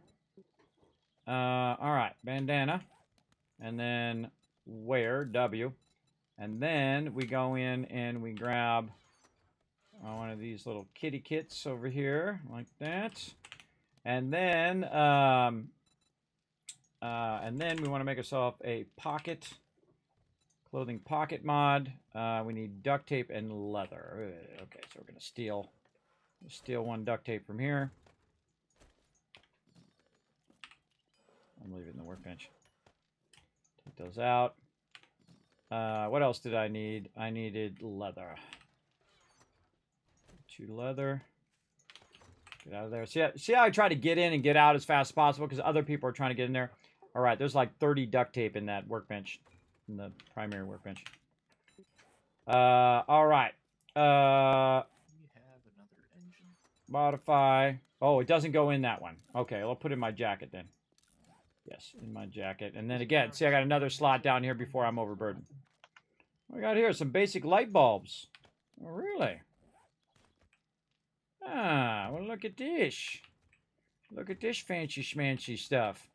Okay, I love my machete. I just turned a chicken, convinced a chicken to just jump into my backpack in one swing. I wonder if that actually works. Hey, someone found... And harvested it all in one power attack. Does anybody know if these light bulbs actually work now? Like we could send power to these light bulbs? I don't know. Yeah, I need a wiring tool. Well, we'll try it. We'll try it when we reset. We'll give it a try. I said you don't always get what you want. Yes, exactly. For the 7 days because of work commitments. So unless we do something Thursday night, I'll be just watching. Yeah, we're gonna play the public version Monday and Tuesday night, and then I'm gonna be getting ready for my trip, and then maybe Saturday, but definitely when I get back. So I'll get back on July 1st, which will be July 4th weekend, and that probably is when we'll reset again. Hopefully they'll have stable out by then.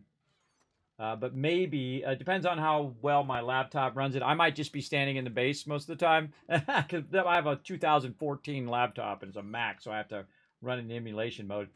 And I don't want to buy a laptop because, 1, I can't afford it, and 2, it'd be a waste because I wouldn't use it. It would just sit here and do nothing most of the time. So, yeah, Saturday the 17th, we might reset. And then the 24th maybe, but definitely July 1st. So July 1st Saturday is that'll probably be our serious start in stable. You know what I mean?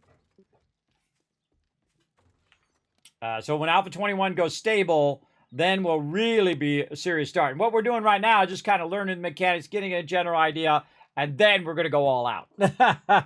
We're going to go all out and crush it. I want to get that Zuckerberg residence too. Don't think I forgot about that. I definitely want to get the Zuckerberg's mansion. That's got to be like our main goal in our playthrough tomorrow. Is whoever finds that, by the way, tomorrow, 10,000 caps for the chat out of my team. So if they happen to run across it, there they go. Okay, what am I doing? Spikes, spikes, spikes. Let's go. Get them spikes down. I think they've probably got most of it already, but let's go ahead and see what we can do here. Yeah, look at that. Look at that. Nicely done. They got most of it already in. I've got some points into Lucky Looter now, so I'll go around and do all the bags after the whole night.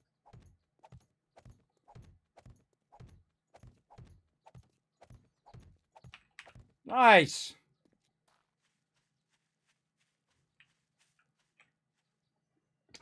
Wow, we did that 5 deep. Nice job, everybody.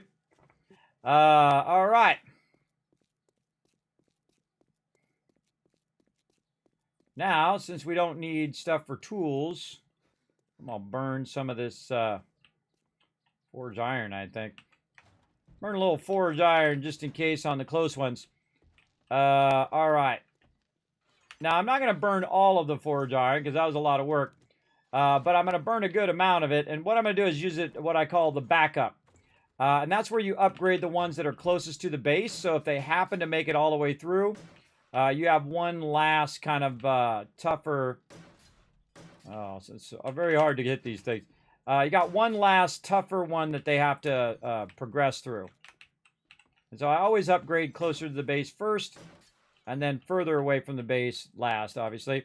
Now, it's really tough to do from here, so you have to actually, like, get on the spikes.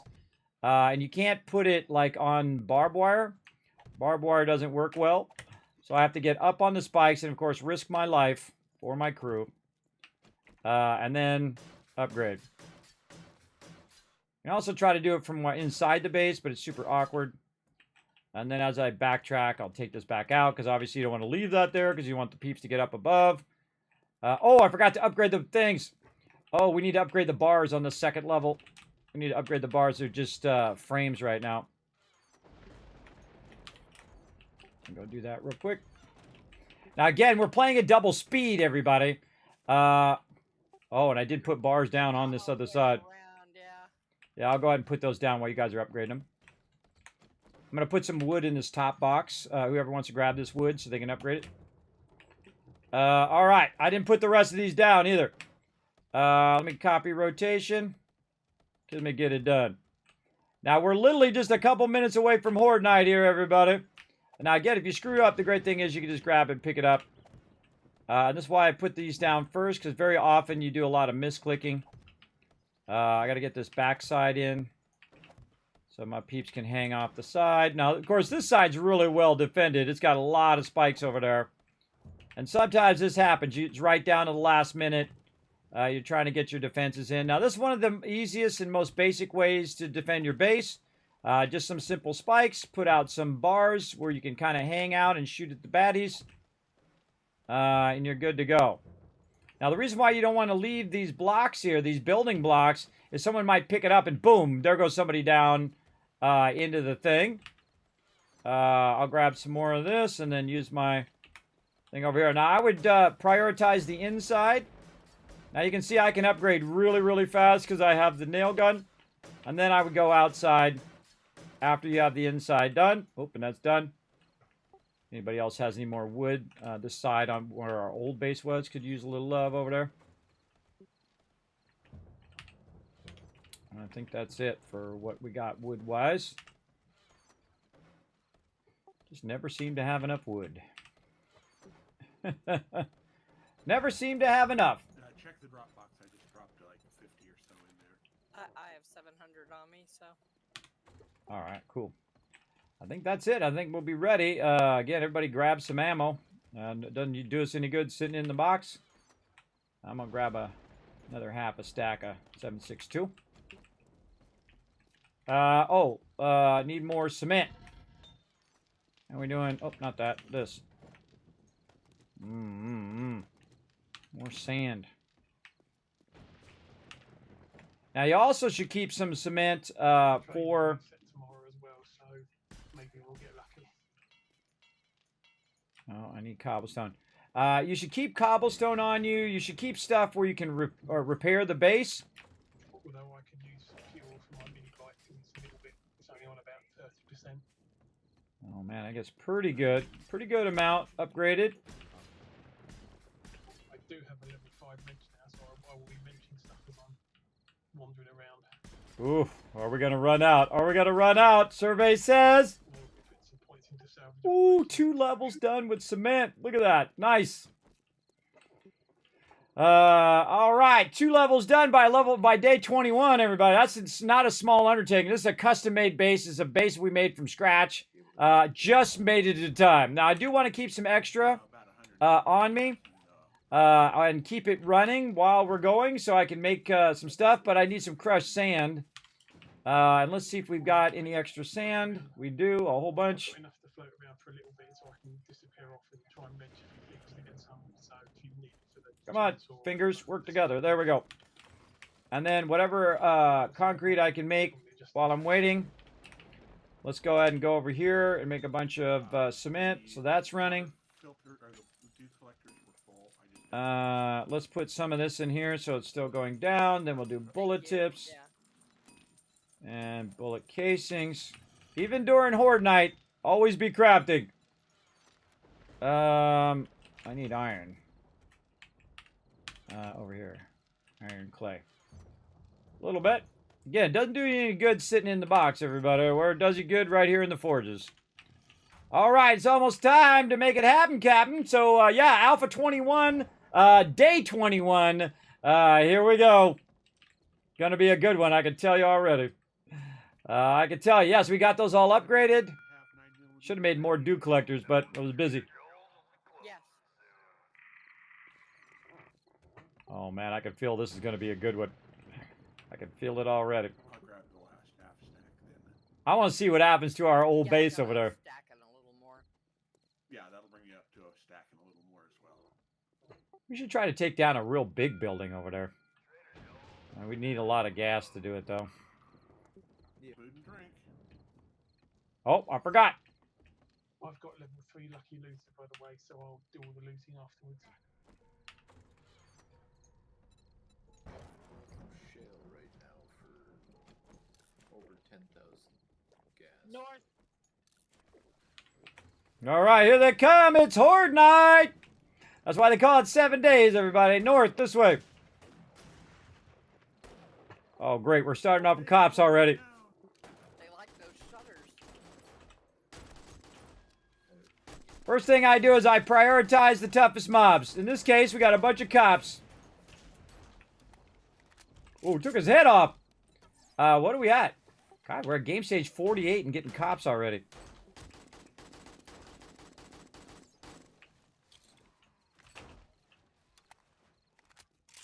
I don't waste my ammo, everybody. I'm gonna let all the lobies die in the spikes, and then just keep it for the cops.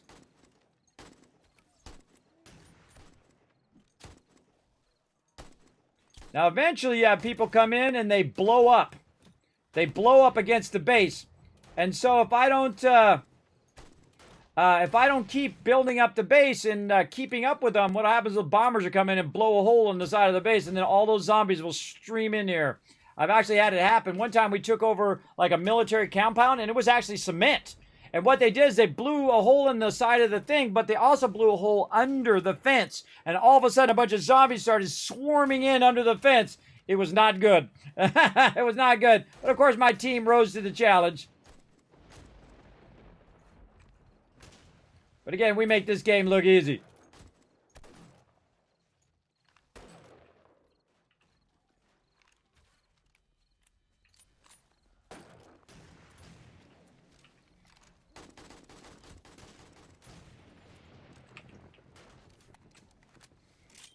I'm always reloading in between. I wonder if there's any like pipe stuff in there. Hold on, let's see what else we got. What we got in here? Some things that they shouldn't give to me. See, they already took it. They said, Kismet's going to go in there and grab a grenade or a pipe thing and we're all going to die. Hey! Get out of my pond! Now I got a dead cop in my pond. That's not a euphemism, everybody. I literally have a dead cop in my pond over there. South side.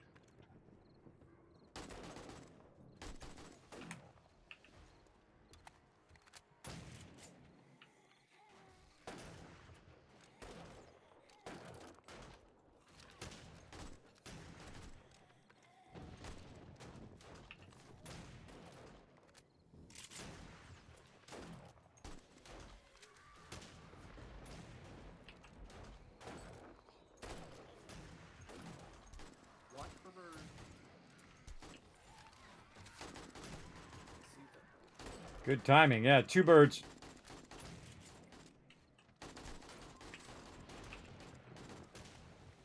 Look at that teamwork. All right, let's go down in there and see what's going down in the Kismet kill box. Get the first-person view. See, right at the same level of them, everybody. This is why the kill box is so awesome, because you're lined right up with them. They can't get to you because they have to run through the spikes. And so a lot of them are dying in the spikes. You're also protected against the birds down here. Oh, military guy. And see, they're running in that corner. You know why they run in that corner? Because everyone's standing in the corner. And as a builder, I know that's a thing. Upgrade some of these spikes.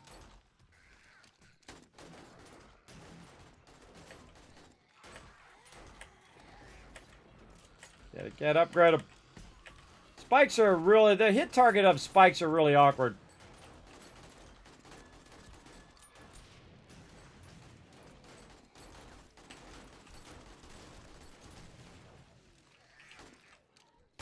And this is why I'm glad I upgraded to concrete. Because these mobs are going to hit pretty tough.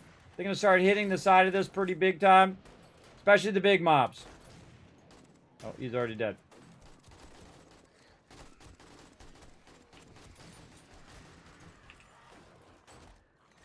AMZ using her melee weapon. Hey, it's effective if you don't have any ammo. Do what you gotta do. So the great thing is when you shoot into a group of them like that, even if you miss one, you might hit the one behind it. Now also what I need to do is every now and again I need to check and see how my little things are doing. Right?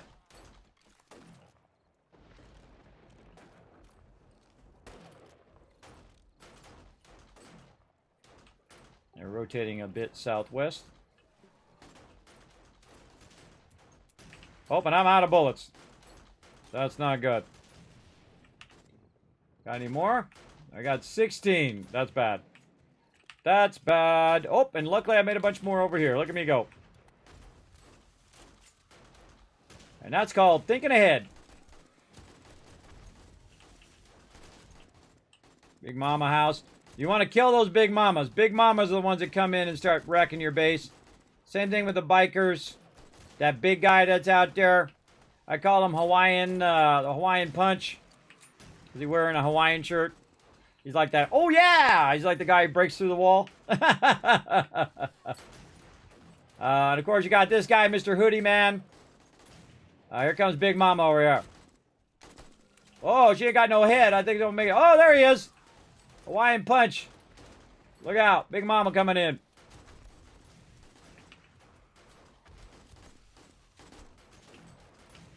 Now, they actually added a dismemberment system to the game, which I think is pretty cool. Those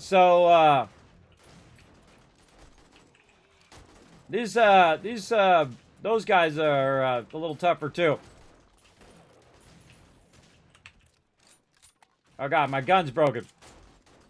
All right, now we're in trouble. Any repair kits?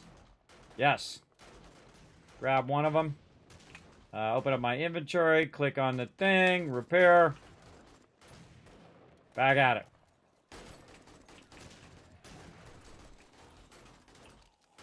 Oh, this is a good one, everybody. This is a good one. This is a good day 21. I like it when they just keep coming in. They just keep coming in and coming in and coming in. And it gets more and more scary because you start running out of ammo. You start running out of, stuff to repair your base. All of that stuff starts happening.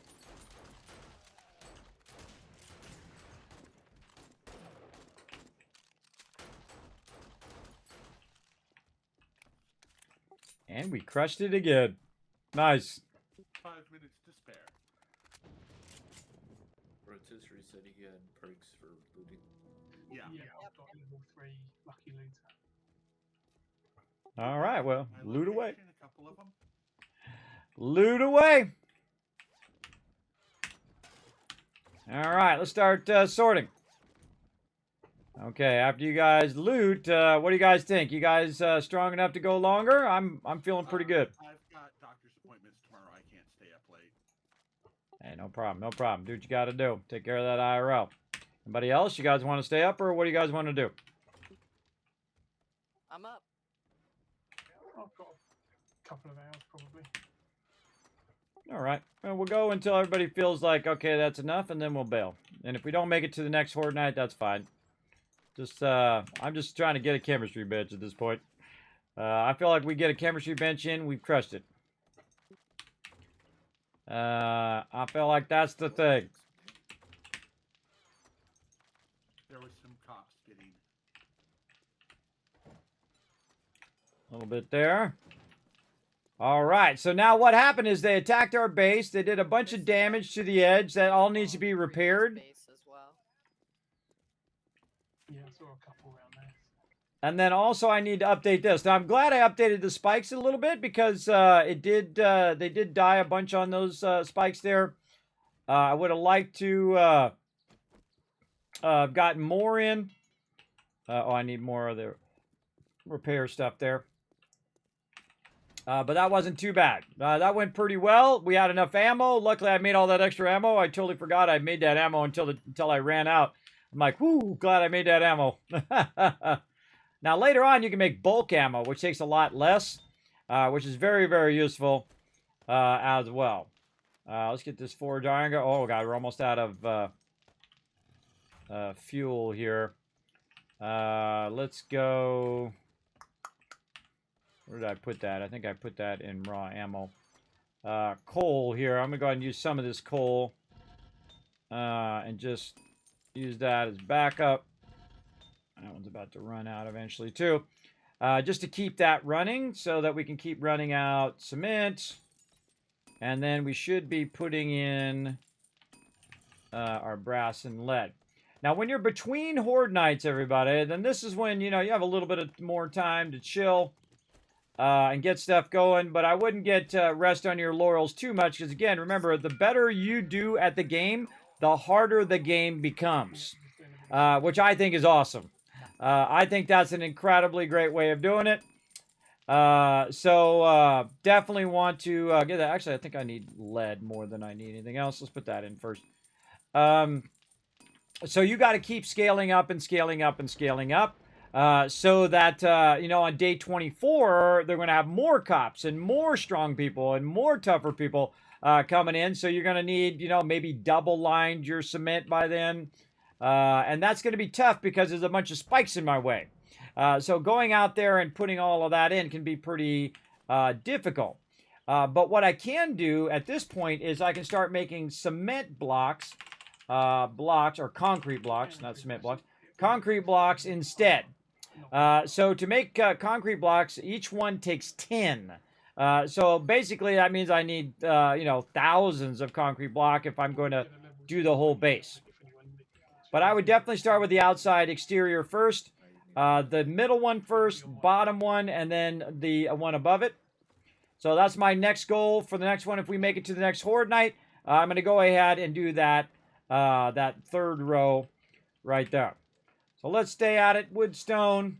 Again, doesn't do us any good just sitting in the box. Let's take it and use it. Out of there. And the same thing with the clay. Over here. How's our clay doing in here? Clay's really good in that one. Yeah, we'll just kind of split it up between there. Maybe a little less here. A little more there. And let's keep going on all of this. And again, notice how I stick it in the output. I stick it in the output so the next time I need to do something with it, it's good to go. Gunpowder. And food drop box. Just going to drop all that stuff in there. Like that. And then more drop box stuff. If I have all my drop boxes empty, then I'm doing my job. Now, again, sometimes I let it backlog. When we're not hurting for those particular resources, just fine enough to let it backlog until you get, you know, 2, 3, 4, 5 of them going. But if you're hurting for that particular resource, you really want to get that resource going as much as you can. Let's put that down there. That's running out really nicely. We want to do bullet tips next. And a bullet casing, so all that stuff. See, and those only 3 things I'm going to make in here anyway. Concrete or cement, bullet tip, and bullet casings. And so leaving this stuff in the output, if I'm not around, someone else can also feed it in there to keep it going. Now, I've not been keeping my forges going like I would normally go. Also, like Alan would be bringing in thousands upon thousands of iron and, you know, all of that, or whoever's out helping collecting will be going, night, thanks for hanging out. And whatnot. So, yeah. They keep the door closed there, people. One of the things I like to do later is make an automatic door so the door isn't always left open. Because sometimes people are running in and out. They're going to trade or they forget. But I'll bring it back to you in a minute. They forget to close the door. All right, over here. Concrete mix. Let's go, baby. What do we need? Lots and lots of cement. That's what we need over here. We got cement there that we can keep on rocking out. We can queue more cement over here. How much? 569. So we're going to do 2... let's call it 300. So let's say, or 600. So we'll do 300 there. And then we'll go to this side. And then we'll do the rest on this side. And we'll do roughly another 300 there. So we'll have 600. And then we'll probably get a good dent on that upper area. And then start to think about double lining the outside of this by actually making concrete blocks. That's what I would do at this point. Let's take these out, take this out, mods out. Put the duct tape back in there. Let's go ahead and put all of our wood, stone, and stuff in here. Wood back in there in case somebody needs it. And over here. Well, the poncho just isn't cutting it. Yeah, we need some fuzzy jackets. Fuzzy jackets. Now, again, you know, some people come in and say, Kismet, I'll take care of the, you know, the ammo. I'll take care of making the shotguns. I'll take care of making the automatic weapons. I'll take care of this. I'll do this. I'll do that. And, of course, the more that people specialize in those certain things, the more efficient the whole group is together, which is pretty cool. Oh, we're starting to build up some good stuff over here. Let's take those bandages out of there. Oh, yeah. Shorts and t-shirts. I don't know why that's in there. Why is that in there? It should be in there. I don't think we have the glue to make those at the moment. Yeah, I just burned up the glue on the duct tape. Surprisingly, I have a good amount of duct tape in there. There's some zombies floating around somewhere. I think to the northwest. Yeah, they're gonna die in the spikes. Not worth my bullet.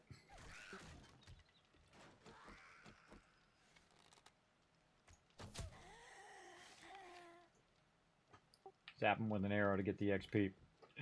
All right. Let's keep rocking. What else could I be doing? All right, putting this stuff away. Let's do this. Boom. And let's see what we got for meds over here. We need to think about how to make glue. Man, we need our chemistry station. I don't want to waste our bones until we have our chemistry station, because you can see here it uses 6 bones in 1 water.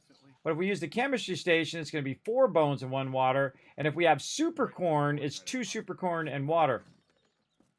I heard you talking about super corn earlier. Have we gotten some super corn? We have not yet, no. And we need to find the seed recipe for it. Oh, well, there's one request for rotisserie Jeep. Yeah, I get the feeling that's going to be pretty rare. So. Yeah. Might be something that doesn't spawn at all unless you're a higher game stage. I maxed my workshops. I can make a crucible. Oh, nice job, everybody. Great job on those Forge Ahead books. Now we don't need any more Forge Ahead books, so if you see them in the trader, don't grab them. All right. Have you got any spare iron that I can borrow to repair some stuff to sell? Repair kits or iron? No, just regular iron. It's for the scrap armor. I think I melted it all down. I don't think we have any more. I think we got to collect some. With some. I was wrenching switching cars. Just a second. There we go. There we go. What am I doing? Clearing stuff out of my inventory. That's what I'm doing. This rocket launcher thing over here. Now, all of these little parts, by the way, eventually I'll put those in separate boxes. If you watch tomorrow, everybody, if you come back tomorrow, 10 p.m. Eastern Standard Time, you'll see me get really serious about my I sorting. have 6 I mean, serious, like bike box, parts box, books box, magazine box, meds in one box, gas in another box, lockpicks and repair kits in with the weapons and ammo, and then armor box and all of that stuff. And I'm kind of skipping a bit of that so that it just takes less time because we only have so much time. And plus, it's not like we're going to save it. So Yeah, again, just doing kind of a minimum build for right now. But I really like the boxes floating up ahead because you can get under the boxes as well. I'd like them to be up one more, though. If they were up one more, I think they'd be pretty awesome. And I think what we'll do also is make it where the drop boxes, you can access the boxes from above. So I could take out the roof and use the boxes as the boxes, if you know what I mean, as the squares. The only problem is if something hits it from the top, boom, there goes your drop boxes and everything. So kind of cool having it just floating above our head here at this point. Very neato. But a neato. You said you maxed out your food books, right? Yes, correct. What else can I do here? Speaking of books, medical journal. Let's get that going. What else? Tech junkie. Yeah, with my forge ahead there, I think I hit one too many, but it does, when you get to you max your magazines, the actual magazines themselves has the open book. That's cool. That's cool. Not only the books tell you when you've maxed it, already got that thing, but the magazines tell you. XP for it, even if you got them all done. Oh, but you might as well have somebody else learn the stuff. Yeah, in case someone's not around, you have a good backup. Or they're not around the base, so someone else could start it. Yeah. All right. I love this track thing, everybody. I absolutely love it. I appreciate them adding it. Let's go ahead and make ourselves some crucibles so we can start making some steel. Look at this. We're day 22, everybody. Already doing steel. I could make a crucible if I had about a 1,200 stone and 900 clay. So if you happen to be around the base, that would be awesome. All right. That would be awesome. But let me see if I've got... I might be able to put it together. No clay there. Maybe I can just pull the stuff from in here. You know, I might be able to work it. Maybe I can pull some out of here. Stop this from running.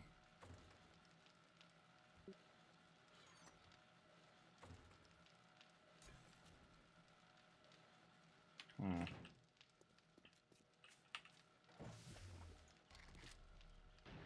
$1,080.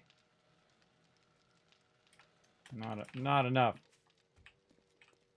Yeah, actually, I scalped it from everywhere. I need about 200 stone. Then I make a crucible, and we can go into doing some steel. Pretty sweet. Rotisserie G, have you gotten into motorcycles yet? I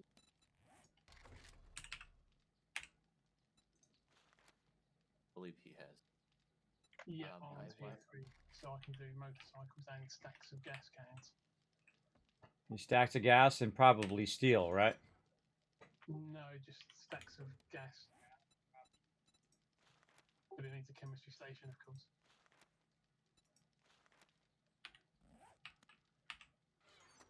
Dang it. The vehicles only include stacks of gas cans. I can do stacks of gunpowder from explosives as well.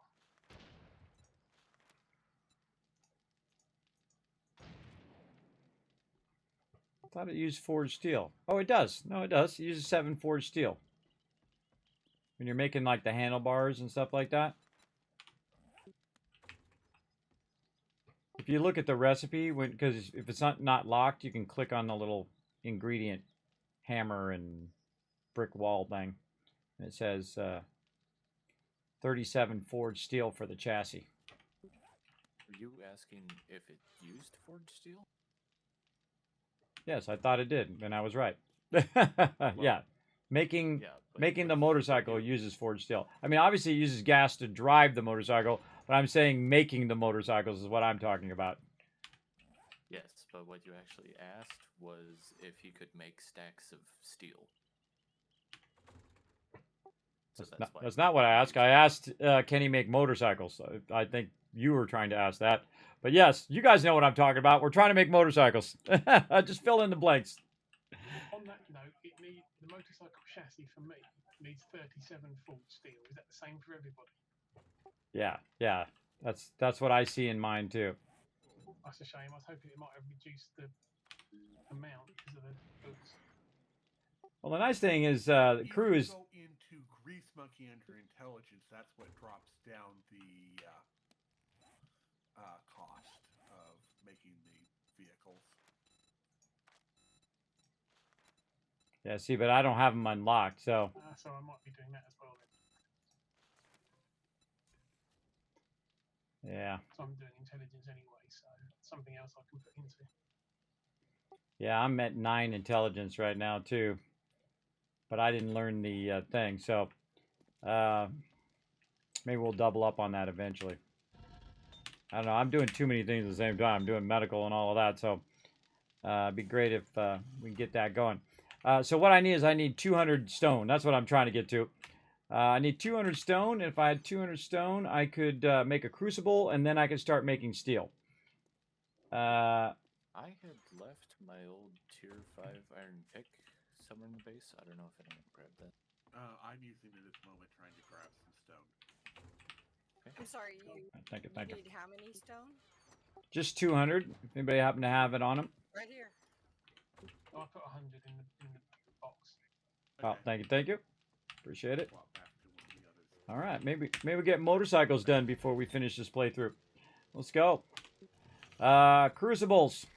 There we go. We got it. Okay, now where do I make the crucible is the question. Right over here. I probably make it in the workbench if I remember correctly. Let's find out. Crucible, workbench, go. All right, there we go. All right, looking good.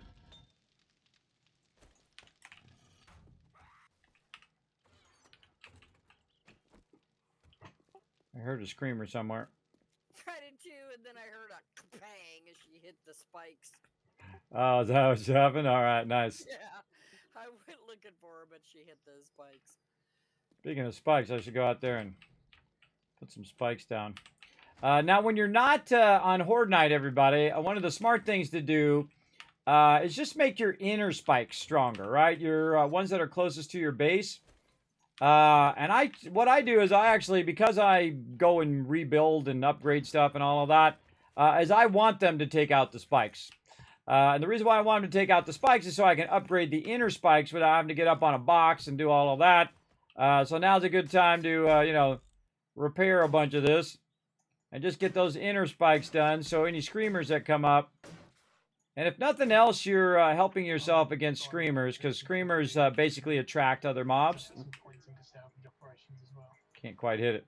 I have some cheesecake, Can't get to it. Okay, get to it. pumpkin cheesecake. Is that good for wrenching or something then? That is Trading. good for trading. Ah, okay.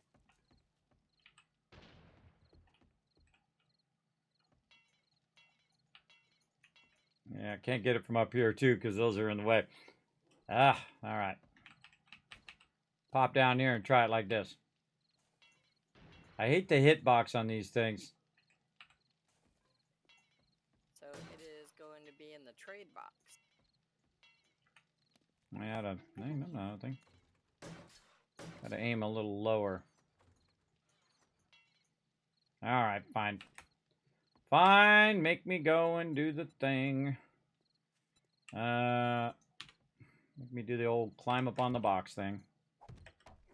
Oops, I'll do that first. There we go. I hate climbing up on the box. Makes me nervous. Makes me nervous getting up there and, you know, doing your thing. Because you might fall down on the spikes, and then you got to waste healing yourself and all of that. God. Really got to fix that hitbox. And again, see how this is all cleared now? And now you can go through and really attempt to get these ones right here. There we go. Just upgrade the ones where it, you know, where they've broken through. Pretty much. And then you don't have to worry about it. They'll usually die on those pretty much. And then, you know, when it's Horde Night, then you want to go crazy. You want to go in there and do as many as you can to try to save your base. Because it just gets harder and harder and harder for sure. All right, we got that done. Trying to make some meds. That's what I'm trying to do. What am I trying to make here? What was I doing in the workbench? Making my crucible. Making my crucible in there. Let's see. What else? What is it? Bandages. Bandages. Very rarely do I do bandages, but hey, I'm going to get into it. Let's get into it, everybody. Let's make some meds for my crew. A little bit there. Oh, look at that. Aloe vera leaf. And some cream there. Let's go ahead and make some bandages. And for the crew. There we go. Aloe cream. That's another one I need to put on there. Aloe cream. Favorite that one. We need the leaf to do the cream. And so, again, I've done this in a really long time, everybody. I mean, a really long time has it been since I've done medical stuff. But again, it doesn't do us any good just sitting there in the box. Where it does do good is when we're doing that. Now, another thing I need to do, bandages over here. Let's favorite that from our cloth fragments. Let's get those going. Over here. And there we go. So we'll get all that stuff going in there. That's a little bit much, I think, for bandages. Oh, get that out of there. I can put them in here. That's a bit much. Let's say 25. I want to burn up all this cloth. I try to be very conservative with the resources, because again, you know, someone might need cloth for making something. You know, make a little bit, make a little bit, make a little bit, and then go from there. And if you need more, you can always come back and make more. Let's put all that back in there. Yes. I was just wondering, are you doing a second giveaway today? I sure am. $125 RoboBrain statue, the Army variant, by the way, which is super cool. I want to keep it for myself. I was thinking since the first Horde Night ended and we're waiting for the second, might be a good time for your first one. Yeah, well, we still got quite a while till it comes up, but we'll get it going. Yeah, it's probably a good idea to get it going now. Let's do it. All right, everybody, let's go ahead and give away some 7 Days to Die. Good memory there. I'll mute you guys for a sec. Okay, so let's go to my office. Let's give away some loot.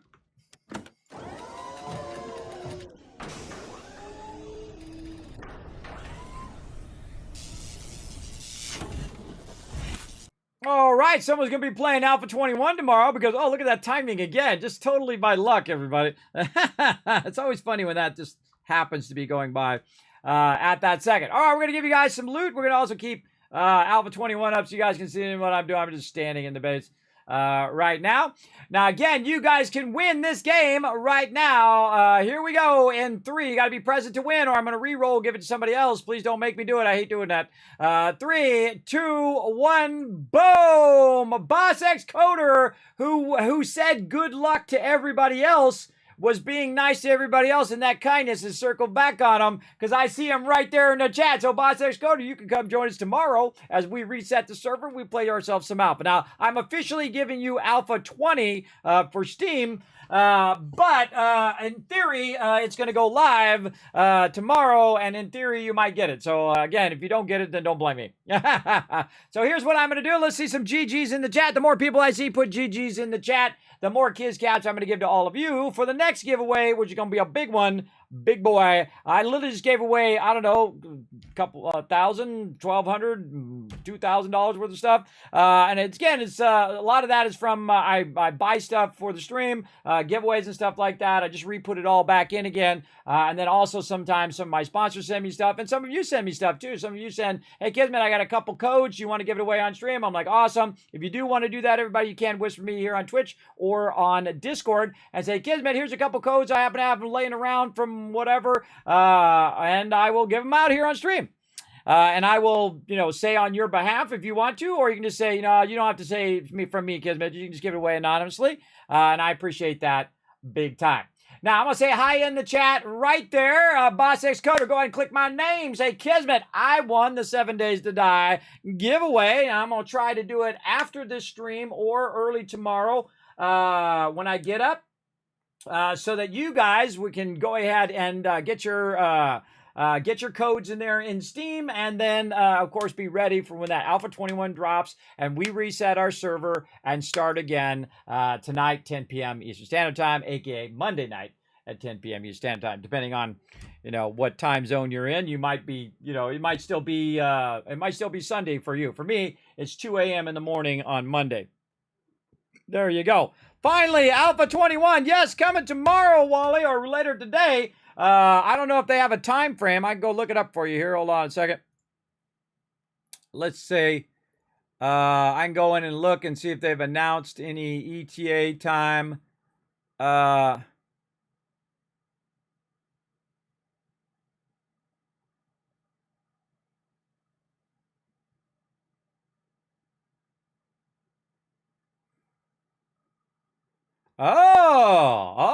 Okay.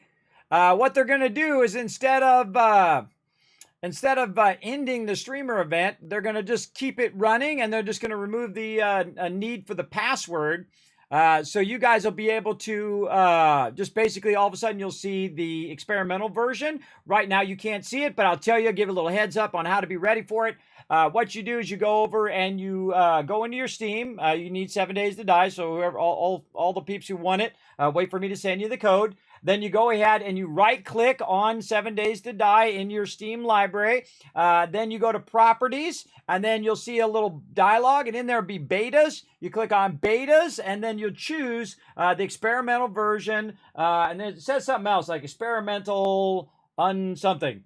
Gosh, what does that say? Hold on, I got to go look at what it actually says. Over here, let's see. Experimental. Over here. What is it called? It says it's called.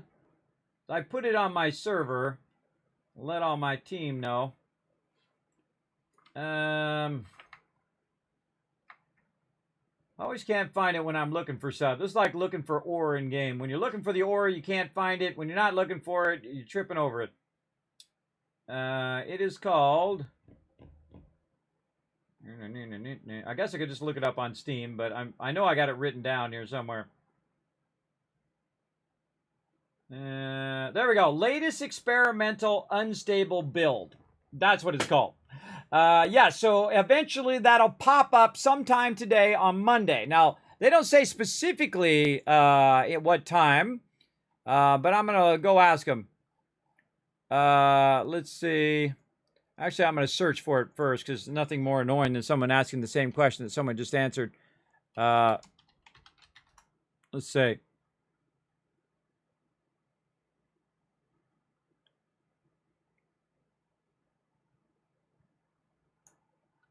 Doesn't say. I would imagine it'd probably be midday for them, so probably Central Time, which means it'd probably be 1 p.m. Eastern Standard Time. I'm going to ask.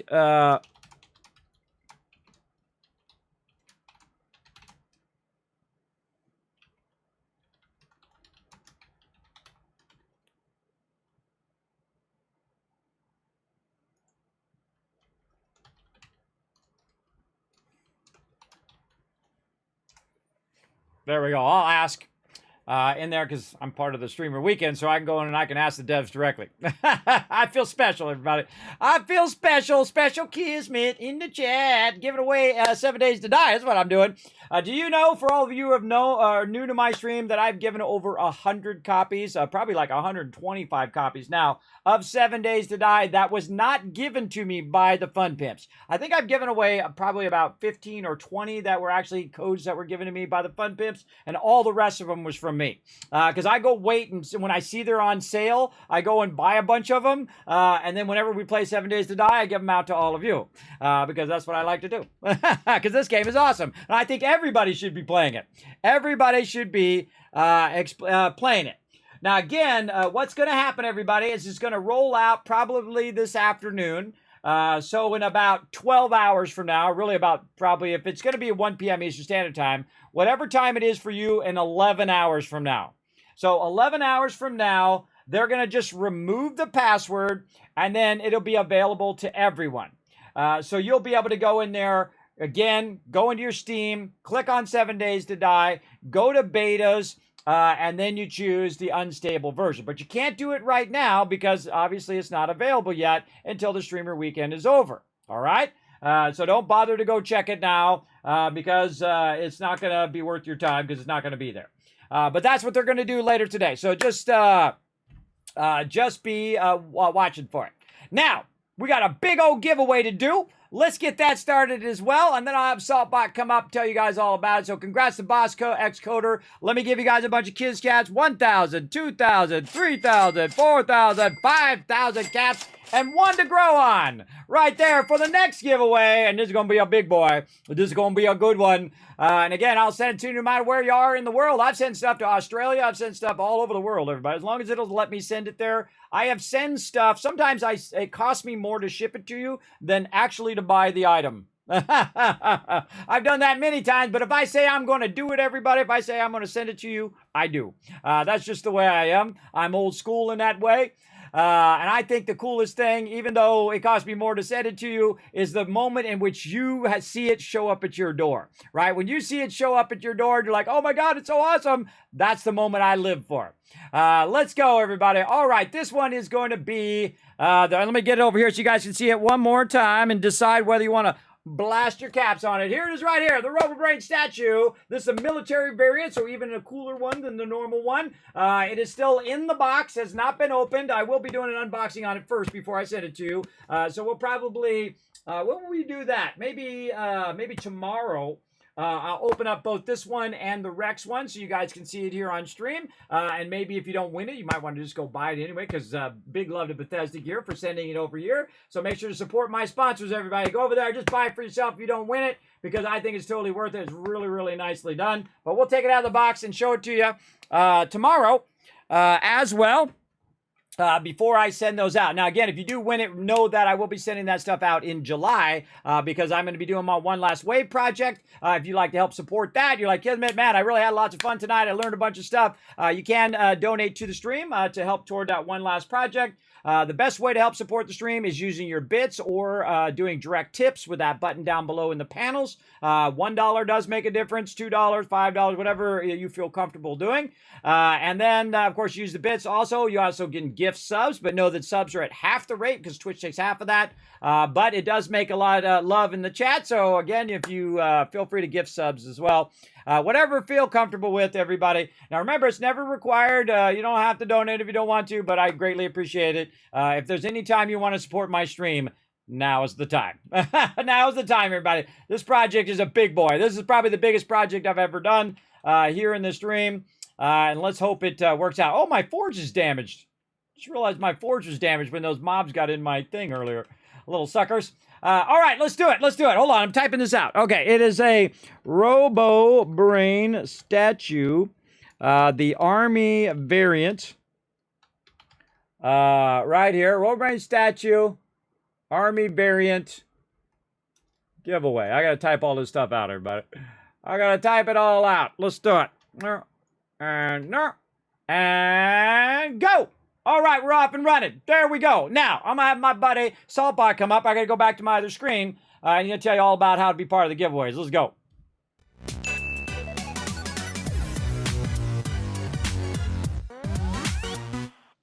All right, Salty Bot. Now, of course, my bot is named Saltbot because he used to ban people randomly in my channel and time them out for no reason. That's a scary bot. So I was like, man, my bot is so salty, man. It just keeps randomly timing people out. It's not me, everybody. I swear it's not me. I don't know. It was like the old, what's the name of that old bot? Nightbot. Used to just go crazy sometimes. So then we started calling him Saltbot, and now the name of my bot is Saltbot, even though I don't use Nightbot anymore. Of course, I use Stream Elements because they are the best, everybody. All right, Saltbot, do your thing. Thanks, Kismet. I'll give them a quick overview. Hi, I'm Saltbot. Let's talk about what are Kiz Caps, how to earn them, and how to enter Kismet's giveaways. What are Kiz Caps? Kiz Caps are loyalty points for watching Kismet's stream. Use them for contests and giveaways. How do you earn Kiz Caps? You earn 100 Kiz Caps by going to the Twitch menu in the upper right corner, open your chat in a new window and type /host space Kismet. You earn 1000 Kiz Caps by hitting the follow button, plus get free emotes to use in Kismet's channel.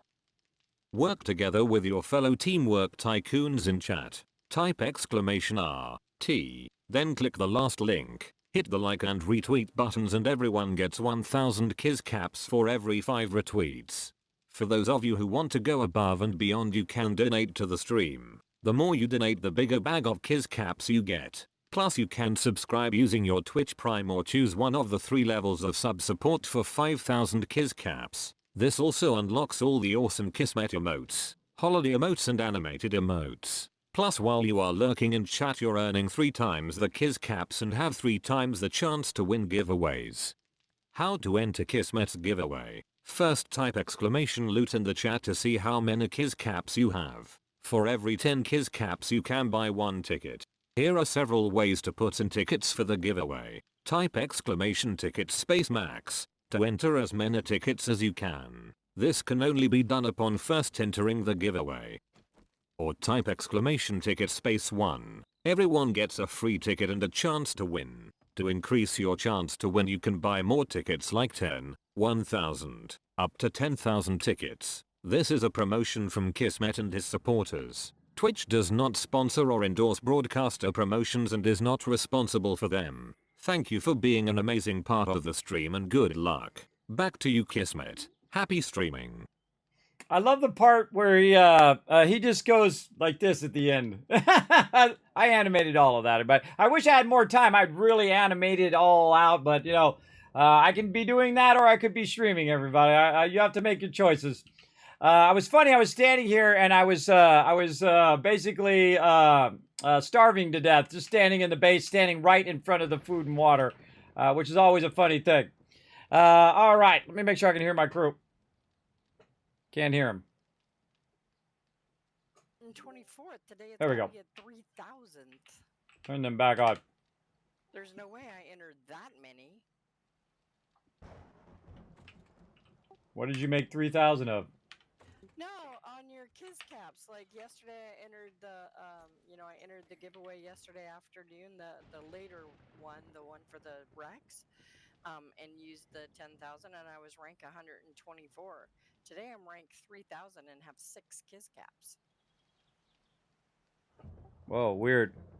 Yeah, it's like it ate my Kiz Caps. I think it's if you do 10. It's 10 per. So if you had 100,000 and you did 10,000, it would have used them all up. Because it's 10 Kiz Caps per 1 ticket. How many did you have? Well, like I said, I was like rank 124, and now I'm rank 3,000. Well, it depends on how many tickets you got. That's why you would drop down in the rank. So if you had 100,000, that would put you up way higher than everybody else. And then if you used up 100,000, that would put you way down. But it's kind of weird though. I guess you're more than 3,000 other people who have 5 Kiz Caps. But I have 25,000 people here in the channel, so yeah.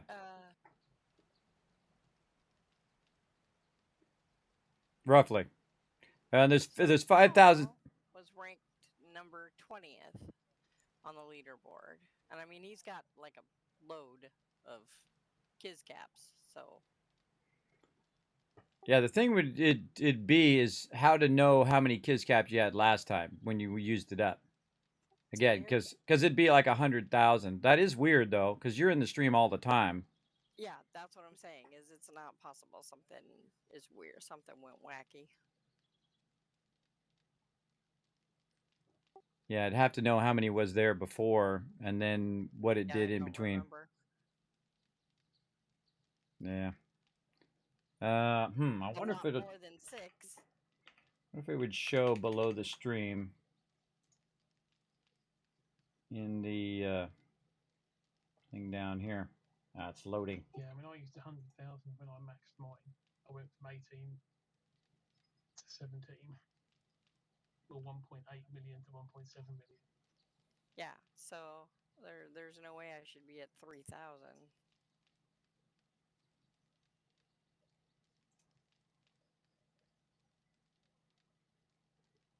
I'm trying to see if maybe the thing is not updated, so I can see how many you were at. Can't search by your name. That's weird.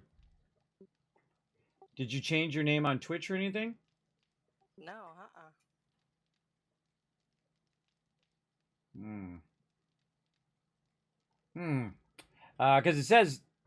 Because it says down in the local leaderboard underneath my stream what everybody's caps are at. I was hoping that it hadn't updated yet, but then I had to refresh. So, I'll look it up. Hold on, I'll look it up while we're waiting. All right. All right, somebody bring me some acid. Do whatever you got to do. I need one thing of acid. Let's go. Let's go. Check every trader. Check every sink. Look at every single building until we get that one acid, so we can get that going. Well, I try to figure out what's going on with her points. Now, if she tells me there's some other points, everybody, I trust her, so I'm gonna go look it up here. I'm gonna take a minute and see if I can Rotisserie, are you still solve it. over at the base? Let's see. Trying to wrench cars, but then realise it's probably not working. I can look here. All right. Okay, well, I'm in there's a apartment building not far from our base, not far from the trader, and I'm trying to go through it, but I'm dying slowly. Dying slowly from what? You know, monsters. I just figured that it's an apartment building and has a lot of sinks in it. I'm actually quite near you, so I'll come round.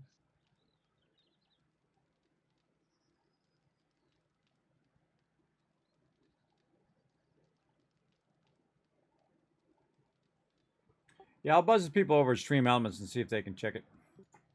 All right. Appreciate that, Kismet. Thank you.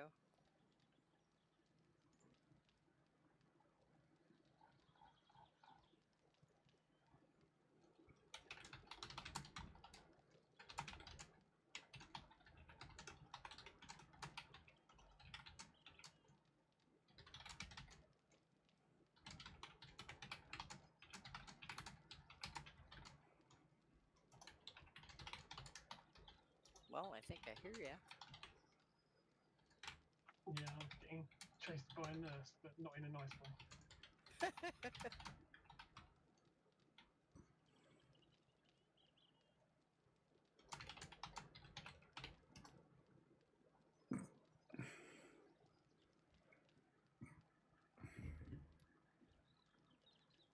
All right, I buzzed him over there. I'm waiting for him to get back to me and see if they can help. I hear a Okay. dog somewhere. Let's see. Again, it'd be nice to know what it was With the before. dogs. Quit playing with the dogs. I can't, I'm dead. Well, gotta get back to the game, everybody. Back to the game, but we'll check it. Because, yeah, her points are... Because, again, she spends a lot of time in the stream. So I would imagine she'd have like 1,000,000 points by now. Yeah, I came in there and there was But I need to be able to go back and reference what her points were before. and then 3 dogs or whatever it was. And right now, it says that, she's way down. It's literally saying what it's saying.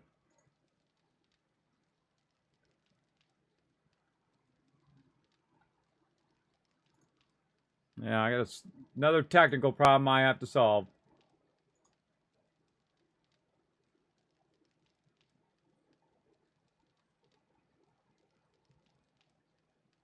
Yeah, 1.2. Oh, points of all time, 1.2 million.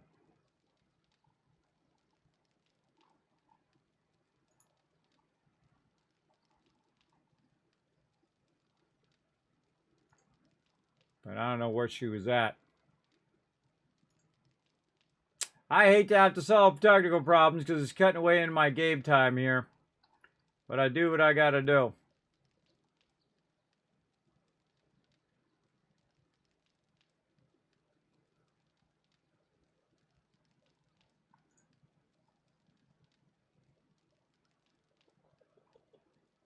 Wish there was a thing that told you like the record of they had this many points, but they spent this many points. It doesn't really have that. If anybody knows how to solve this problem, feel free to let me know in the chat. Trying to figure out how to do this here. Trying to figure out a way to do that to hunt down the previous amount. I'm a good problem solver, everybody. Let's go ahead and see. What can we do? We can go ahead and.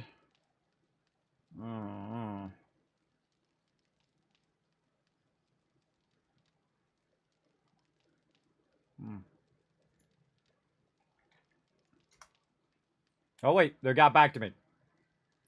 They got back to me.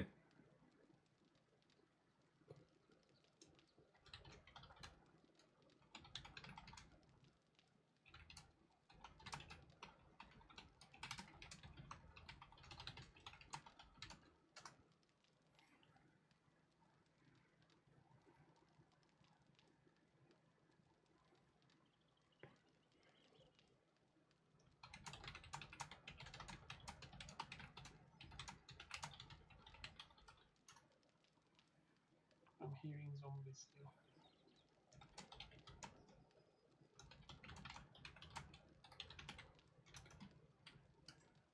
Kind of feel like I could look at the past stream and look at it, but I'd have to catch the moment in which she used her caps in the chat. Maybe a couple streams ago.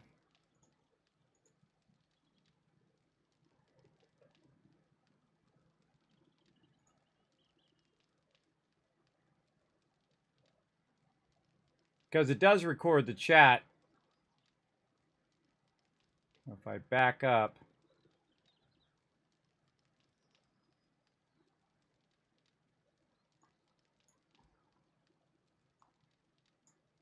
Try that.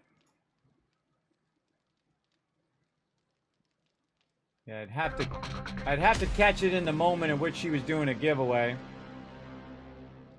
And she was putting her stuff in. That would have been last night when you started the second one. Yeah, but I would go back a couple because probably last night it probably had the same issue, right? Or how many do you remember having? No, I just did a ticket max, that's all. And I'm sure I did points before.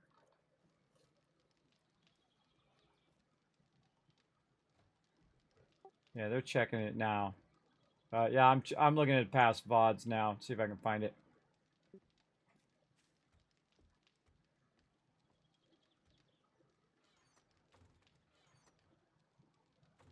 Because she wants to be part of the giveaway, everybody. So now I got to go and spend time figuring that out because then she wouldn't be part of the giveaway because her caps got screwed up.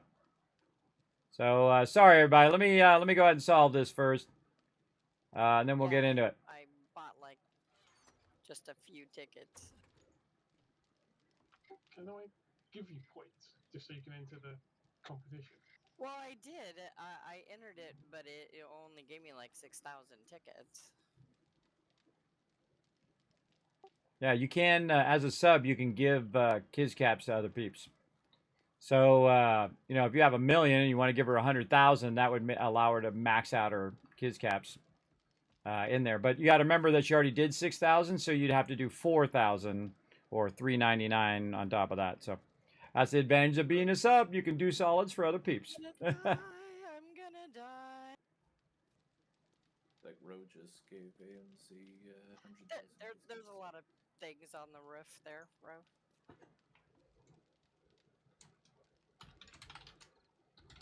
Yeah, I'm still trying to get up to you. Did I literally just sing that on stream and push the push to talk button? Probably. All right, give me a second here. All right. Do you have enough caps to enter the giveaway there, AMZ? And I'll go back and I'll look in previous VODs. Or if you want to, you can go back and look in previous VODs. I had a problem with that VOD yesterday, so that got corrupted. But the one from the day before is there. 4,570 tickets. 4,570 tickets. I just gave you enough points that you can afford to buy a max. And Asika did too. Yeah, look at that. Everybody giving. Look at all that love for you. Look at that. Everybody that love for you in the chat. Yeah, you better not win now.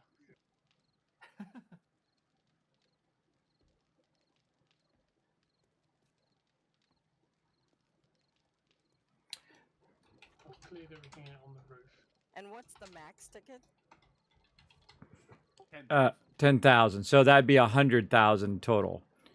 So, yeah. So if you did 6,000 already, though, you'd have to put 4,000 in, and that would get you to 10,000. So you would need 40,000 things. But now you got like 300,000. There you go. You got plenty.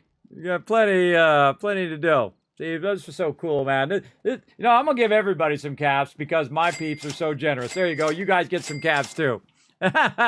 Everybody gets caps for my team. These are the moments I live for, everybody. These little moments where stuff goes off the rails and everyone's like, I got your back. I'll help you. I love those moments, everybody. They don't happen very often in life. At least not enough, I don't think. I think Ro already has that one. I already just have don't that, so if someone wants to learn it, we just don't have the bear test on the road.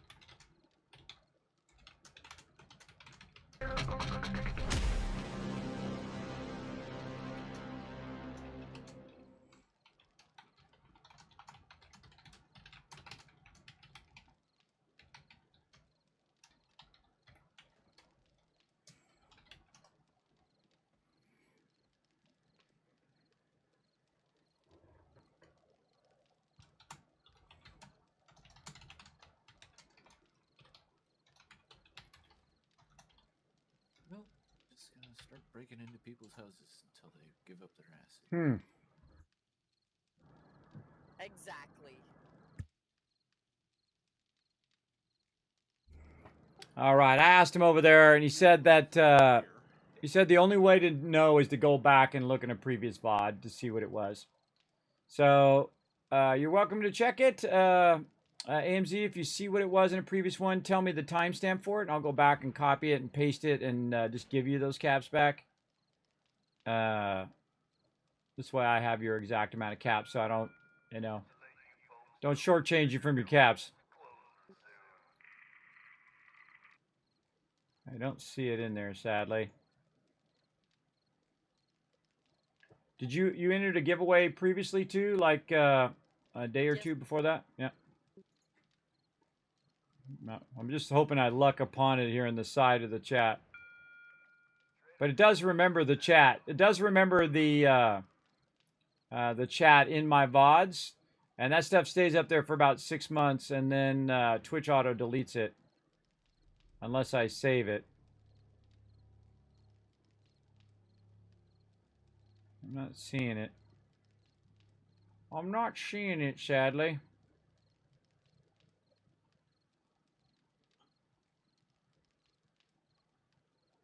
I'm gonna just to grab it. All right, I don't want to hold up the stream too long, but okay, we'll hunt it down off stream since you're already in the giveaway and you're good. Yeah, it's fine. All right, we'll hunt it down, and I'll make a note. Let me make a note over here. Let's see, AMZ's caps. The caps and why they vanished. Check past VOD. All right, everybody. See, I look out for you guys. I look out for you guys. If you say your caps are dead, I believe you because I can see in there big time. Yeah, see, I can see that your lifetime is 1.2 million in there because it'll tell me what your lifetime is, and I reset it every year. So that means you made 1.2 million in the 6 months that the first of the year has been gone. And that's what I told them. And I said, hey, now she's down to 6 points. She had 1.2 million, and now she's down to 6. So there's something definitely wrong there. Yeah, something definitely wrong. Well, again, not good, not good. Hey, man, do you know when the update comes out for us? I just asked him that question. I am waiting for it as well. Let's see. Somebody says Monday-ish CST. Yeah, great. Great. Thanks for that deep info there, bro. Yeah, so that's what they say on their official thing. Totally not helpful. I hate it when people do that, everybody. It's like, oh, you got a reply. Oh, I'm all excited about getting my reply. Oh, it's just someone being a smart aleck. Not good.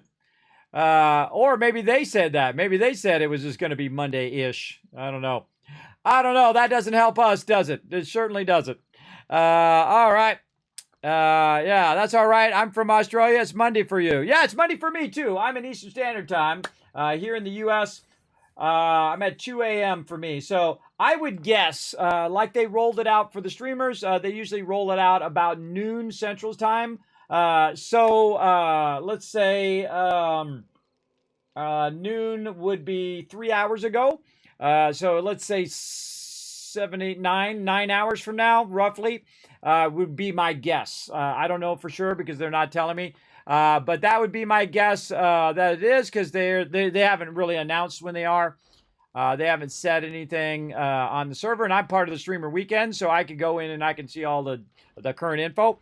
But yeah, I'd say around 1 p.m. Eastern time, or 7 hours from now, whatever it is, or 7 to 9 hours, whatever it is your local time. As well. See, I like to do that so you don't have to go and figure out what Eastern Standard Time is and go and convert it and all of that. Thank you, Johnny. Appreciate the follow as well. Big thumbs up. This way you don't have to go convert the time. You can just say, okay, 7 hours from now or 9 hours from now, and you figure it out on your own local time. Because I hate it when people do that too. They say General Mountain Time, and I'm like, I don't remember what General Mountain Time is, or they say Europe Time, and I'm like, I don't know. You know, Europe has a bunch of different times too. GMT and all of that. And then I got to get out a converter and all of that. And all of that stuff that I don't really want to do. I just want to know how long it is from now.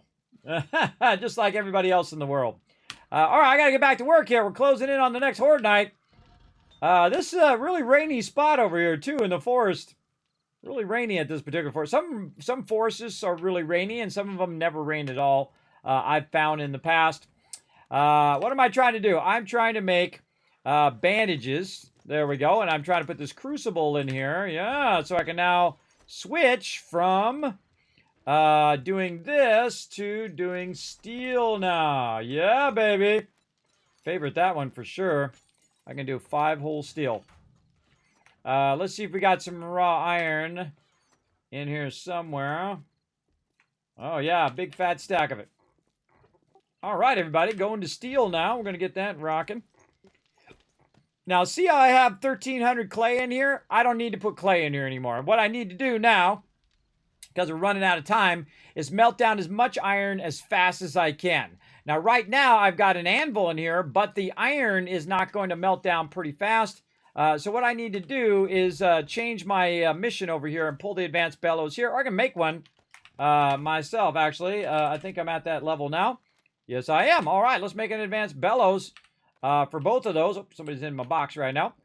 But we want to go ahead, and while we're at it, we can go ahead and track it on the side. I love this tracker, everybody. It is such a good job on that tracker over there. I love they added that because it's for people like me who forget 2 seconds later what the heck they're doing, right? Like 2 seconds later, I forget, okay, what was the fourth thing that I needed out of there? And the miscellaneous crafting box is a very busy box over here. Very, very busy. All right, pipes. A little bit of duct tape. And if you notice, I'm holding down the right mouse button, so I'm not taking the full stack, so I can easily just put it back in there by double pressing this button or single pressing that button. It's very much easier. Now, another thing I also do is kind of split my nails up here, where I put some nails in the build box and some nails in the miscellaneous crafting box. And then if someone's looking for nails, they don't have to go into that other box. Okay, so we are trying to make an advanced bellows. It's going to take about 15 seconds. And what that's going to do is melt down the iron faster, so I can then get the iron in there faster, and then I can go ahead and make the steel. And this is awesome, everybody, to get this early. I mean, we're at day 24. We're at day 24. We already built 2 bases. We built one over there, and then we built this one over here. And we're not even really going to town. Yesterday in the beginning, we were really going to town, and within the first 7 days, boom, we had the forge unlocked, we had workbench unlocked, we've had the chemistry station unlocked for a while. It's just that we don't have the resources for it. We need that bottle acid above all other things. We need that sucker over here. I'm hoping my crew is bringing it in right now. Throwing it in the drop boxes. I'm going to check it once Ro's out of there. He's dropping all his stuff in there as well. I wish another thing that you could do is lock your stuff, right? If I could click on this and then there was a lock function, you know, a great example of that would be for your bandages or your repair kits or whatever. Stuff that you don't necessarily can't fit in your bar because you got a bunch of other things in your bar. I would love if you had the ability to lock it. And I'd love that in Fallout 76 too. I wish they put a lock in there too. So I stop accidentally putting my gear into the workbench when I don't want to. Right? Wouldn't that be awesome? Wouldn't that be awesome if they added that to Fallout 4 as well? I mean, you can do it with mods, but still, it would be nice. Okay, there we go. So now if I take it out just in case it doesn't work, everybody. It's just like an old habit. Let's put the bellows in there. Now it should be melting down faster. And now we can go ahead and queue up that forge steel. Now there's 2 areas of thought. Let all your materials melt down and then run it out, or run it out while it's doing it. Now, one of the problems with running it out while it's melting down is, you know, you come back every minute to queue it up and queue it up, queue it up. That's not very time efficient. What's very time efficient, I'm doing a bunch of other things. I come back, it's melted a bunch of stuff down. I start that running, I put a bunch more in there, and I let that run. And eventually I get to the point where I let it completely fill the workbench. And then I put my resources in, and then I'm running it all out while I'm bringing it all in. And by the time I run it all out, hopefully it's all melted down, and then I just keep that cycle going so I can let it run for like 45 minutes. And then if I'm letting it run for 45 minutes, guess what I'm doing for 45 minutes? Anything else other than just working that forge every 2 seconds. Now, in the beginning, you want to work that forge, especially if you got a big team like I do. But if you are want to be time efficient, it's much more time efficient to let it melt down and then full queue it. And then you set a timer, come back every 40, 45 minutes. Now, sometimes my crew will go in there and put stuff in there and queue it up for me and whatnot. But being very time efficient, I find, especially if you were solo playing even more so, is the way I like to do it. Try to stay as efficient time-wise as possible. And never, always be crafting, everybody. Never let that thing stop. If you can avoid it. And then over here, let's keep our concrete running. Over there, how are we doing over here? I think we're done there. We have 576 concrete. All right, let's go, baby. We're going to do some upgrades.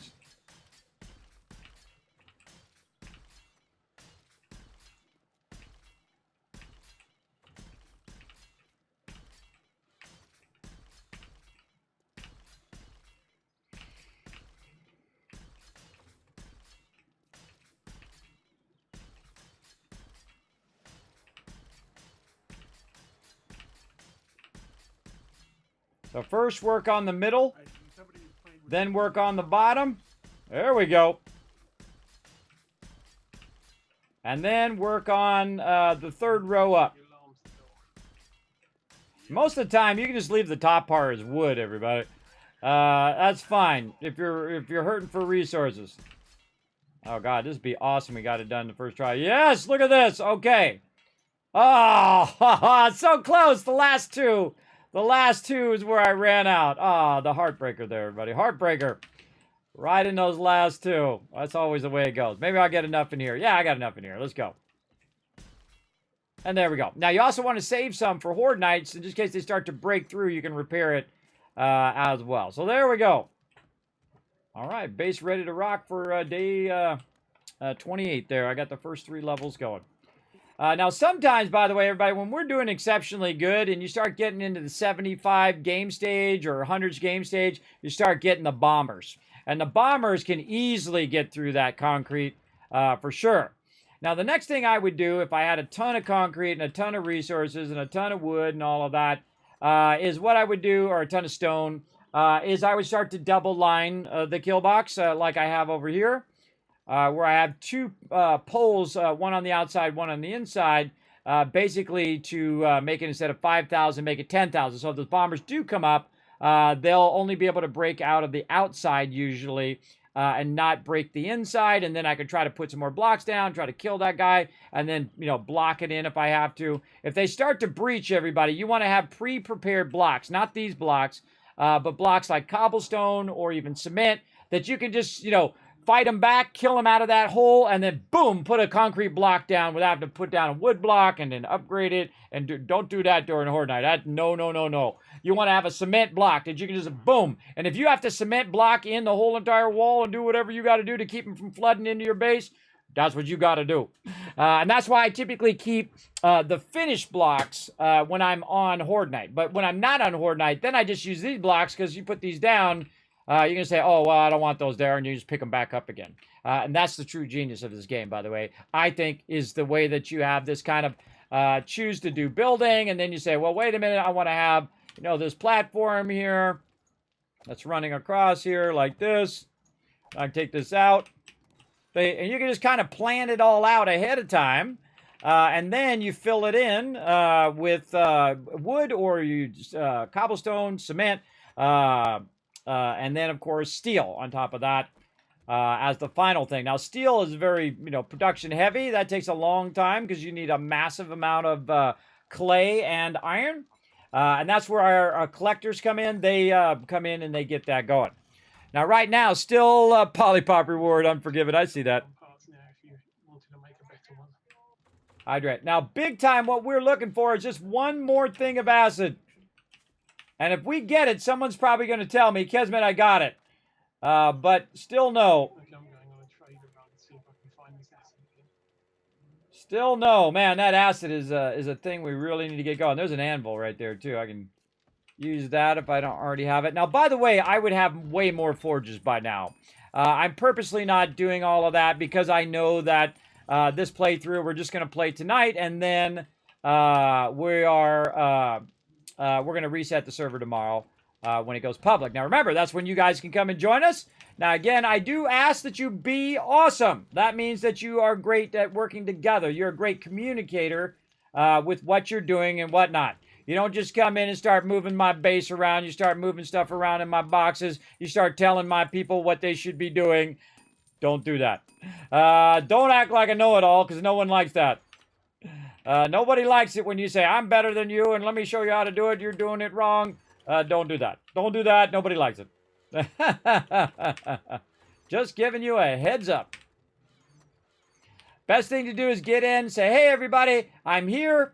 I'm going to go do scavenging. I'm going to go collect some stone. I'm going to go... I always love people who come in and say, Kismet, I don't have a lot of time, but I'll collect some wood, stone, and clay for the crew. That's always a great default. If you don't know what to do, wood, stone, clay every single time, because you need a ton of it, especially in the beginning. That's always a great way to start. Or, you know, you say, hey, I'm going to run and try to find the traders. Or, hey, I'm going to go try to find some Kraken books, right? Even if you're not going to go into the Kraken books and scavenge it, you can still find it, mark it on the map, tell the people who are the scavengers where it's at. So you can go and explore and be an explorer and mark all of the different buildings. And that's a great use as well. Because then my peeps, you can just look in their map like this and say, okay, where's it at? Okay, well, we got it right there. It's right here. It's right there. And whatnot, and we know where all that stuff is. Like, we got the Jeff Elon Zuckergate's estate right over here. And we might take that over in our tomorrow playthrough. We'll see. Now, again, this is going to be an experimental for a while. We don't know how long it's going to be. Week, 2 weeks, a month, who knows. But once it's done, Kid again, what up? Thanks. Thanks for coming in and hanging out. Do you have to use the nail gun to upgrade walls concrete? No. I do it all the time where I upgrade it right here and I trigger my chat. Because you know why? Because I'm doing it here and it's taking a really long time, and then I have my nail gun in my bar. Because I'm talking to the chat, I'm distracted, I'm just trying to get it done, right? Using the wrong tool. You don't have to. Great question, by the way, and great questions earn you 1,000 kids cap. Now I'm giving away right now the Robo Brain statue, everybody. This is worth $125 right here. That's right. You can win it on the stream. It's open to everyone. Even if you just wandered in the channel, you can go exclamation ticket in the chat, singular, and it will automatically get you your free ticket. Now, if you lurk in the channel, if you're a sub, you earn 3 times the kids caps just by lurking in the channel. You have 3 times chance to win as well, but everybody has a chance to win. I never exclude anyone. So everybody has a free ticket. Now, again, if you want to do more, you can go exclamation giveaways with an S, and it will tell you how to enter the giveaways. You go exclamation loot to see how many kids caps you have. Then you go exclamation ticket, singular with no S, space, and then how much kids caps you want to spend or how many tickets you want to buy. Here's a great tip for you. If you go exclamation loot and say you have 3,000 kids caps, right? You got 3,000 kids cap or 3,250. What you do is you take the last number off because it's a multiple of 10, right? So 10 kids caps equal 1 ticket. So you just take the last number off, and guess what? You got 320 tickets you can buy or 325 tickets you can buy, and there you go. Easy math, right? Easy math to figure it out. Just drop the last number, and you can do up to 10,000 tickets. So if you got a lot of caps, you've been lurking in my channel, you got a gifted sub, or you sub for the channel, use your Twitch Prime, whatever it is, you have a higher chance of winning that sweet loot. Whether you've been here for 2 seconds or whether you've been here the whole entire time I've been streaming. Because again, I always like to leave it open to everyone. Everyone to have a chance. And I've had people come in here, by the way, and use 1 ticket and win $200 worth of games. Multiple times. Absolutely. It's pretty cool when that happens, though. I love that when that happens. There's some random guy comes in and is like, I never win anything, Kismet, and then boom, walks away with the sweet loot. I love it. I mean, hey, I would love to give it to everybody. Just like I was talking about, I was in, we play occasionally marbles on stream. And I was in that thing where I could win like $10,000 if I was the first person in there. Of course, I didn't win because I have terrible RNG. But if I did win, the first thing I would do is go buy an Origin PC and give it away to you guys. That would be the first thing I would do. I would call them up and say, look, I want to do a giveaway. Make me an epic Origin PC. I want to give it away in my stream. That's the first thing I would have done. Because that's just the way I think, everybody. That's the way I am up in here. That's what I do, everybody. I try to give some love here in the stream. And man, you guys would have lost your mind if that would have happened. But you know, my RNG is the worst. So if you got bad RNG like me, I feel for you. I feel for you for sure. Like, kid, man, I never win anything. I mean, you have a higher chance of winning stuff in my stream than anywhere else, I think. Because you go in those other streams, there's 10,000 people in there. Ooh, got some crushed sand right there, which is what I need right now. Need some crushed sand, and I need more cement. Let's see. Brass bullet casings. Be running those out. Nope, those down. All right, trying to get into the zone here. We got one of those left. I'm on a hardened chest. It says use hardened chest. And when I do that, it automatically uses the lockpicks. I don't have to like click it and hold it and turn it. Keep my forged steel going. Oh, that's interesting. All right, I'm getting there on this forged steel. I'm about 60 in now, but we need more iron. If we're going to do more forged steel to get everybody a bike or something. I mean a motorcycle. Alright, I'll go get more iron once I clear this house. Sounds good, thanks.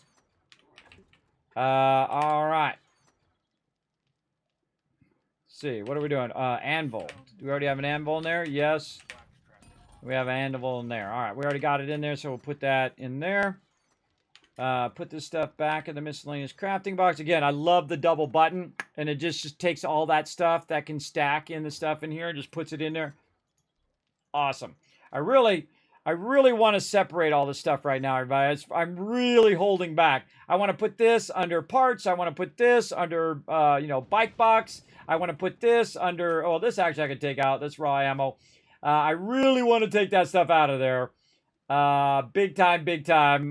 But again, we're not spend all that time doing that when when we can do all that tomorrow. Okay, so aloe cream. That's the other thing I'm doing. I'm the medic this time, so more bandages for everybody. There we go. And again, more raw meds. What do we got? Aloe vera leaf. I should probably just leave one in there. Leave one bandage and leave one leaf. And then we are doing, what's the other thing? Right here. Aloe cream. And craft those up. All right. And then eventually what we would do is we would start to, whoa, look at all that stuff in there. We would start to farm aloe vera leaves so that we could make lots of different med packs. Oh, med packs too. I got to put med packs in my favorites. I need the chemistry station for the med kits. Oh, that sucks. That sucks. You need beer? You need beer in a first aid kit? Man, I haven't looked at that in forever. You need beer in there. I forgot that was a thing. That's funny. Hey, I forgot in the first aid kits you have to put beer in there. You guys seen that? That's funny. I forgot that was a thing. There is some. Oh, I forgot that was a thing, everybody. That's funny. Raw food.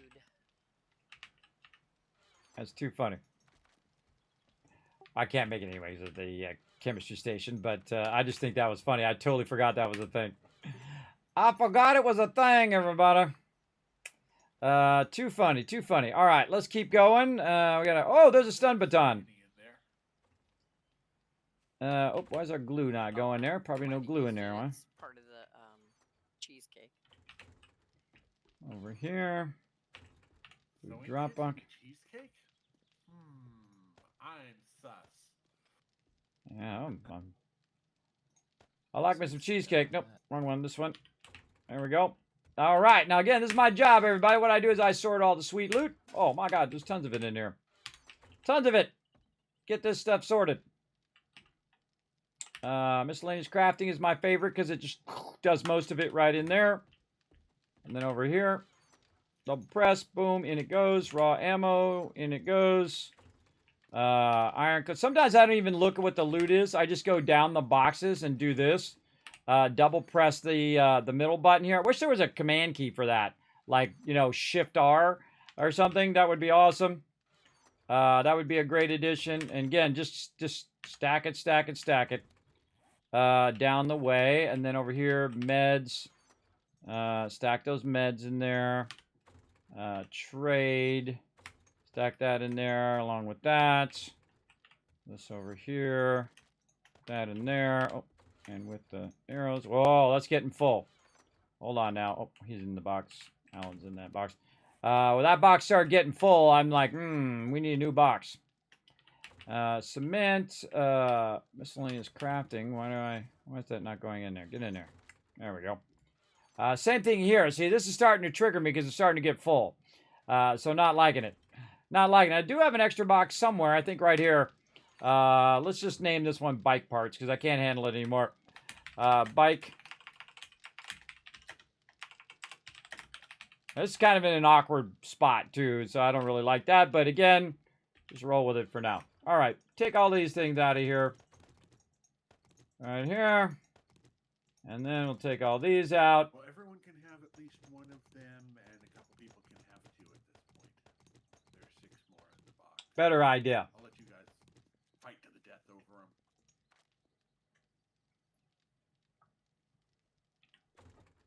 That's it.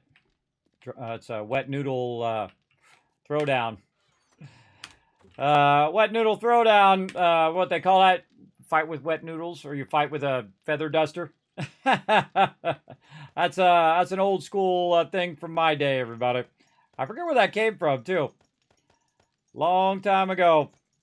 Until only one person remains. Gonna take like 5 hours of battle.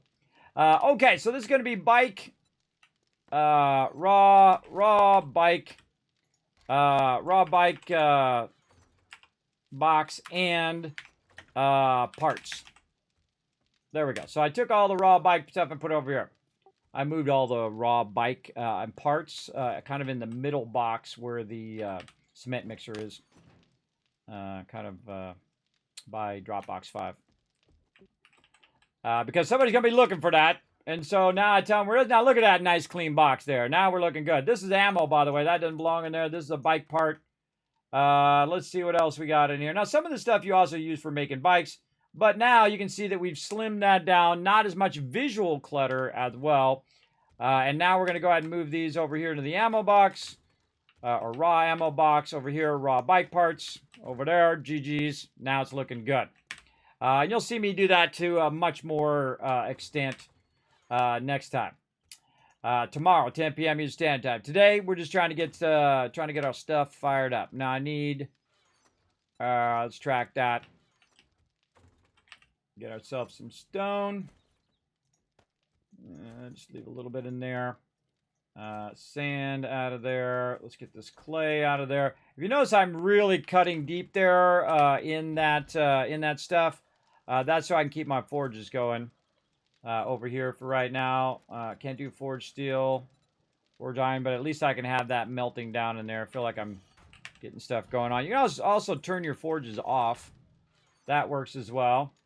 I got some lead. And again, I just leave one behind so I can very easily just put it all in there at once. And there we go. And then down here, we'll melt the rest of that down. We'll melt that lead. We'll melt that down later. Really, what we could be doing over here is some stone. Yeah. Oh, wait, we're going to make concrete first. Let's do concrete, and then whatever stone we have left. Again, this is why you need multiple people collecting resources as well. When I get to a point where I've... Prepare for the DC, maybe. That was a long lag. Oh, that's fine. When I get to a point, everybody... No, not yet. Another hour. Another hour. Okay. What if you guys want to take a break? You know, take a break at any time. Whenever, when you start feeling uncomfortable, take a break. One of the things, everybody, is that I try to keep this rocking, right? Try to keep the forge rocking. But you need multiple people to be collecting eventually. Because what's going to happen is going to keep scaling up, and then you're going to need to scale up along with it, with the type of hordes that come in for Horde Night. And I think it's, if I remember right, it's like, I think it's like 500 game stage or something like that. I can't remember. It's been a little while. But there is a max game stage where it doesn't ever get any harder. But that max game stage is nutty. Like, you got to start using rocket launchers, and you got to have multiple people with rocket launchers to try to stop the bombers coming in and all of that. It gets pretty crazy. The Kismet kill box, though, is the ultimate protection in the wasteland. Try it for yourself, iterate on it, make it better. Make sure to give me some credit, though. But there you go. Get it going on. Up and there. Said Kismet showed me how to do this, and I made it better. I took it one step beyond. All right, let's just run out some cement since we don't have any iron right now. We'll double check the iron box just in case. Nope, not right now. And I probably should take one of these clay out too, just so I can keep that clay in there. There we go. And let's check that drop box again. Oh, more stuff. Now again, I could spend my whole entire time just doing this, but eventually I will get out of the base.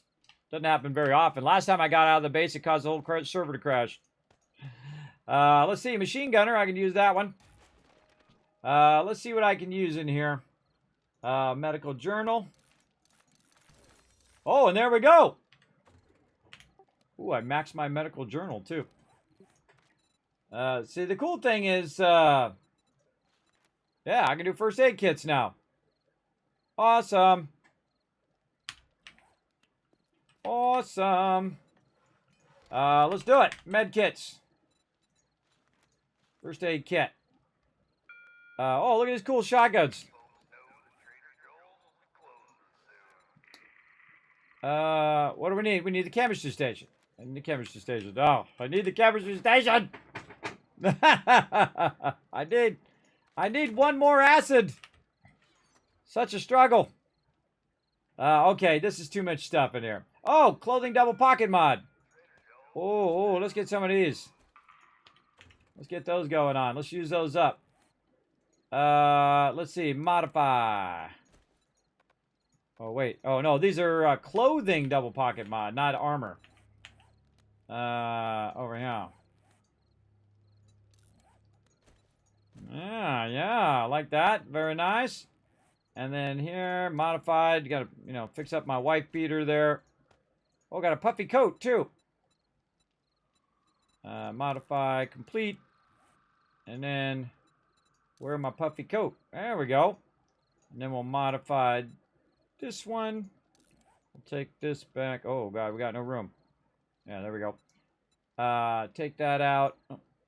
Take this out. Complete that. Get my puffy coat. Modify that one. Put that in there. My pants. Take this out. That in. Oh, there we go. Now what that's doing is giving me a lot more inventory space. So I'm able to take that out and utilize that. Too many of these. Let's get these out of here. There's a level 4 in there. People are going to be using a ton of these. Let's get this stuff out of here. Pump shotgun. I'm just going to keep one of each of this stuff. Ain't nobody using this stuff. Oh, I could use that bow, though. I could use that bow. Use this repair one in there. Let's see. What else? Ain't nobody using muffle connector mods, but I guess I could use them up because, might as well. Ain't doing us no good sitting in the box. Muffle connector mod. Right there. Now what they do, everybody, is they reduce the noise from armor, so I don't aggro them. There's a bunch of better mods that you can use. Advanced mufflers here, which greatly reduces the ones. So let's do that. Also, let's go to the trade box and divvy out some of this extra stuff so he can get rid of that stuff. Putting a bunch more stuff in the trade box you can just go ahead and just get rid of. That's a really nice pipe pistol. Keep that. 3.5 stacks of iron. But that's all the gas we have. Ooh, nice. I just found a bunker buster mod schematic, so we can start making those soon. Oh, look at this. Now that's how you do. See, he just brought back a massive amount. So what I'm going to do is just double stack it because I have tons of clay. And then I can go ahead and just do forged steel all day, every day. Now, it's going to take a little bit for it to queue. So we're going to let that run. And while that's running there, we'll also do some cement. And we're going to let that kind of build up a little bit of time. So at least it's a couple minutes. So you're not sitting in there wasting your time with that every 3 seconds. Unless you're really hurting for it. If you're hurting for it, it's like right before Horde Night, then you do it. But otherwise, I don't. And this is something I do all the time. Is just kind of slim out the box. I mean, I can make another box and put it in the box. Oh, I already did that one. And put it in that box, but it's kind of a waste. Now, of course, your level 6 armor allows you to have 4 slots, which is awesome. But, of course, you want to be making mods and all of that stuff for your things. I'm just going to put it in here. Because, again, I might as well use it because otherwise it's just sitting in the box going to waste. Let's see. Full auto mod. Ooh, I can put that in my gun. Let's just go full-on auto up in here. Yeah, there we go. Now we're talking. And somewhere I put my red dye somewhere too. I don't know what happened to it. Someone might have grabbed it. What did I do with that red dye? I don't know. Maybe that was from the last playthrough. I can't remember. Yeah, well. Oh, well. Let's see. Crafting skill magazine. Ah, screw it. Let's open it. Wiring. Use that. Electrical traps. Yes, yes. Let's use it. And handy one over here. All right, more sorting. Run down the line here. Again, sometimes I don't even look at it. I just double press it, move on to the next one. Again, I wish there was a key for that because that would be super useful. Trade box. Lock picks. There was something that went in there. Something went in there. Something went in there. And over here to the food boxes. Instead of doing the drop box, I can just go and double press each of these. Just to save AMZ some time. And then I can see that's a seed. I'll just put that in there. And then aloe vera cream is my stuff. Over here in the raw meds. Take out some bandages. More aloe vera. Aloe cream. Don't have enough. So we'll put this back in. We'll go ahead and go here. We'll make some more bandages. Yeah, now we're talking. Look at all these bandages I made, everybody. Look, I'm being actually useful right now. I'm being pretty useful, making tons of bandages for my peeps. I feel good about myself. I haven't done that. I haven't done, like, bandages in forever. But I have done all of the different things, especially when I first started playing. I wanted to learn every single different thing. Sometimes I do trading. Sometimes I do the food. Sometimes I've done gardening. I've done all that stuff in the past. But the first thing I do is I ask everybody else what they want to do. And they, choose what they want to do. And then whatever they don't want to do, then I fill in the rest. I fill in wherever I can. Also, we got the bike box over here that we can just go ahead and drop that stuff in. This back in. Oh, actually, I think I make some more. Just need some more bandages. There we go. Use that up. And then raw bandages back in there. We got a saw mod there. That'd be a good one for the chainsaw. Let's see. A whole bunch of cubes. Only hold 100 cubes. This actual wood. This is a wood cube, and these are building blocks. Yeah, these are building blocks. Those are actual wood cubes. So actual wood cubes, when you put the cube down, boom, it instantly becomes filled in. So I don't like to use those. I like to, when I'm building something, I like to figure it out first and then do that. Also, by the way, they do have. Oh, there's my red dye. They also have a paintbrush where you can go in and paintbrush and change the colors and textures of everything. I feel like at some point they're really going to scale that up where you just have a ton of different selections and things that you can do. That's pretty awesome. Right now, they're just trying to get the functionality and the balance of the game down. For sure.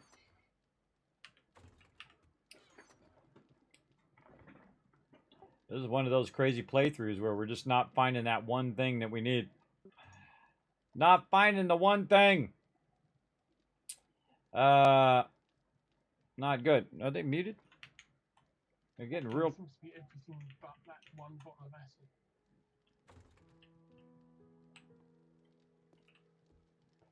Yeah, it's weird. We've gone through and cleared all the houses nearby, right? Or are we just doing questing at this point? I'm just going around clearing things. Yeah, I'm just randomly going into things that may have sinks or may have acid. Look at you guys on top of it. Nice. See, look, my crew's on top of it, everybody. May is really problematic. So I can also put this in here and it turns my weapon red. So when I pull my weapon out, it's actually got the red on there. So you can tell which one's yours. You can do it with your vehicles as well. I can go out and change my bike. So, and if it's in another thing, you can go into that thing and modify it. And take the red dye out of this one. And then I can go to my bike and I can modify that. I think it's here. There we go. And then put that in there and now I got a red bike. So I know which bike is mine out of everybody else's bike. And usually my stuff is red. Also, I usually make myself my own parking spot. Kismet's parking spot. Also very, very fun. Yes, you always need the beer. Yeah, we need hops for that too, over there in our little farm. And we got our little farm going. Again, we're not really doing it to the ultimate scale that we would normally do it. We would really normally get just absolutely nutty in here. And we're just kind of trying to understand what Alpha 21 is all about, what are the changes, and how those changes are working out as well. There's a little shotgun in here too, a little double barrel. A little double barrel. How's my pipe baton here? What can I put on my pipe baton? That's a good question. Modify. Modify. Oh, I got to go in here first. I got to go in here and see what What do we got for melee weapons? God, I don't even remember. I haven't used melee weapons. A shotgun. I don't think we have anything. Not seeing much in there. What do we got for mod learning here? What do we got? Structural brace schematic. We got retracting stock Okay, mod there's one schematic. too. Let's learn some of this stuff. There's a Shotgun. rope in here that goes up, and I can climb it. Yep. Both up and down. Yep, you can now climb ropes. Oh, cool. That was weird. All right, I learned all my tech chunkies there. What else we got in here? More tech planets. Wonder if I can do my robot turret yet. Oh, hold on. Oh, I think I was getting there. Oh, let's go see.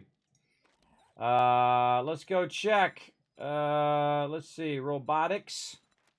Oh my gosh, I'm one away. I need one tech planet to do robotic turrets. I need one tech planet. I have 2 on me at the moment. All right, bring them over. I'll make everybody some robotic turrets if I can. All right. All right, let me finish up my quest. Oh, that's going to be awesome for Horde Night because anybody can use the robotic turrets. At least I think so. Let's go in and see if it's a skill thing now. You have some crazy. What I want to do is eventually get to robotic expert, and I can deploy 2 turrets. I got 6 perk points here. And some acid. I could probably go pretty far into there, but I do want to get to the max here. All right, let's burn one in here, and that's going to put me to That's all I 10, needed, man. and then I can unlock this. What's happening with that party, right? Yeah, see, now I'm up in the top ones, and at the top one, it's 15% less.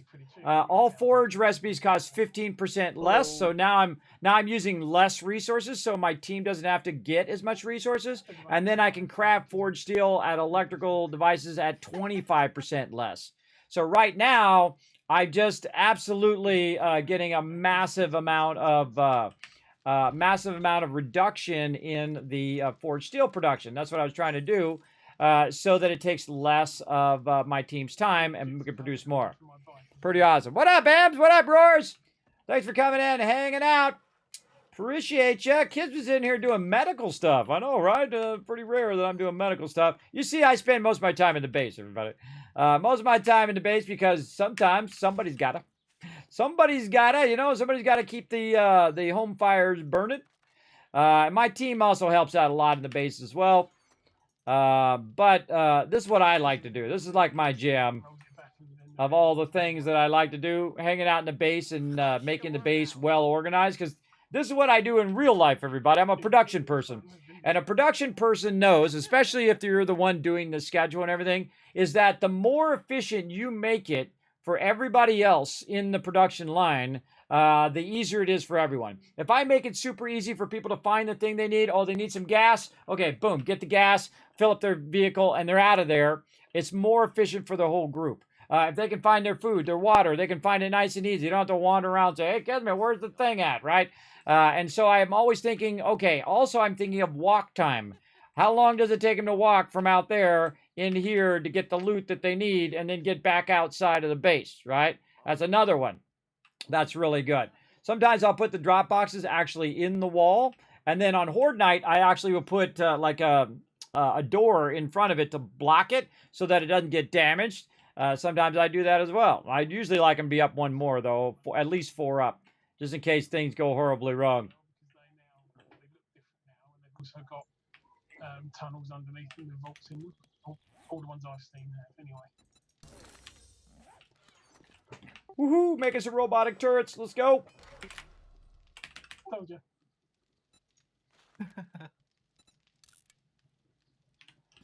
All right. Let's hope we have enough parts. Robotic turrets. What did you tell them? Nothing to see here. Got that acid? Yeah. Oh, bring it over here. Team's waiting on it. That kind of stuff you can interrupt me, by the way. It's like, Kismet, I found it. Hurry, hurry, hurry. That stuff you can interrupt me, but, you know, something random and I'm working on stuff, then, you know, go easy. Go We easy. had to come from like 2 kilometers away with it. Oh, my God. Oh, my God. These robotic turrets take 30 duct tape. Holy mackerel. Is that a tier 1? I don't think so. I think it's a pretty high level one. Yeah, level 3. I guess I could just make a bunch of 1s. Yeah, they're only Wow, 10. even- Yikes. Not even level 5 and it's 30 duct tape. Yeah, that's nutty. All right, where's my acid at? I'm prepping the table right now. All right, Chem bench. Let's go, baby.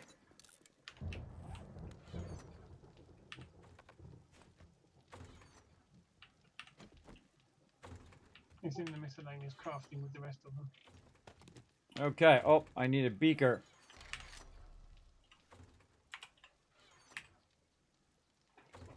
Uh-oh, I need a beaker. Oh no! I totally forgot about that.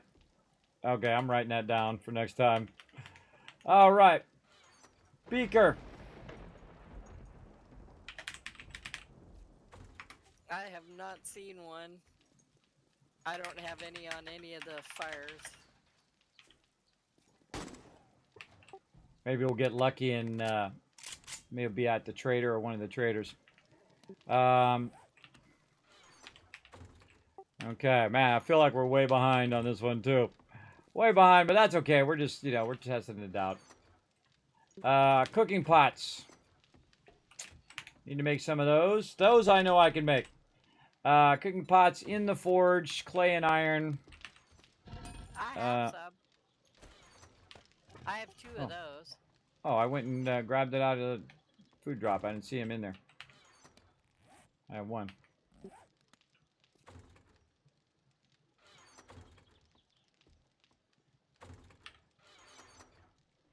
It's because I put them in raw food. Did you still need the ski goggles, Ro? Did you find some? I found some. Darn it, we need the beaker too. I should have said that earlier. That was my bad. That's okay. I'm gonna pull all this out of here. I'm gonna use this box at the end. Lock that. Gives them this box. Now, also, I make a box for every single person normally. The reason why I do this is so I can put all this stuff in here and then come back to it later when I have the beaker. All right, all out time to find a beaker, everybody. Let's do it. That's a bummer. Bummer, and I can't make one. Where does one find those? Same thing, I think. And Hospitals, chemistry stations, Higashi Tower, anywhere where you can find medicine. Thank you. all right, med supplies. Rate all the med places. I think there's one nearby, isn't there? That med tower. Yeah, I there's saw. a hospital where I'm at, passing by right now. Yeah, I remember seeing. Oh, that's a big boy too. That's a big hospital. Yeah, first and second floor are already cleared or looted. They may have respawned by now. All right, I suggest you all group up and we'll go. We're gonna raid that sucker. Let's go. Everybody get geared up. We're gonna go raid that thing. We're gonna get this done. All right, I gotta put all this stuff back. Put all this stuff back in there. I'm gonna go ahead and clear all my building stuff. I'm gonna actually leave the base, everybody. Oh, I was gonna make a robotic turret first. Hold on. Let me get that going. That's what I was doing in here. Duct tape. This. That. Probably good if rotisserie just keeps going to traders to find the beaker. Yeah, they've only just respawned. So it's going to be like day 28, I think, which is the whole night. I have an infested area 150 south of the base. Take 18 minutes. If we all pick up that reward, I think at tier 3 sometimes he can do Beakers is a quest reward. It might start at 4 though. It's worth a go. Yeah, it's a quick clear. It's just at the barn path. How can I not do the rest of that? Our farm. Oh, I don't have enough steel.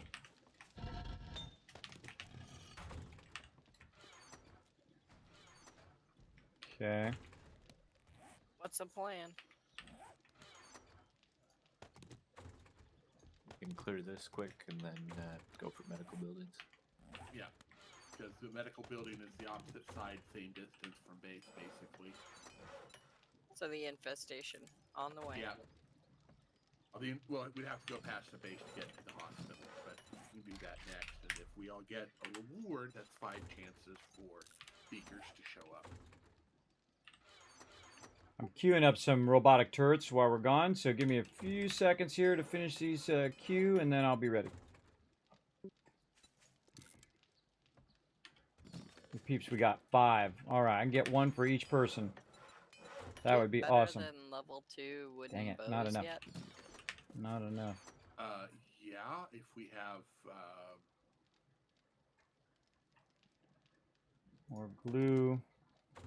Bow parts and bow parts, glue, and duct tape, it takes 25 glue effectively. It's 10 glue and 15 duct tape. What am I And doing? 5 Robotic turrets. How much duct tape? And that'll get you Level level 1. 5. I would 10 hazard to duct- guess that we don't have that anymore. Yeah. Yeah, I'm burning that duct tape right now on these robotic turrets, but we'll Yep, gather that's more here in a okay. minute. That's okay. I can make more. Well, if we can find this beaker, then we can really make our own stuff. That'd be nice. All right, we'll come back to it. I'll come back to it here and work on that later. See, I don't like to leave the base unless a whole bunch of stuff is running. That's the way I am, everybody. I'm old school that way. Get that stuff going. Get the bullet types running. You know, have some stuff in there melting down.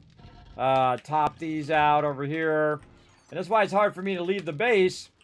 Because, oh, I think we just lost rope. Uh-oh. Fun detected. Fun detected. See, called it. Bro got DC'd. All right, food, water. Let's do that. Nope, not take it all. Back in. Using 1. Look at him crushing it on the food, everybody. Look at this. Getting that yucca juice going. I think it was Rotisserie G who started in the desert. It's really awesome when you start in the desert because you can grab stuff from the desert and start making yucca juice. And that's probably one of the most effective. That and red tea are one of the most easiest things to make in the game. All right, we got that squared away. And had you happen to be checking I got out some for a bullets. I've got some heals. Specifically, but that's something. Let me get another round of bullets here. Picked up anyway. More Reset my things back to squares. I got all my stuff. Got some arrows. Them have it right now. No, I didn't see one on any of them.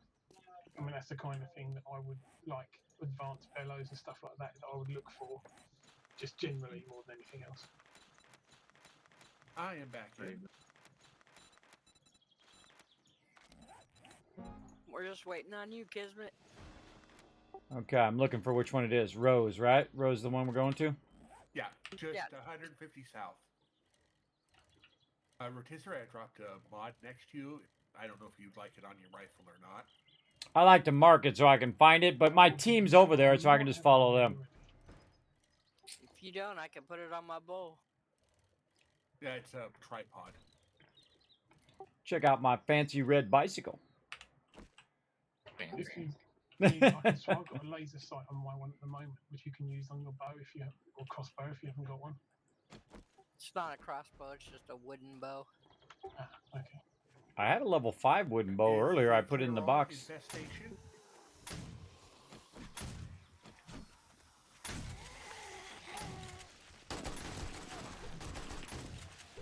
Timmy don't play. Well, he plays, but he don't play, if you know what I mean. Now, infestation means that it's actually going to be tougher than its default. So right here, it's a 2-star, which means it's really a 2 skull in this game, which means it's a 3 skull.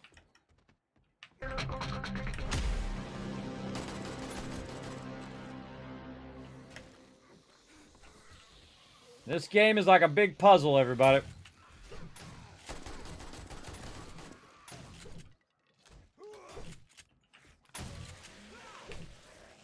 Alan using that shotgun. Kind of liking the automatic rifle. Usually I use the shotgun or I use the auto shotgun, which is even cooler as well.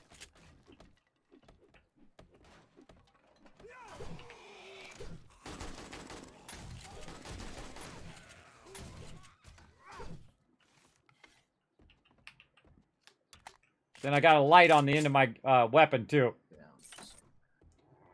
I forget, can you guys see the light on the end of my weapon when I'm shining at places? Yep. Yeah. Oh, I forgot if that was a thing or not. Man, it's been a long time since I actually used the light.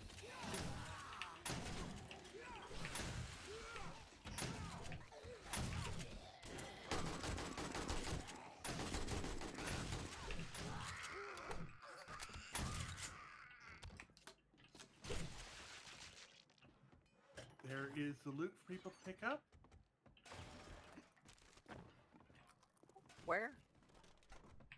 Back in this little, back in the corner here. Who do you think's gonna have the highest chance So of just getting? I'm gonna head back, turn this in, see if I got a beaker out of it. I've got lucky looter, so I'll any of the big stuff I'll do. Okay, yeah, Rotisserie J, you're on it. All right. So what we were coordinating right there was who has the highest ability to loot, and it was Rotisserie I G. will wait at I where have, like, the house lowest. Is, up to where I've cleared, so you don't have to go through the whole PLI to get through the first two levels. Or the first two levels of the Run over PLI. chicken. Come here, chicken. Gonna get you, chicken. All right, riding back. Now remember, everybody, we're playing at double speed. So yeah, it goes much faster. Going to the kitchen, there's a The day and night total- cycle's way faster. So keep that in mind. Which means it's like 2 to 7 times as hard than you would normally play it, and we're making it look easy. That's because it's too easy for my team when it's like an hour long each day. That's just way too easy. We could collect massive resources and do the thing. So let's see if anybody lucks out and gets that beaker. Come to think of it, I do have a task for a lowlife like you. Get the hell out of my store! It's for real customers.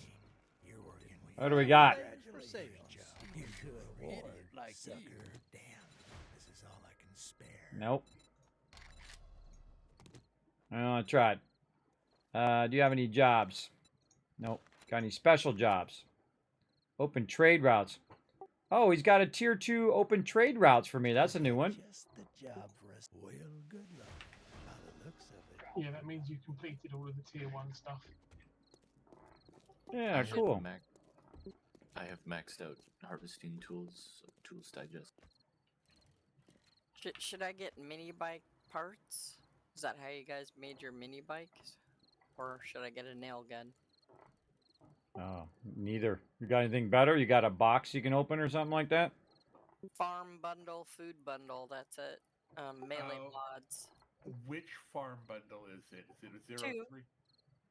Okay, if it were 3, I would say that would probably be the most useful. It's got super corn seeds in it. It's a 0 farm. No, bundle, I just right? have 2. I just- mean, would it's got still have farm plots. plots, yeah. I'd still get I get the farm thing because the other stuff we can make or get, where the farm bundle get you seeds and stuff. So or farm plots. That'd be way better. I find the bundles usually are the better of the ones. I don't even know where I'm Up going. Where I am, this is where I have cleared up to. Navigating General Hospital. Just north of 5 the base, skull. There is a hospital. I'm on the far side of it from the base, near the door that'll get us up to the floor 2. Did you clear from the basement up? I went from the entrance down through the basement and all through floor 1, except for what's past this door on floor 1 to the stairs. Yeah, northwest side by the emergency entrance. If you guys remember where that's at on the. And what level On bat thing. have you got at the moment, AMZ? What? What level bat have you got at the moment? I have a level 4 club and I just got a second level 4 club. Okay, do you want a level 5 baseball bat? What the? Sure. I think the steel club is better though. So which there's one has it? It's melee damage of 26.4, power attack 43.8.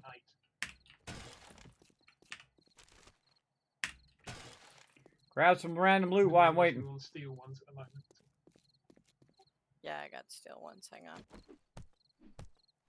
Yeah, my melee damage is 42.7. Okay, no worries. Even if you if you go to reset this POI, even if you're low level, you might want to grab the loot because that loot disappears and it respawns. A fair amount of glue last time I was through the first part of this, so that should help us as well. Let's give me wood. Sorry, I'll be there 1 second. On the way. And I bought 25 duct tape while I was there too. This these hedges give you wood, so you don't have to cut down trees. Yeah, that's cool. That's neato. I didn't know that. I just learned that. I just learned that, everybody. At the emergency entrance. Northwest, yeah. Just not the north. I found you. I found you. I'm just inside the door here. It doesn't look like it's respawned. This is my favorite part, where everybody's together and they're all working together. So cool. So cool. Did they add a better texture to the world map? The world map, I kind of like the way the world map is. Gives you a general idea of it. I don't think they did.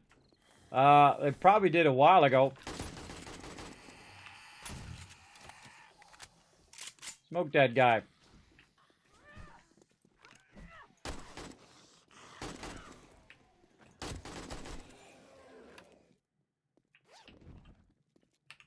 And this is why you go in groups, everybody. You're watching each other's back. They're watching my back. I'm watching their back.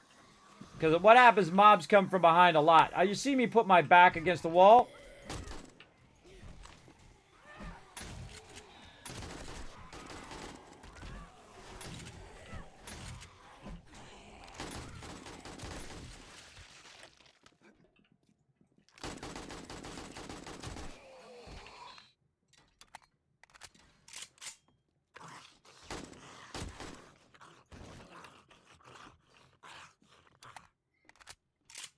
Look like she was in here having some fun. Looting, I'm just killing. I don't leave my peeps behind. I don't leave peeps behind. If I see somebody's off by themselves, they need some help, I'm all there getting it going on. Now, see, what happens is the rest of the crew knows these inside and out, and all the people who hang out in the base have no clue where they all went. Like me. So I just hang around AMZ. Me and AMZ try to find our way where everybody's at. There we go. There's Ro. Yeah, exactly. Yeah, see, I knew that's exactly what you were doing because I was doing the same thing. Because everybody runs off, and then I'm like, where'd everybody go? But, I mean, you can see their arrows. You can see their little arrows, so it's not too hard. But sometimes they run off, and then they're too far away, and I don't know which way they went. And did they go up? Did they go down? Did they go to the side? So that's why I try to stay up with them, but I don't want to leave somebody behind. And then they end up dying because I ran off. I ran off trying to keep up with the leader, right? My job is just to watch out for the people who suddenly run in from the side. Get those baddies. Now, everybody in the group shares XP, no matter where they are on the map, because I set our server up that way. And you can do that. You can customize your server however you want. Nitrato has a whole bunch of pre-done parameters that you can go in and modify, like how many zombies spawn and Horde Night and all of that stuff.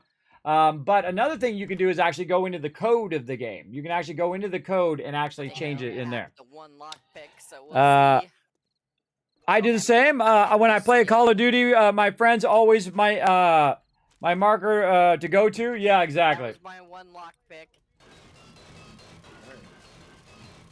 I got a big one. That's my best. That's my favorite lockpick. I've got dogs. My favorite lockpick is the auger.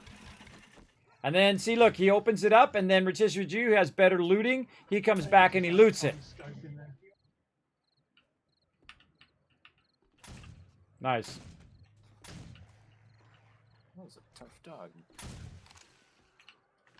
That one wasn't. Yeah, this is where it randomly put me. I just realized it. This is where it randomly put me when I tried to jump to my bag. It dropped me right in this little area. Oh yeah. Yeah, I remember dying here. Yeah, that's the drawback of doing on your bag. I'm back now, suckers! And I brought my crew! We'll have to come back Payback! this way to-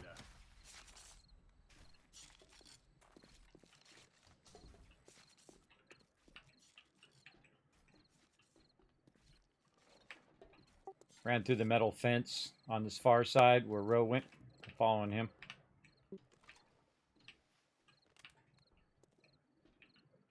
There's a zombie running around the outside to the north.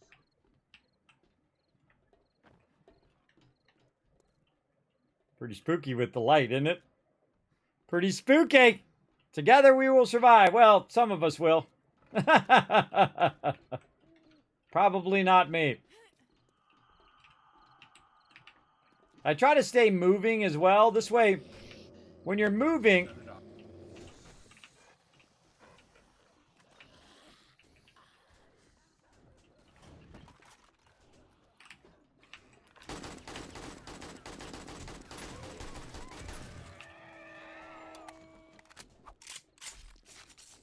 Gosh, those dogs are fast.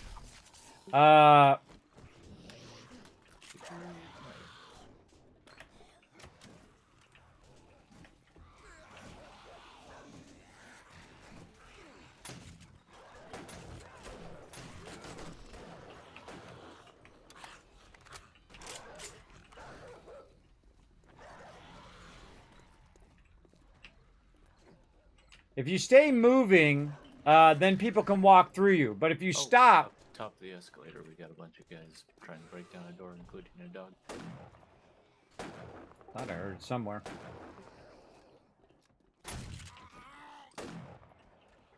Remember, you can shoot through doors now. You can shoot through that hole. Get him. I love that new addition. That's cool. Hold on a second. Let me get up there and show the stream. See, you can shoot through the door hole now. It didn't used to do that. Very cool. You guys are going to love that in Alpha 21. Let's see some GGs in the chat for the fun pimps, everybody. That's pretty cool. That's pretty cool, man.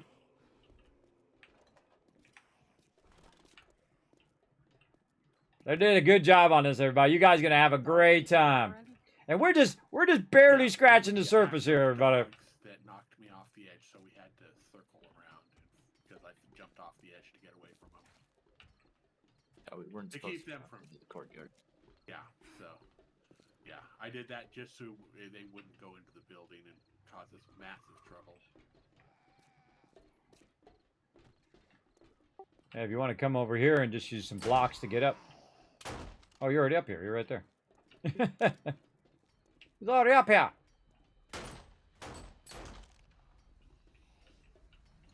Yeah, I usually hang in the back so I can look after everybody. I mean, they don't really need me to be in the front. And one of the things as a leader, you don't have to always be in the front, everybody. You're probably more effective just looking after people than, you know, trying to, you know, be the hero all the time. Don't be the hero all the time. Take that chair. Yeah, this is cool. Getting that loot. I take all the chairs, everybody. That's less wood that my team has to collect. It's super easy to do, too. You just go in there, you hit E, you pick it up. And then what you do is you just go like this, and you say scrap, and then it drops down into your wood stack, and then it goes from 2 stacks into 1 stack. Looks like it's just the stairs now. And these guys have been in here 100 times, so they know where all the stuff is. Nope. They changed that as well. I'm not sure where we go up now.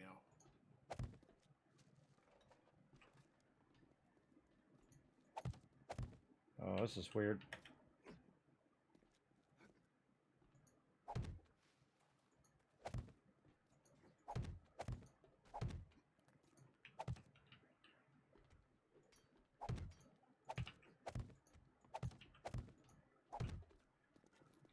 Making you a little bridge across the stairs here if you want to come to the stairs.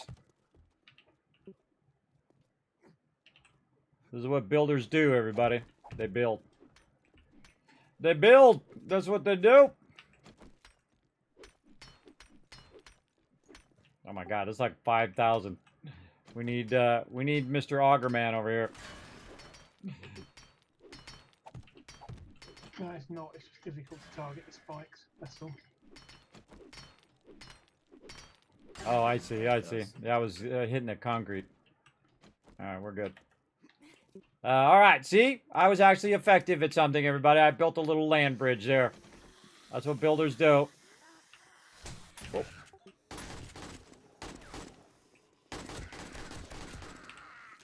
Throw a little extra. I think this is where we were, because I kind of remember we could open and close that door. The power of kneecaps.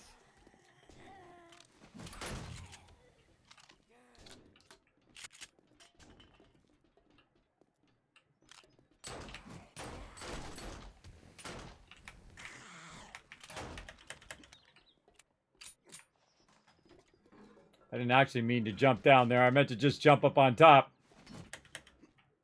Like this. There we go. Then I can shoot from up on high. Oh, look at this. Oh, it's a beautiful day in the zombie apocalypse. Good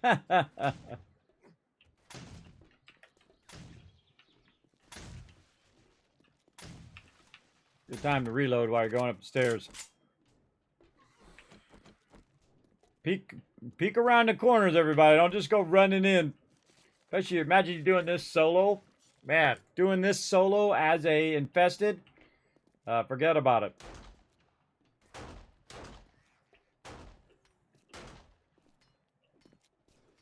We usually go in pairs. This way it's easier if someone doesn't sneak up behind you. Always keep your weapon out in front of you, too. Look at him. See, he goes in, puts his back in the corner. Yeah, there's like a mutated guy. Oh no, Row DC'd.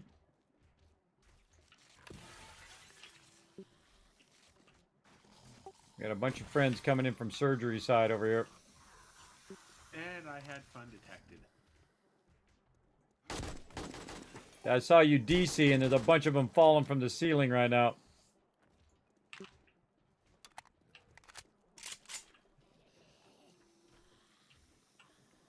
Coming over here, Rotisserie. They're walking ever so slow. There's a mutated guy in there, too. Watch out for him.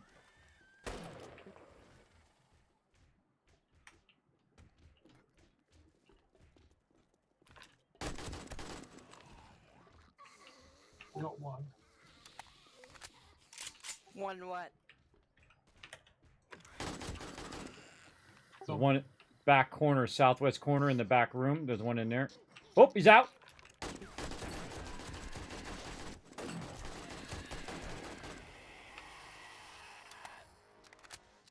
Ooh, I leveled up with that one. Ooh, that was a scary one, man. He took a lot of bullets. I'm going to put about 20 bullets in him. Scary. Oh, yep, 2 more. They're outside doing their gooey stuff. Southwest corner.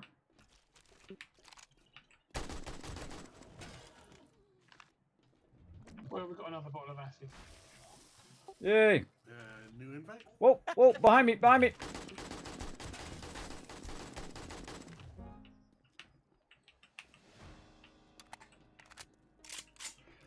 Whew.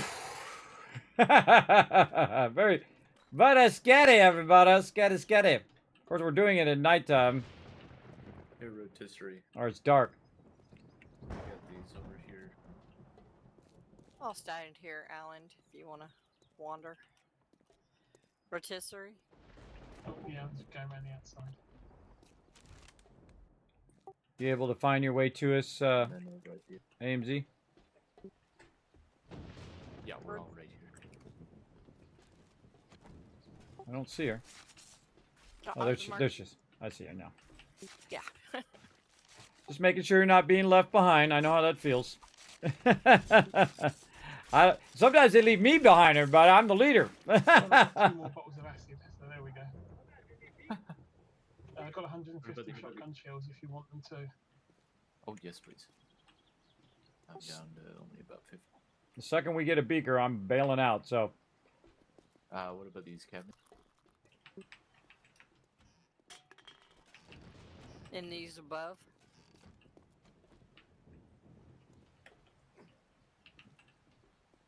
Come on. Everybody cross your fingers. Think positive thoughts. Beaker, beaker, beaker.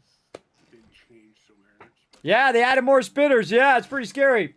Now remember, this is just the normal mode. Yeah, I mean. This is just the normal mode of the game. Imagine if we were playing in the hard mode, which we normally do. I crank this thing up to 11, everybody. You watch. I'm going to crank it all the way up. And watch my team absolutely own it. This is the same. Just. What up, Jay Guys Mod? I just realized there's no game sound on stream. Sure there is. Can you guys not hear it? Can you guys hear my team? Yeah. Don't suppose you have honey rotisserie? I can hear the game sound. Let me know in the chat. Can you guys hear the game sound? Put a 1 in the chat if you can hear the game sound. You're not hearing that?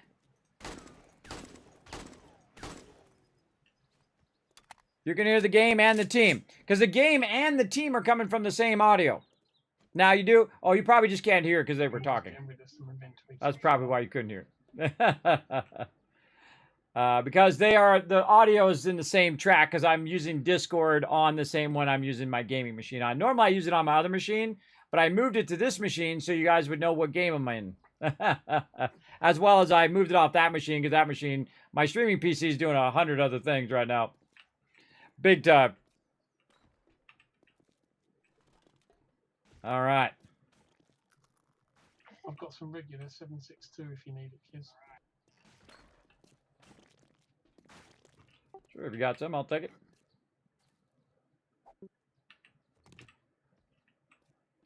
All right. All right, so how are we looking? We loot all this, or we're still looting?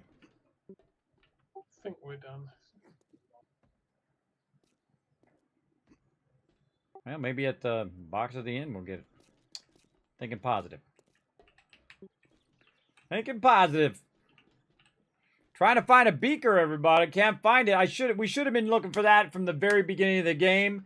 When we reset tomorrow, very beginning of the game, we're going to be looking for that beaker. Beaker and acid. For sure.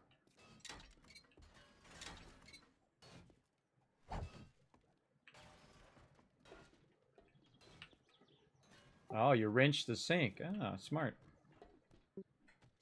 Wrench the sink there.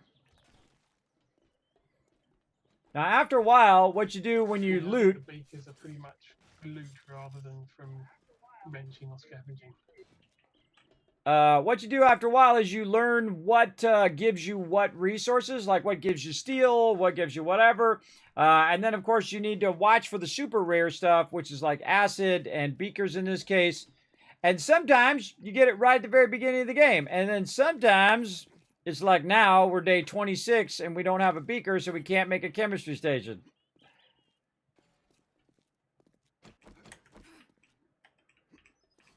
Screw that.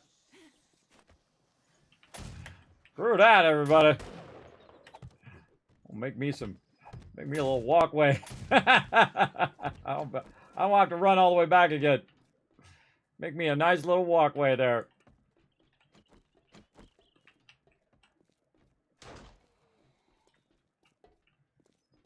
Now, see, I don't need to run into every room because I know they're going to come back out again. Now, Alan's in heavy armor. That's why usually they go first.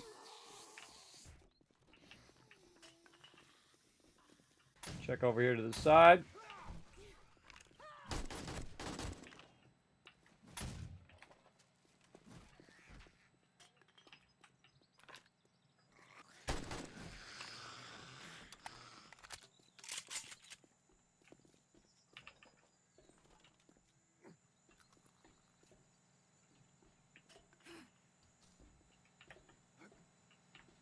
Always trying to get in a good position so you can backpedal if you need to. Don't need to waste my ammo on that. They got it.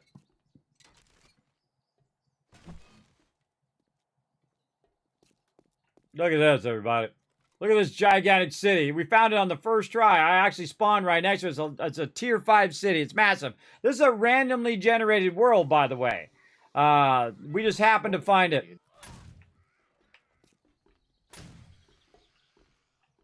Where'd they go? This way. How did you guys get up there? Skill jump. Go out the window and around to the right. Ah, okay. I think it's basically the same. It's just a little harder to skill jump.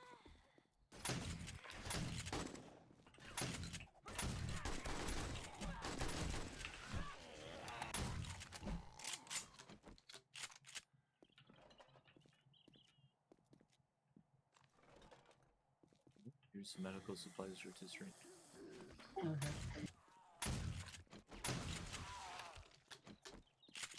Doesn't matter who kills it, we all share XP. So it doesn't have to just be, Oh,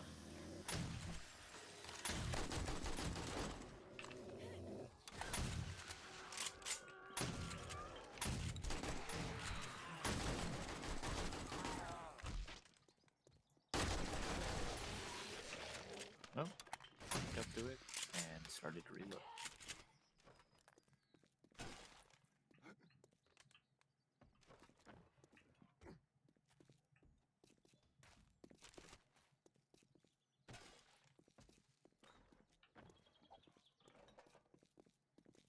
First, you would go into the elevator. Seemed to be the thing.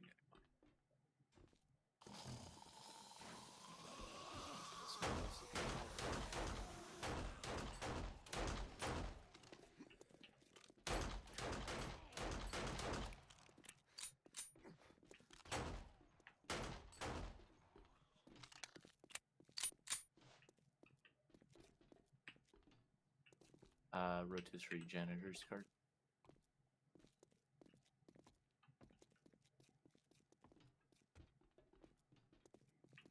trying to find a beaker, everybody. Second we find a beaker, I'm out of here. They can keep looting, but I'm gonna go back and do that There's chemistry a station. toolbox and a trash can in this room.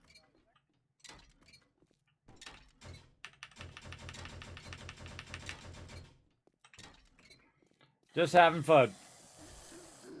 Oh, they woke up.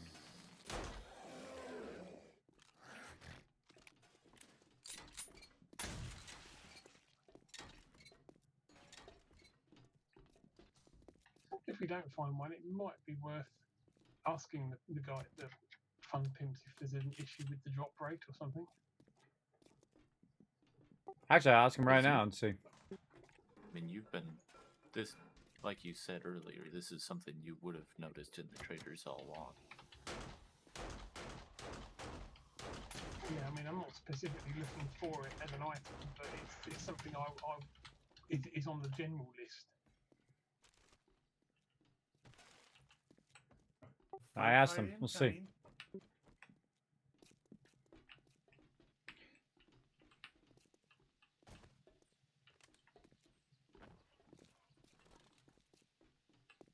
There's an ammo pile in that room. Okay, be careful up on top. There will be a ton of zombies.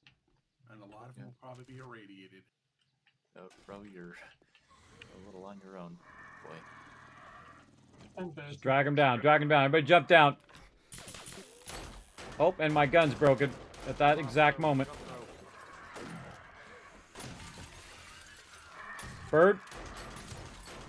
Oh, I hit that bird with my arrow. I'm getting up here. Dog behind, Alan.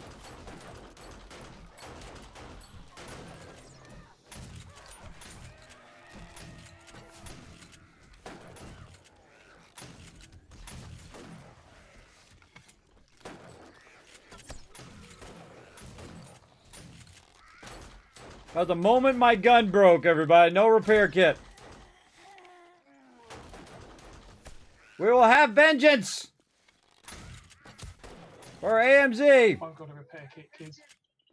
Oh, I got down to 6 hit points. Ooh. I got down to 3. Oh, I forgot. I can infected, use med. Hold on. I have a sprained arm. I have a concussion. I am. How do I? Oops. I used it. abrasion. Yeah, I messed up. How do I heal someone else? You right click, which you just did. Did it heal you or? Painkillers, bro. Oh, I thought it healed. Oh, okay. It looked like it healed me, but okay, cool. If it worked, it worked. Awesome. It plays the same animation in first person. Repair kit on the floor. I just picked up a bunch of arrows, dropped them off again. Totally classic that was the moment that my gun broke. Totally classic, everybody. That was the moment. That was fun, though. That was fun. Poor AMZ. Me and AMZ are usually the first ones to die because we spend a lot of time in the base. Usually me more often, but I knew I had to back out, everybody. I knew I had to back out. I really wanted to run up to there, but I thought if I ran that way, it'd probably aggro on me. So I said, you know what? I'll let Alan tank. I'll be fine. And so I just hit up on my thing here and hope they didn't aggro on me. Because, you know, I've got a little bit of armor right here. And I typically use like medium or heavy armor because I typically like to be more of a tank build so I can heal peeps. And had I figured out how to heal AMZ, I could have been healing AMZ that whole time, which is what I should have done. I should have ran in there and healed her. I'm gonna try to get into doing that. We'll leave her thing there too.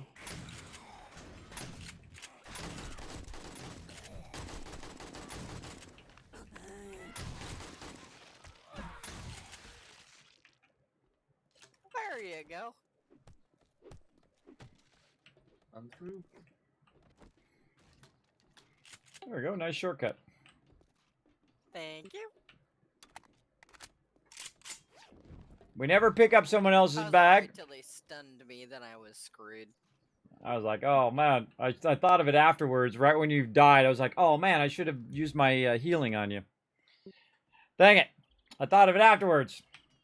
Should think of it first. I love it too.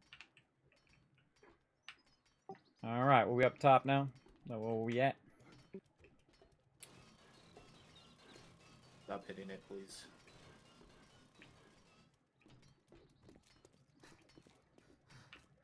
You guys hit it when I'm using the auger, it heals it.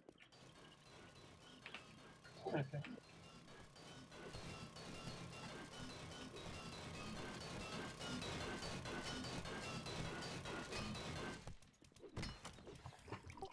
Just trolling you for a second.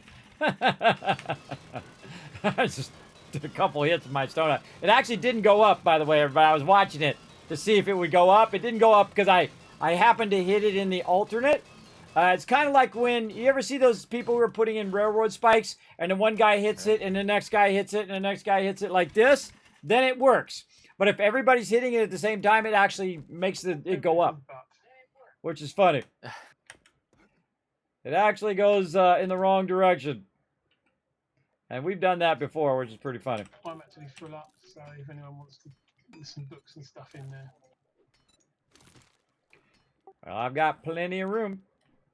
I'll grab it. Books and ammo and bits and pieces for other people, so...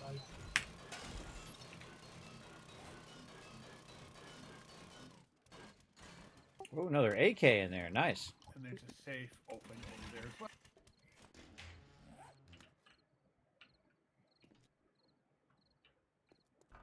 Okay, there's a little bit of shotgun ammo in the safe.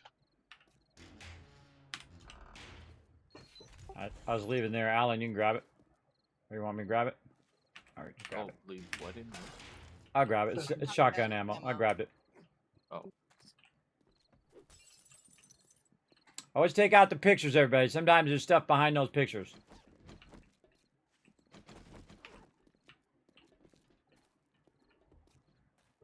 All right, we out of here? That's it? Yeah. No beaker. Well, good try. I believe it's Higashi Pharmaceutical is the other place I found it in the past. It might also be at the trader. Is the trader going to reset at this point? Day 28 it resets from Hold Night. All right. The popping pills would be a good place as well because they're slightly easier to do.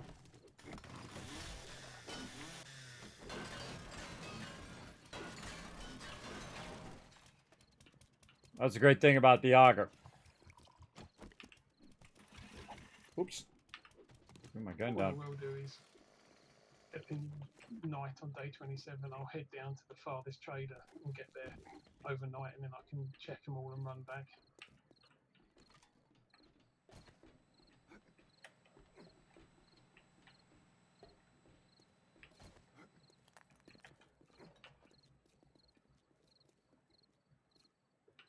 bad those hedges, you can't jump down in them and they act like a hay bale. That'd be good. Good reenacted movie scene though. I need one of those things like from Die Hard where you tie the rope or use the hose. You know, use the hose to jump off the side. I don't think I'd want to slam that hard into the side of a building. I'm down here. What's If you keeping were you some guys?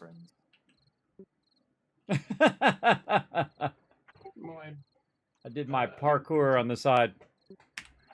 My motorbike's open if you want to drop any loot into it. I might game Fox Prime. I actually really like the Twitch integration, but sometimes I feel like it annoys my Did team you want to go? more than really enhances it. But I love the idea of it. I love We the actually idea haven't for been sure. Down this hallway. And also, when we're doing quests, you guys can't really interact with us when we're doing quests. So I feel like there needs to be some more interaction Through the in that exit. way in there as well. I'm sure that we'll Through find where it the over bikes time, but are, I think it's a real actually. I'm brilliant really idea. Close to where we came in. You might have respawned. Yeah, sometimes they do. Well, this was going right instead of left. Thought there was someone See, I'm standing up just there right for a inside second. the door from Thought there was a zombie standing up on top of this building watching us. It's just a light. went I was like, hey, who's watching us from over there? We're getting a little paranoid. Okay, I've gone 3 points into Grease Monkey, so the motorbike stuff is 33% cheaper now. Awesome.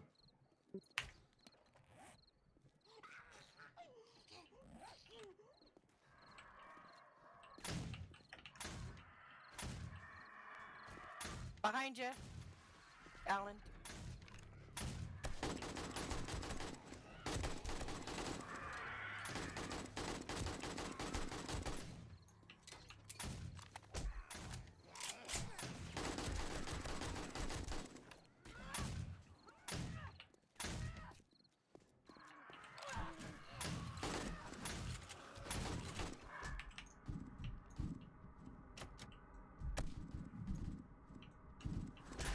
I mean, why me?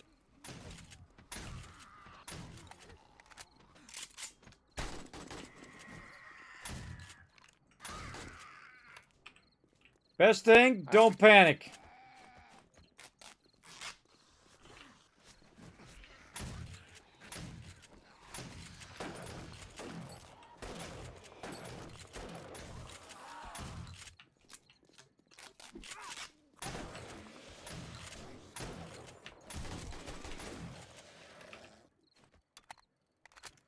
You got a lot of hit points, Alan. I was trying to heal the heck out of you there. You got a lot of hit points.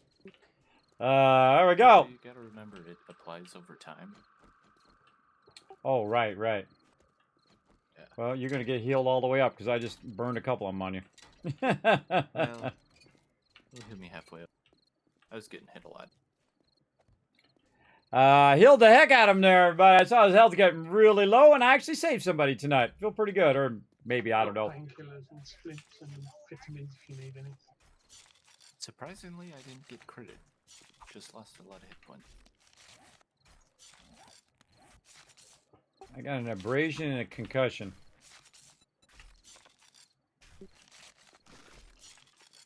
Okay, hang on.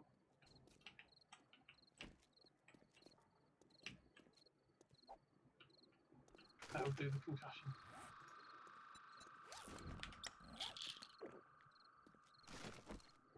Thank you, thank you. All right, we out of here? What are we doing? AMZ, Aw. did you die? No. Thanks for the heal. Okay. I mean, not recently. I did die. I thought you. I am maybe not caught up currently in the dead. Giant horde we just fought. No, I ran back here to get some bullets. Just what my problem was I have no bullets. There's Yes. a load of crafting stuff in my bike if anyone wants to stack it all up. Yeah, I got the problem too. I'm down to 30 bullets, so I'm gonna run back to base as well. See if I can get some more going on. All right, 30 bullets is not gonna cut it, everybody. We got 2 days left, and then it's Horde Night. Settle in, everybody. Get yourself some snacks, some popcorn. It's going to be crazy. As you can see, we already had a crazy time there. It was pretty fun. Pretty fun. Always a good time with my crew, everybody. I thought we did pretty good there. Pretty good overall. Big time. I'm going to park my bike down the way just a little bit. And then into the base. Okay, let's see how we've been doing over here. This is looking good. More bullet casings. Let's go over here. And, oh yeah, lots of forged steel. We need more wood there. Oh yeah, 378 ought to do it. Get some of this coal out of here too to keep that forge running. Oh yeah, I'm rocking this forge over here. 378 forged steel running. I think that's enough to make a gyrocopter. Yeah, maybe. Gonna put that in there and let somebody else open it. You know it would be really bad to run out of gas while driving. Ooh, I got some first aid kits from that too. I'm gonna take one for me and put the other my for. internet is apparently giving me issues, so I'm going to go ahead and call it here. All right, have a good night, Ro. Or I'm just having too much fun. So have a good night, all. Night. Right.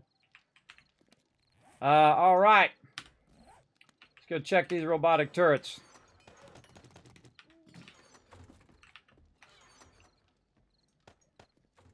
I got more coal and nitrate in the raw ammo, so if someone's able to craft a stack.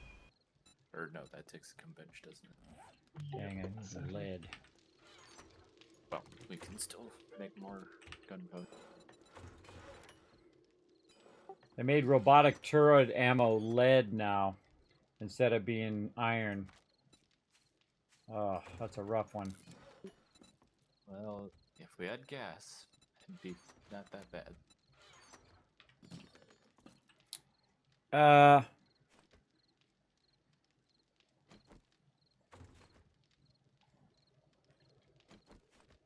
Alan, you can make scrap gloves, is that right? Yeah, I can actually make iron tier. The problem is stuck. Right, tape. Yeah, other people on there are saying they haven't seen one either. I don't think anybody's got one. That's not good.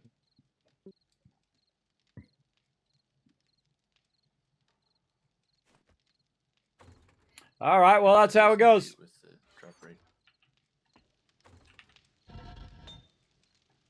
That's why they call it experimental, so they're, you know, they can always retweak it when it comes out unstable. Something to put in on the bug reports or the suggestions or whatever, isn't it?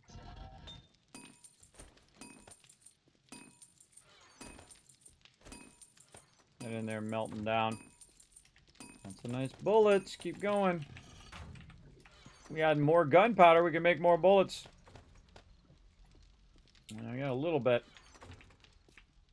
Let's go check the drop boxes. Let's see. Put my turret down there now. Grab it all.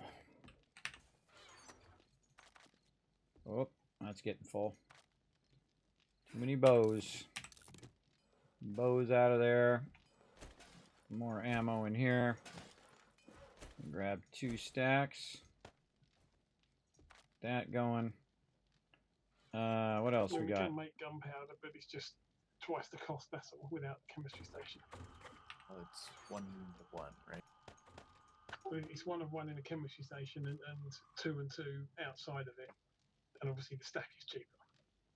Oh, it takes 2 coal, 2 nitrate, if not in a chem bench. Yeah. So we can make it if we need to, but it is twice the cost.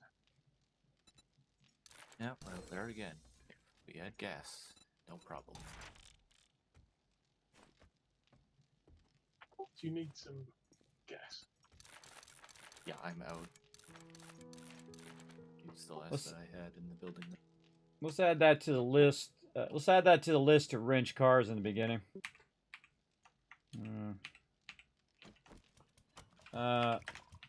Wrench cars. We're gonna need to wrench some serious cars because we don't have a beaker to make the chemistry station. Yeah, I've got 400 gas left, and that's it.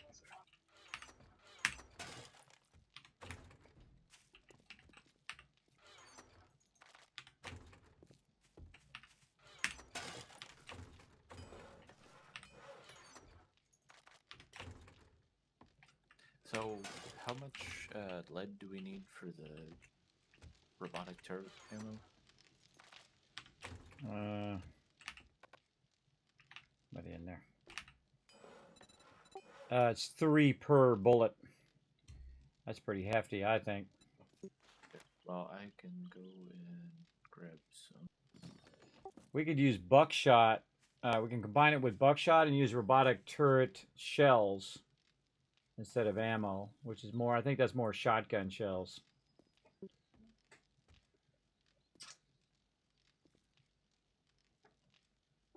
I wonder what the difference is. I wonder if it's shorter range. Well, and I could definitely use a lot more shotgun ammo for the next Horde Night. I also made an extra pump action shotgun and put my old double barrel in the weapon chest. So other people can grab those, but we need more shotgun ammo.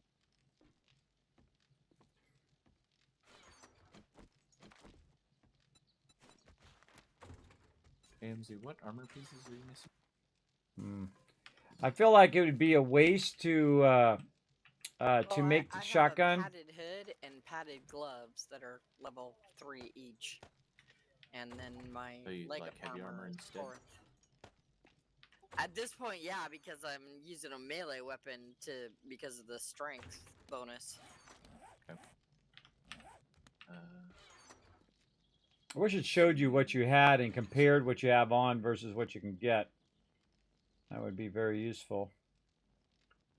I don't think I have any upgrades there. All right, I would suggest everybody at this point to, because we're a day away, to look in the weapon ammo box and gear yourself totally up, and then have Rotisserie G just take everything out of there that we're not using, weapons, ammo, all of that stuff. Not ammo, but weapons and armor, and just sell it. Because, again, Armageddon is upon us. Armageddon is upon us, everybody. In this workbench, there's helmet and gloves iron for you crafting.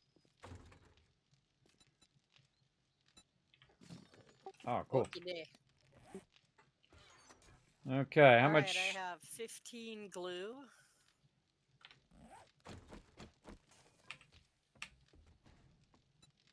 Where the heck did my robotic turret go? Oh, I didn't grab it. God, they only made 259. We definitely need some lead You before now Horde have Night. 24 glue. There's 28 duct tape in here as well, guys. Nice. Nice. All right, that's gonna run for a while. I'm still Well, sorting. the glue will make duct tape, so. Put this in here. What else goes in there? There's some more lead. I could use that lead for robotic ammo. Oh boy. Oh boy. Yes. Now, see, we're 1 day away from Horde Night, and you know what? Let's burn up whatever we got. I don't think we're gonna get our chemistry station in time. So we're gonna burn up whatever we can for gunpowder. Gunpowder, coal, and nitrate powder. Yeah, I would definitely just use it up. I like the coal that we've got there. That was like a minute's effort. Gunpowder. Geez, it's gonna take 18 minutes.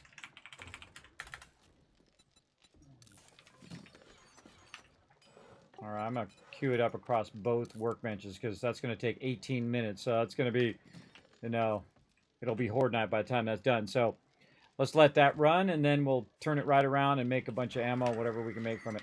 Oh, Screamer.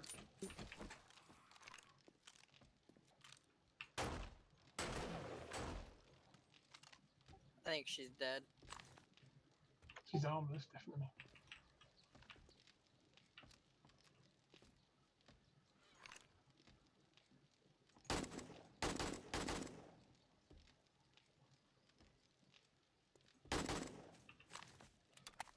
Yeah, I can't hit her. Definitely, they need to fix that. That's I still think she's dead. Yeah, standing dead are no fun. definitely need to fix it. All right. Let's get back to work here. Horde night is upon us, everybody. We got to get busy. Up in here, we got to get as much done as we possibly can. Get that melting. Get that bullet case. Now, this is when I go into full work hard mode. Work hard. Keep it going. Yeah, we don't have enough workbenches to... can I make another workbench? There's a question. Workbench. What we got? Oh, duct tape, duct tape. Oh, no. We got a bunch of duct tape, she just said. Okay, I'm going to use some of this duct tape to make a couple more workbenches. I'm kind of wondering if maybe it was Kismet needed to kind of loot that stuff because he's got the medical books. I think it would Just be going. more chance to have a beaker with the medical books. It's kind of what I'm wondering. Like, if I go to a nest, I have been like extremely egg heavy when I go to nests to get, just to get feathers for the bow, but it's like egg city when I do that. So maybe it knows what you're specializing in. Hello, what's up? It's Ally. Thanks for coming in, hanging out. Thanks for the lurker love, Ro. Appreciate that. The beaker would have counted. Maybe it does, but Yeah, I don't know. everybody else is also saying that no one can find a beaker. I thought the link stuff was more to do with getting extra skill books rather than loot. Yeah, well, I mean, that's what's certainly said in game.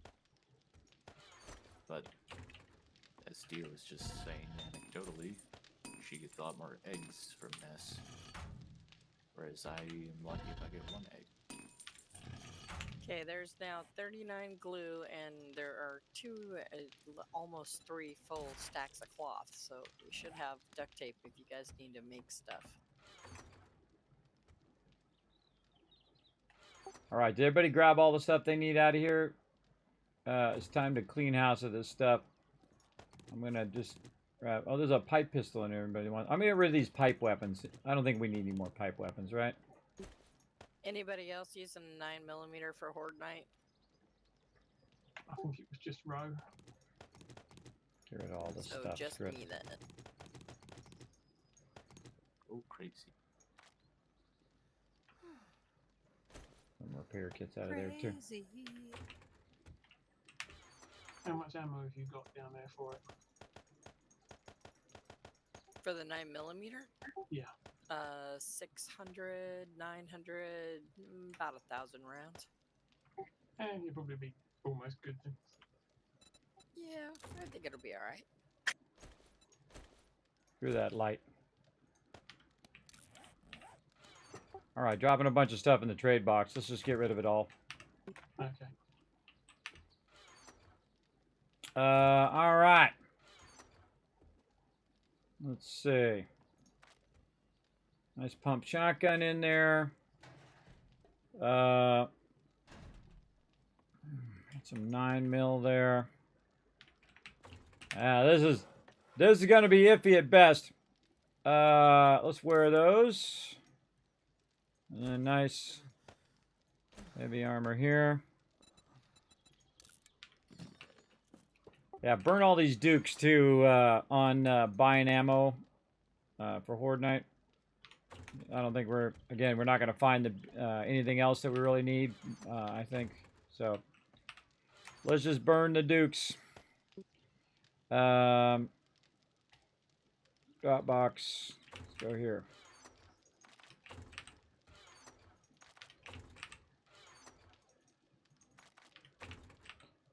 That's my box. Oh, I can take that stuff out of there. Keeping that stuff for if we found our chem bench, but that's not what I wanted to do. Not what I wanted to do. Press the wrong button. Clear kits out of there. Put all this stuff back in there.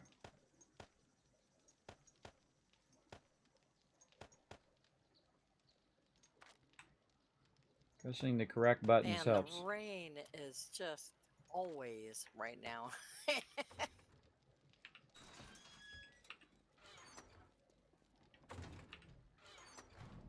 Yeah, I don't know if it's just this one location, force-wise, or if it's just like they made it now wherever you're in the force, it just keeps raining all the time.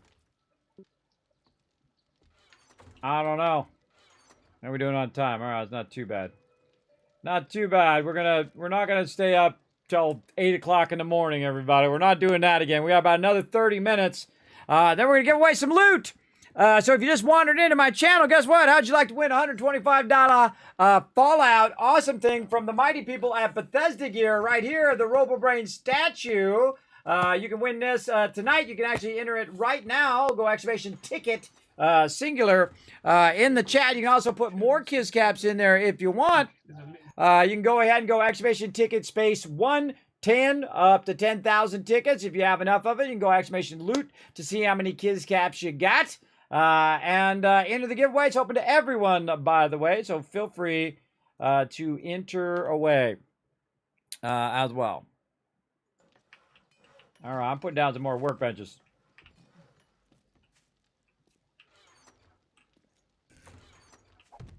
Ah, put it in backwards. I meant to rotate it, but instead I put it down.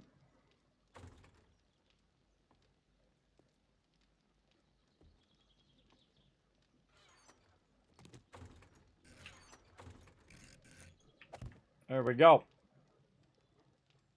Hey, Rotisserie G, can you move your bag into the center or off to the side by the cooking or something so I can put the other workbench down? Move your bedroll.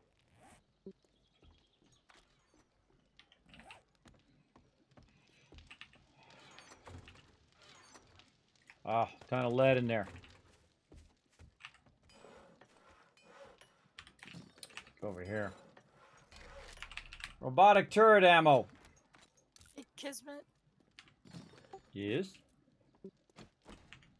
So kind of away from the camp to the east, I think it is a place called a checkpoint, and it's got a bunch of tents with medical signs on it. I'm kind of wondering if maybe we might. It looks like a new POI to me. Go ahead and mark it and then share it. Whoa! Look out! Colonel Frosty, not being so frosty, dropping the nuke.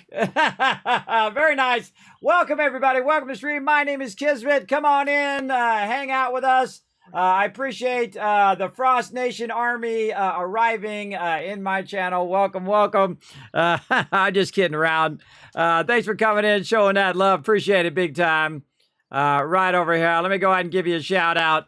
I'm assuming that you were playing some 7 Days to Die, one of my favorite games of all time. You are? You were. All right. Now do me a favor, everybody. Go over there, click that link right there in the chat. Go show Colonel Frosty some love over there. Hit that follow button. Check them out the next time they go live. I'm loving it. We're having a great time. We, of course, built this, our other base over here in the first 7 days. That's how me and my crew did. We already had our bicycles. We had our base built. We already had our forges down. My team crushes it every single time. Just having a fantastic time. I love a lot of the changes. The water changes are tough. The biggest problem we're having right now is the beaker, right? We have found 0 beakers. We're on day 27. We're going at double speed, by the way. We've actually started over 3 times, though. We're going at double speed because you know what? It's actually 7 times harder because each day you lose 30 minutes out of your real time, right? So that's reducing it by basically a whole bunch of hours, right? Really half the amount of time you have that you would normally have. So instead of having 8 hours to get ready for Horde Night, we have 3.5. So my team is absolutely crushing it, and I'm totally digging it as well. Yeah, at first the skill thing was kind of freaking me out. Right here where you have this separated for skills. And it actually works better with my crew because my crew, what they do is they specialize in a certain thing. So in my case, I typically specialize in building the base. So I went in and built the base and all of that stuff, and we work together. So someone else will say, okay, well, I'm going to learn everything about food. And I'm like, okay, anybody doing medical? No, okay, I'll learn about the forges or the workshops, and I'll learn about the medical stuff, and I'll do that. Then another member of mine, he's doing the trading, so he goes in there and he's working on trading. And then another person's working on collecting. Really actually accentuates that power of when you work together, that you really can crush the game, as we always do. We end up building giant mega builds. Now, I just happened to get lucky on this random generator. The random generator is way faster, by the way, incredibly fast. Let me go up here. Let me mute them for a second. Let me go up here on the top here. I just happened to random generate the world. I happened to start nearby, and I had to go to this trader over here. And then as I'm going to the trader, I realized that it actually random genned a tier 5 city right next to me. And it just so happens the trader is really close and kind of off on the side of the city here. And also just happens to be right across from the trader, happens to be a nice empty field where I can build a little base. And so I built a little tiny one over here to get it started. And then what I did is I went over here and built a little bit bigger one so we can expand, put our workbenches down, and hopefully our chemistry station. But still, even after all of this hard work by my crew, no chemistry station yet, sadly. But again, we're day 27. We're 27 in right now. There we go. I found a beaker day 5. Look at you, Colonel Frosty. You are so lucky. I have the worst RNG, everybody. I have the absolute worst. So you lucked out. You have that streamer luck? I'm a streamer. I don't have any luck. I don't know why everybody else got all the luck. Now, my crew, I wish I had thought of it from the very beginning because I totally forgot that we need that beaker. But we've been making notes, everybody. I'm a note kind of guy, right? Make sure that we regroup with the trader at the very beginning. Right at the very beginning, we started doing quests together right away. Instead of building the base, which is sometimes what we normally do, we went straight to questing. And so we spent the first 4 days doing nothing but questing, and everyone got their bicycle right away. So in the first 4 days of the game, running at double speed, by the way, we got a quest done. Everybody got a bicycle. GG, good. Then I started working on the base. We start working on food. We start working on our dew collectors. And then we started working on our garden. So for 27 days at double speed, pretty well off right now. Pretty well off. Also, I got cement. I cemented down the first 3 levels of my base. And this base is, pretty small base. We call it the Kismet Kill Box. It is incredibly awesome. One of the best things you have in the Wasteland. Very simple, easy to do, double lined on both sides. You can double line it with concrete. You have 10,000 defense in the thing. Now remember, every single Horde night it gets tougher and tougher and tougher. So I've been working on other stuff right now and not working on the base, so we might have some trouble.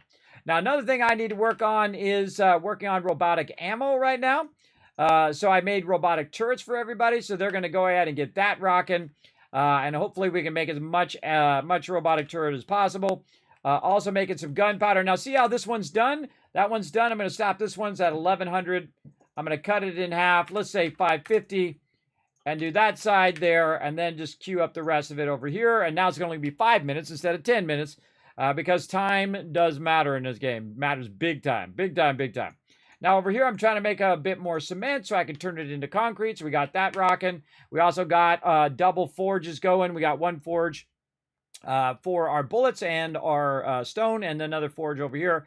Now, normally, we would be way more scaled up than this. We would be, by day 27, we'd have 5, 6 to 8 forges. We'd have a bunch of other workbenches, and I would have built them all into the floor, recessed, or I'd do drop boxes and all that stuff. But we're going to reset so that everybody can join us tomorrow. And, of course, all my Teamwork Tycoons, hit that follow button. You can go ahead and come and join us here in the server. Now, of course, we've got a mega server, so I can crank up how many people are on it. Normally, we have between 8 and 10 people, and then I can crank it all the way up to 20, 25, 30. If you get up too many, though, it starts to lag because, remember, it's still an alpha game. And this is experimental alpha as well.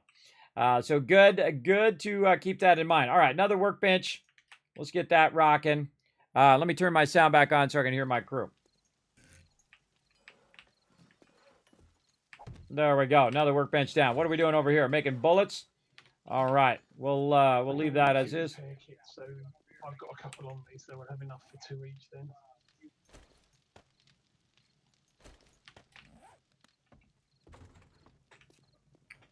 Hey kids, I just realized I got 4 on me, so I'll put 2 more in there if someone needs it. Yeah.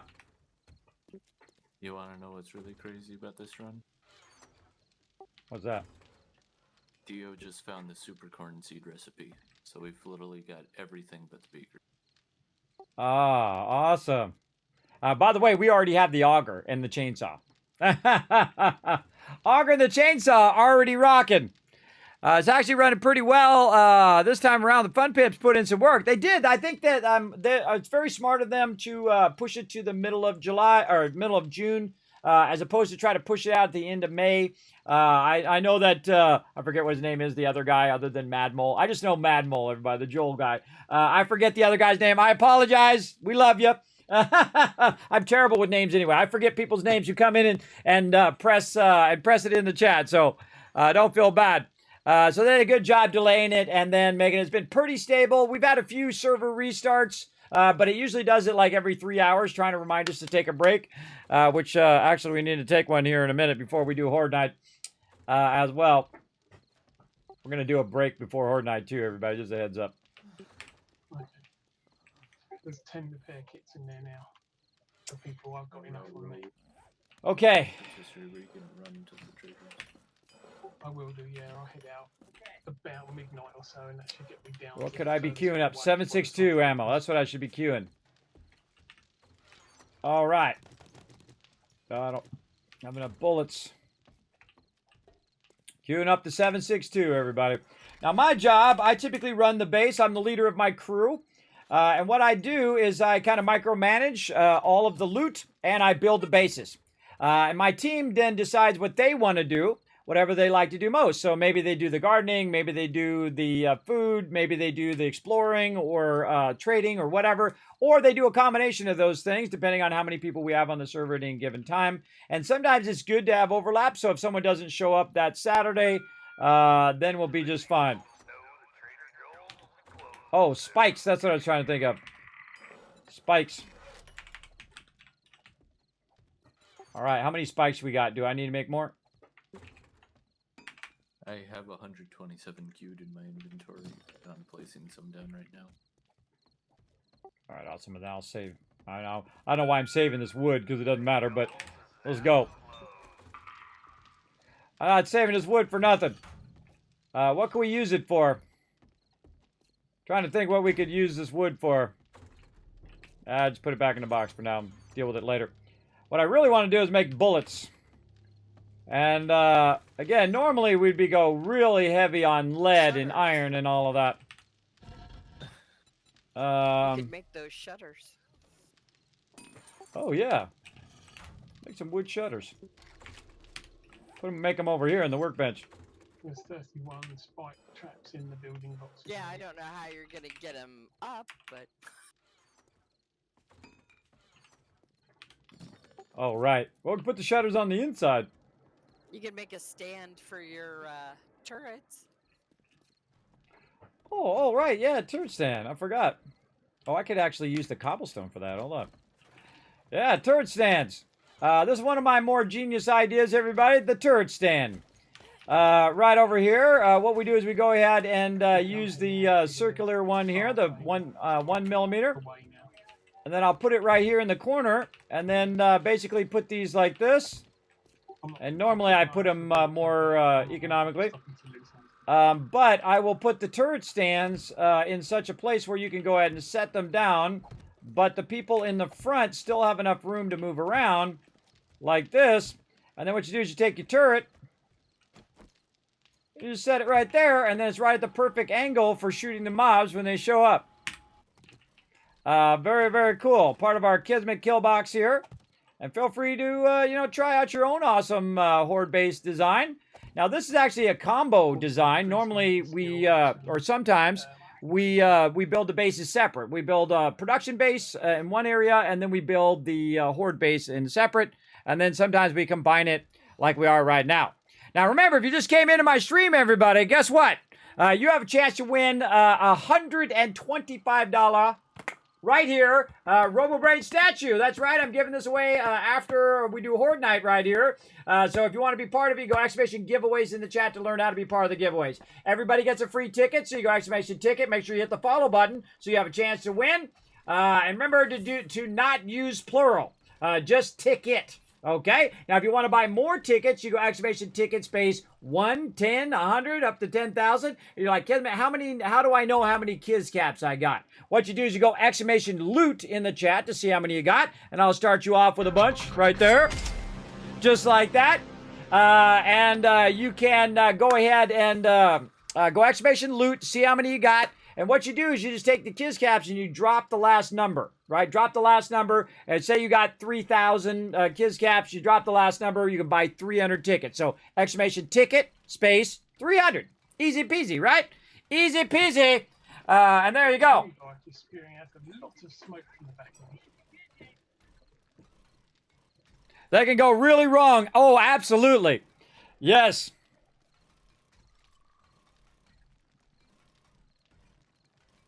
Yes, I like all the POIs as well. I really like the one up here to the north, if you guys haven't seen it. The Jeff Elon Zuckergate's estate. If you missed that, we did that yesterday. We ran around over there. Watch out. Watch out for that one, bro. Watch out if you're going over there by yourself, especially. Okay, we're on day 28. It is Horde Day, everybody. Time to throw down. This all or nothing now. It's going to be crazy up in here, I can tell you. I can tell you. All right, now, Kismet got some business to get done. And that business is make lots and lots of turret ammo for my crew. And then what I'm going to do is split it all up. That ammo's still running. What do we got over here? We got some 7.62 looking good. Now, what I'll do is I'll take how much turret ammo I have, which is 2,071. And then I'll go ahead and cut that in half. And cut that in half. So all four of us have at least 500. And then I'll go ahead and just keep that extra 71.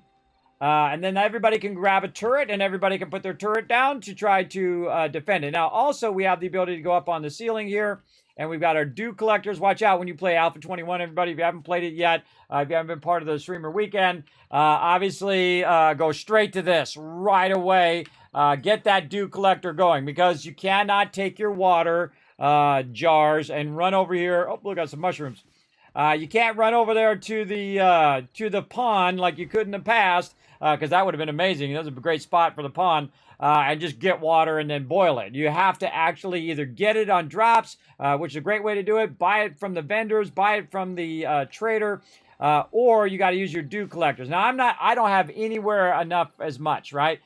We've kind of figured out that you need 2 dew collectors per person, plus you need dew collectors for making duct tape, because it takes water to make duct tape, and duct tape is life, both in real life and in game. Make sure that you got lots of duct tape for sure. Good luck, such a cool prize. Yeah, Boss X Coder. Again, remember, it's open to everyone. Feel free to come on in and take your chance at the high school dance. Now, I literally give away thousands of dollars worth of free stuff. Big thanks to Bethesda Gear, who's one of my sponsors, who do send me that cool stuff to give to all of you as well. Now, if you want to help support the stream, if you got that Twitch Prime, feel free to drop it. Or you're welcome to subscribe to the channel. If you'd like to go above and beyond, if you laugh, you cry, you see something amazing here in the stream, consider hitting that tip button down there or dropping some bits, whatever you feel comfortable doing. Remember, it's not required, but I do appreciate it. All the time you want to help support the stream, now's a good time. Because I'm trying to do a project right now called One Last Wave, and it's going to start basically in 3 days. Very, very scary. It'd be great to get that up one more time. But, you know, we'll just roll with whatever happens. Roll with it. All right, I put a stack of 500 turret ammo in there for everybody. So we'll just kind of spread that out a little bit, and I think that should be good. If we can get more lead, that'd be awesome. What are you guys working on right now? Spiking, now I'm harvesting food, but I can run for more ammo in a minute. Or more lead, rather. All right, let's put all this stuff away. So I won't be around. So we don't have any more, man, we need gunpowder. Let's favorite that. We don't have enough coal either. Check them drop boxes. Droppy Yeah, boxes. Looking We slim. need a beaker for gunpowder. Yeah, we I can make know. it, but costly. I think at this point, we could go collect coal and just say, screw it. Just collect a massive amount of coal because we got a good amount of nitrate. We got 1,300 nitrate. We need coal. And we'll just burn up the coal and try to make gunpowder and, you know, do what we can. Do what we can at this point. You don't have the beaker, you're screwed, everybody. You are really screwed at this point. Big time. He's down here. Priority lead or coal? That's a good question. What do you think we need more? Ammo for us or ammo for our turrets? Probably the turrets. Yeah, probably lead's easier to collect too and faster. Because lead, I can just take the lead and direct convert it. Yeah, let's just go lead. I see, got another auger in here, but we probably don't have any gas either. This is rough. This is rough. Okay, next time, beakers, beakers, beakers. That's it. Beakers and acid. All right, so there you go. You guys know the tips now because we have the problem here. The thing that was slowing us down the most, Coal in this box. acid and beakers. Just drop box. 2.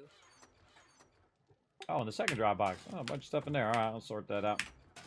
Now, my job is to manage the base, sort all the stuff, put the stuff where it goes. I love doing it. I've been doing it now for thousands of hours, everybody. I've played since, I don't know, Alpha 9 or something like that. I don't even remember how long ago it was. I've been playing so long. Now, I think I have almost 2,500 hours, almost 3,000 hours. What is it? 2,579 hours. And I don't even feel like that's a lot. I know people who have 5,000 hours, 10,000 hours plus. But I don't have that much time. I have a good amount of time, but not that much. And again, if I had that much time, I didn't wife, family, and all those other things, and have been playing other games as well. Ooh, shiny new game kind of thing. I would easily have that much time in here. Because this game is awesome. Absolutely awesome. I feel like they did the brilliant thing, which is put the fun in first, which not all game companies do, which you think that would be like a default thing that they would do. You know, make it fun first and then do all the other stuff. But it's not always the case. Let's see, robotic ammo. Get a little bit of that going. 38 there, all right. We got some coal over here, just a little tiny bit.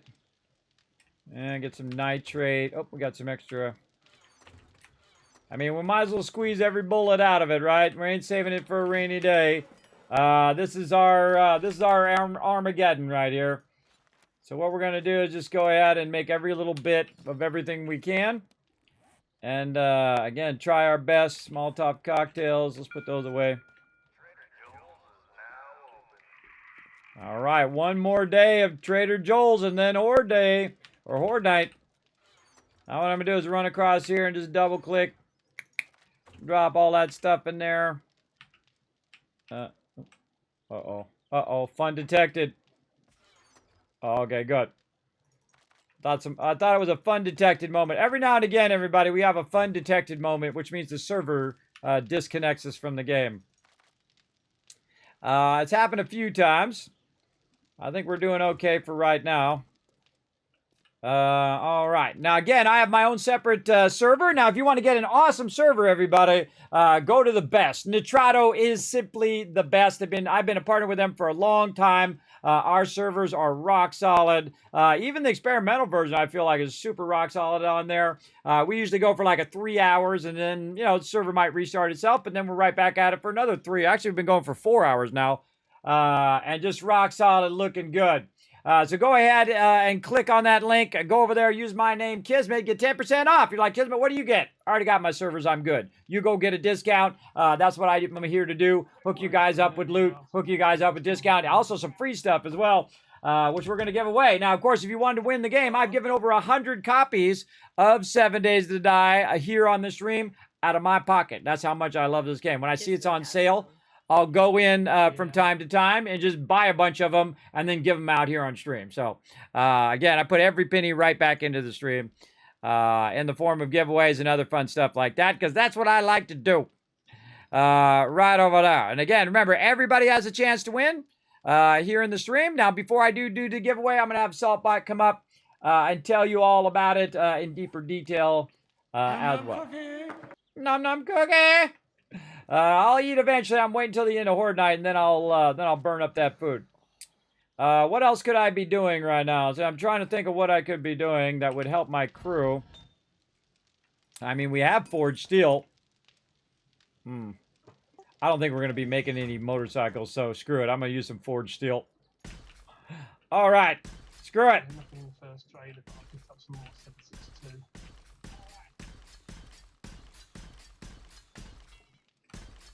Screw it. Now, normally... Oh, I got to repair that with concrete. Normally, I would not use forged steel at this stage, everybody. I would absolutely not do it because I would use that for motorbikes instead. But since we're not going to be making any motorcycles at this point, and we are, it is our last Horde Night here for Streamer Weekend. Oh, I wasted that one. I'm going to try to just line the outside here. And that's going to really give us some nice defenses against the big baddies. Oh, I should work on a door. Oh, that's what I should be doing. I should be working on a stronger door. So they try to get through our door. Oh, and I ran out. I ran out right there. Well, let's just keep it running over here. Then maybe we'll get enough to finish that off. All right, let's do forged steel. 134 more. All right, doors. That's what I should be working on. Door. All right, let's see. Let's get ourselves a steel door. Let's see. I can make them there. Springs and mechanical parts. Let's do that. Springy springs. I don't need to take them all out. Springs and mechanical parts. And let's make some doors. Door. Right over here. Steel door. Let's craft one of those and make another steel door. Door. Where is it? Dropbox? Lead in the lead box, coal in the raw ammo box. All right. Boom. Now, because I have my crafting up, everybody, and I have it up higher, The gas I had. it allows me to use less resources when I'm crafting, so my team doesn't have to spec into that. They just drop it off for me, and then I start the crafting going. So again, it uses less resources, less stuff they have to collect. Robotic turret ammo. Let's go, baby. Let's go ahead and do 400 on this side, and then we'll go other side, and then we'll go 500 over there. Let that go. What was the other thing I was going to do? I was working on something. Door. Door is what I'm working on. Door there, 51 seconds. Actually, let's just put it over here. Door. And then we should probably just tag the door with the tracking so we can see what we're missing. Okay, we're missing just a few of these over here. Oh, God, we're out of iron in there. Well, let's see. We probably got a bunch more iron up here. Man, I should have kept that iron going a little bit better. Should have maxed that iron. That was my bad. There we go. I don't know if that's going to happen in time, but at least we get a couple doors in here. Steel door. Craft it. Now, the trick is how much of this we're going to get done by the end of Horde Night, right? Let's see if we can make another bullet over here. Let's see what this one's doing. Nothing. All right. 762. Maybe one more bullet might be the difference. Nope, not enough bullet casings and bullet tips, so we got to go get those. Bullet casing, bullet tips, looking good. Let's get those going. Okay, we can make 3 more bullets. All right, 3 more bullets it is. We can also... Oh. Here's some more coal. I got 500. Yeah, it works. Whatever helps us. All right, coal. Let's go ahead and get that going. A little bit of clay. Then gunpowder. Now, again, everybody, we're just going to burn up the rest of our resources. Oh, I forgot the nitrate. We're going to burn up our resources because this is it. What did I do with that nitrate? I think I put it in the miscellaneous box. Or did I burn it all up? I think I might have burnt up the nitrate. There might be more nitrate in the seed box.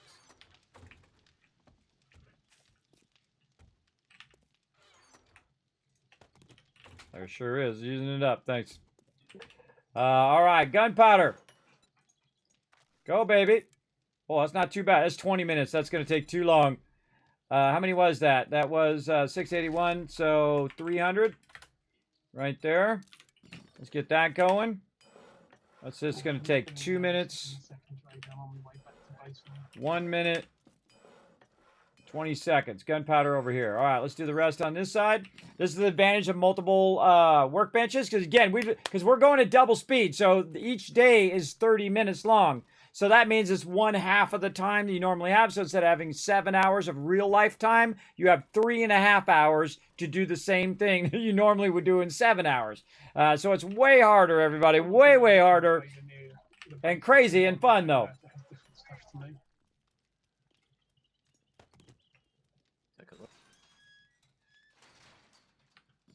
All right, let's keep that going. What else can we do over here?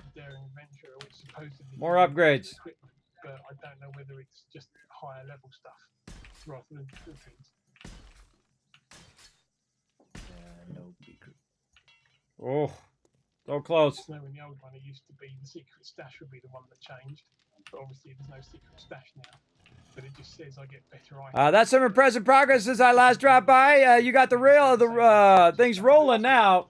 Well, I feel like we're not even at the level we normally would. You'll see tomorrow, everybody. Come back tomorrow, 10 p.m. Eastern Standard Time. We're going to pull the full crew in and watch us go. Watch us set it off. For sure, for sure. Now, of course, some of my crew, of course, they have to work and they got to do real life stuff. That's no problem. But we're going to open up the floodgates for you guys to come on in and join us when it drops. So feel free to come join us or feel free to play your own game, whatever you feel like doing. But we're going to try it out tomorrow and Monday and Tuesday. And then I'm going to be traveling, so I can't do it next Saturday. For the next 2 Saturdays, I don't think. Unless I manage to get it to work, and then you guys can do it, and I'll just stand in the base and do stuff. Because I won't be able to fight because of my old laptop. I got like an ancient laptop, everybody. A very ancient laptop that's not going to be able to play games like I can on my gaming PC here. For sure, for sure. Oh, coal. All right, I should be able to make more. Oh, I ran out of nitrate. Always running out of something. What am I doing? Putting this back in here. More arrows, maybe. Stone arrows. Well, you know, you gotta do what we gotta do, right? Stone arrows. What do we need? Wood and stone. Well, there we go. I know what I'm gonna use this wood and stone. We're gonna use make some stone arrows. What we got over here? Yep. Okay. We gotta resort to stone arrows, everybody. There'll be 689 in there. Let them run. All right, we got our doors. We can go ahead and put our doors in now. Bada bing. Oh, I need some forged steel. Forged steel. We'll repair the door. Oh, yeah, there we go. Look at this, fancy schmancy now. Wow. Fancy. All right. Try to get some iron. Forged steel right here. Ah, so close. So close. One more. What do we need? Yep, 10. Woo, mama. Day 28. We got it steel lined in the center. We got concrete down below. Looking sexy, everybody. Looking sexy. What I'll do is I'll go ahead and process the rest of this so that I can utilize that on Horde Night to repair. And now what I need to think about is halfway through the day or more than halfway. Well, we were going to take a break, but I think we're going to run out of time. Do you all want to just jump out real quick and then take a break and come back or what? Or just say screw it and go for it? I should be okay. Everybody okay? All right. I just want to double check. All right. All right. Now, what I need to do is start thinking, okay, I need to get stuff ready to repair because that's my job. So I got my cobblestone blocks here so I can use those. I'm going to swap my blocks here. Then I'm going to go ahead and pick up the shape of a block down here so it's square. So I can drop those in. Maybe make a few concrete blocks here. Let's say 5 of those. so that I'll have those to drop down to. Of course, I would want to use the concrete more than the cobblestone, but you know, we got what we got. Also, moving up my turret, so that could be number 5. There we go. Everybody grab a turret and some turret ammo. All right, now we got some gunpowder in here. Oh man, I should just keep this ammo on me. I don't care if I drop it. At this point, just keep it on me so I can just keep making bullets. Over here. This one done? No, that one's still going. Over there. Okay. Get this gunpowder and more 7.62. How much can we make? Another 111. All right, we made some robotic turret. Ammo.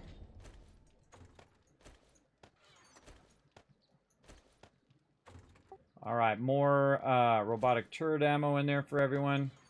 Hold on, I'm fixing it up for a second.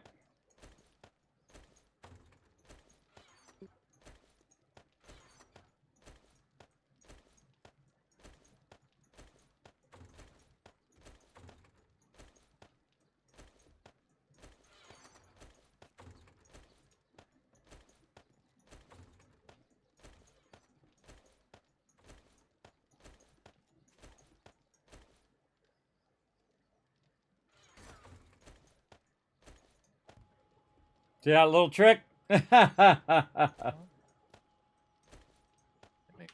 I put 3 more stacks of robotic turret ammo in there. 315 each. Feel free to grab that too. All right, more 7.62. Remember to grab all the ammo for your weapon out of the ammo box, because again, we're not going to use it after this. More stuff there. 7.62 here. Bunch of arrows. Again, see, it takes a really long time for that to process. Horde Night's upon us, everybody. Repair kits. Put my repair kits away. Mod slots does a level 2 weapon have? Is it just one? What's that?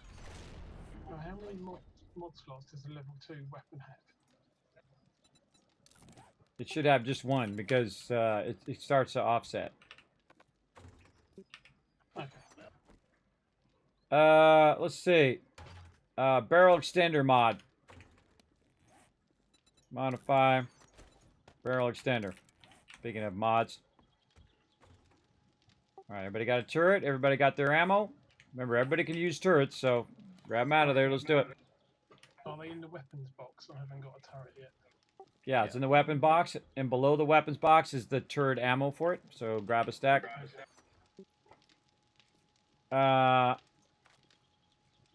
What else? I think that's it. I think that's all I can do, everybody. I think I've done what I can do. I got a little bit of concrete. Did I make some more over here? Don't think I did. Maybe make a little bit more while we're waiting. And it's crazy how not having that chem bench really messed with us.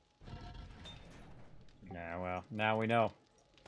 And you see, I've got forged steel. Now, I also want to get... To this one, I probably would have been mining the whole time. You would have been in the base the whole time.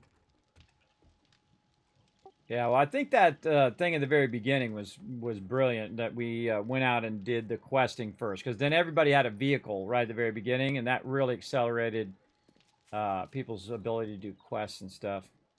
So. Oh, yeah. And I think what we'll do is just try to find a one skull instead of building our base at the beginning. I feel like base building is probably, you know, day 28, day 50, and just use a base, and we'll just clear out the entire interior of it, and you know, work vertically. That'd be way faster because it'd be less resources. There should generally be quite a few of those around for quests anyway. Sorry, what was that about quests? Well, the tier 1 or the 1 skull stuff, there should be plenty of them around. So if we take one over as a base, it shouldn't have that much of an effect on the questing, if at all. That's true, because we've already done all the one. Everybody's already passed tier 1, and then we could take over a 1 tier. Yeah, well, that's very smart. A very astute observation there. Very astute. Okay, more 7.62. There's a little bit more 7.62 in the thing. I'm even burning up all this wood making stone arrows, by the way. I'm making like 600 stone arrows right now. I mean, what? If it comes down to it, we're out of bullets. We gotta do what we gotta do. Gotta do what we gotta do. 94 bullets there. Nice. 64 here. Once he gets out of the box here, I'm gonna get that going. I mean, a chili dog. Also, feel free to just like totally overmax yourself with food. Because again, we're not gonna, you know, after this is all over, I'm just gonna go crazy. Go crazy. So kind of overmax yourself with food. Because it doesn't matter now in the long run. I'm grabbing all the 7.62. Alright, I'm just confirming that no one else is using 7.62, right? No, well, I've got different 7.62 to you. I'm using high power stuff that I got from Quest, so I'm good. Okay, I got 9. even if your weapon is only a little bit damaged, I suggest we got 7 repair kits in there that you just go ahead and repair it now. Just repair it now. 9mm. I have shotgun shells. Rotisserie has his own ammo. And arrows. Yeah, see, that's a good balance. That's a good balance. We're all doing something different. That makes it easier when we're getting random loot. All right, let's... I stocked up on high power 7.62 because I for some reason I got a load of it from Quest, so I've been using that instead of regular stuff. All right. See if I can maybe get some concrete mix going. There we go. A little bit of that. A little bit of iron. We got forged steel in case I need to repair. See, when you're the builder, everybody, you also got to be the repair person. I'm gonna run out some cement over here. Oh, 1,000. That's 1,000 cement I'm running out there. Now I'm of the mind, everybody, when it's Armageddon, when that's is it, you're all done. Time to just run it out. Run it out. Run as much as you can. Let's go up top. Let's see what happens. Again, this is day 28. And again, we're running at double speed. So let's see what happens. Now, the only drawback of running at double speed, everybody, and I can change it right before Horde Night, by the way, is that your Horde Night goes slower. Faster. So you end up with less mobs attacking if you kind of wait out the waves or you fight off the waves. But in our case, we usually kill them before the timer's over. Especially on the first like 3 rounds. It's like they're all dead by then. And then we're sitting there waiting, you know, for 20 minutes for it to be daytime again.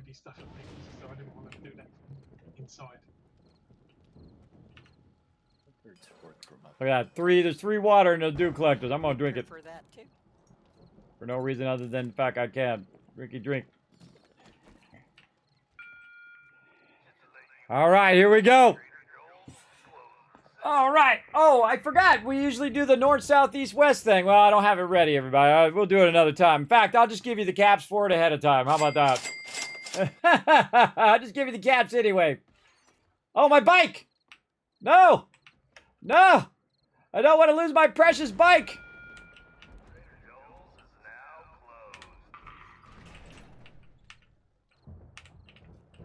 Now, I usually keep the bike for another reason, everybody. If things go off the rails, I throw my bike down. Normally, I like the motorcycle, but I'll throw it down up here and run away. Bravely advance in the opposite direction.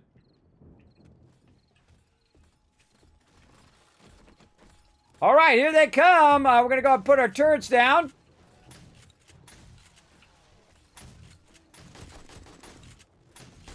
Right over there. Now, this is the top of the kill box where they run along the edges. You can see they've got their turrets down, doing lots of pew-pew. I think my turret needs to be reloaded. Now, it's much safer to put your turret on the cobblestone than on... Whoa, cop hit me. All right, I need to get to work, everybody. All right, I'm going to be focused on these cops coming in.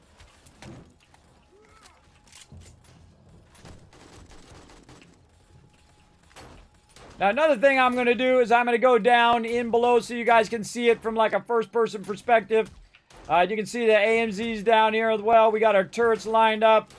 They're doing their job.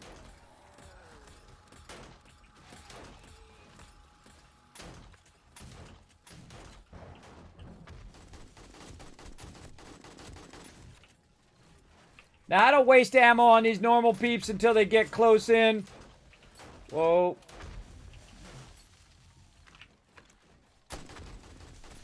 I try to take out the big guys.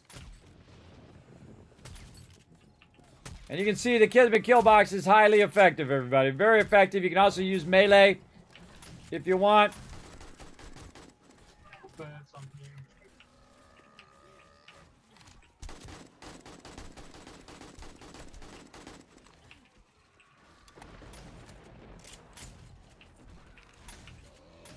Whoa, cop's back up.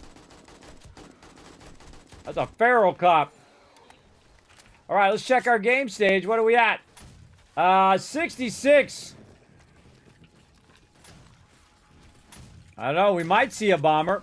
We're not quite to bomber stage. Usually it's like 75 or higher.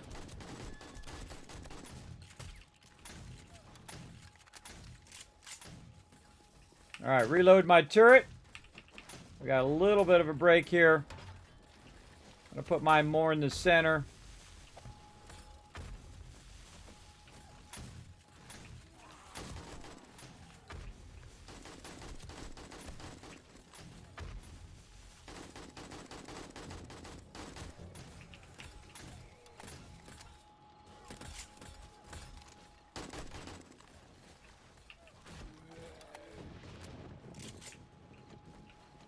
Whoa! Oh, southeast. Sick. How come I dropped down like that? That's weird. Southeast. Right. Where'd my turret go?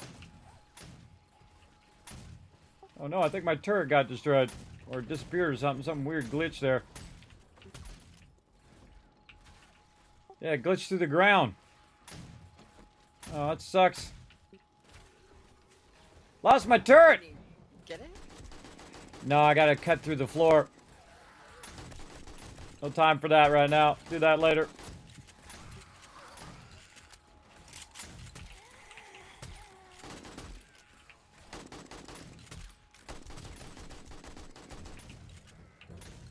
I'm gonna waste it on these low-level peeps.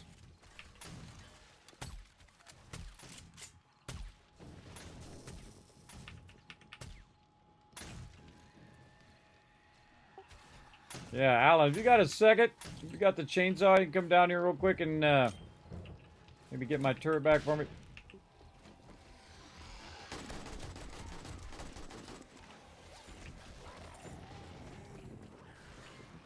It's over here on this side. It's underneath this pillar.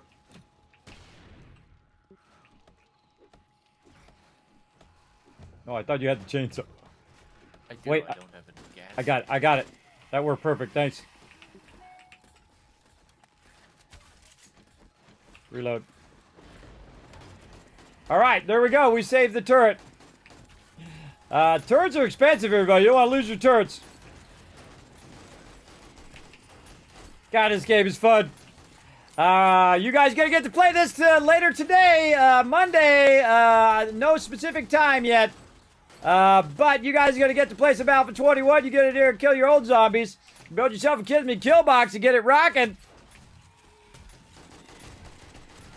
Ooh, big barrels, big barrels.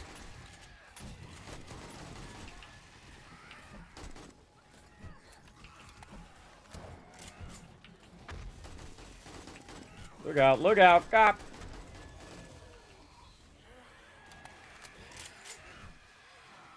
Oh, now we're talking, now we're talking. Leapers coming in.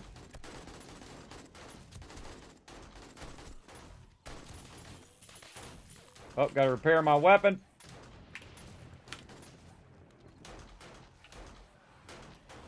By the way, when you're repairing your weapon, you should switch to another weapon, but I don't have another weapon as good as this weapon. Nope! Oh! Got blued up. Reload turrets.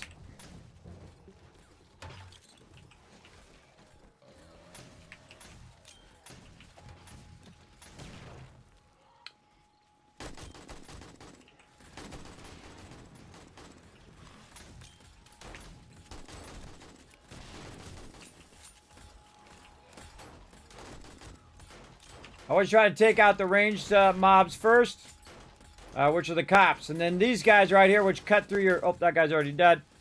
They cut through your barriers. That big guy over there, Mr. Hawaiian Punch. I call him Hawaiian Punch. He's got the Hawaiian shirt on.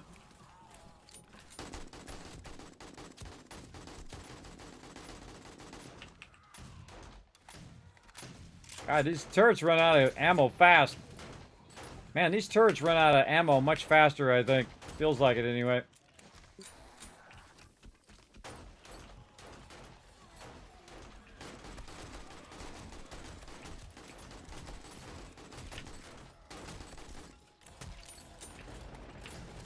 So glad I made more ammo. Speaking of more ammo, let's grab some.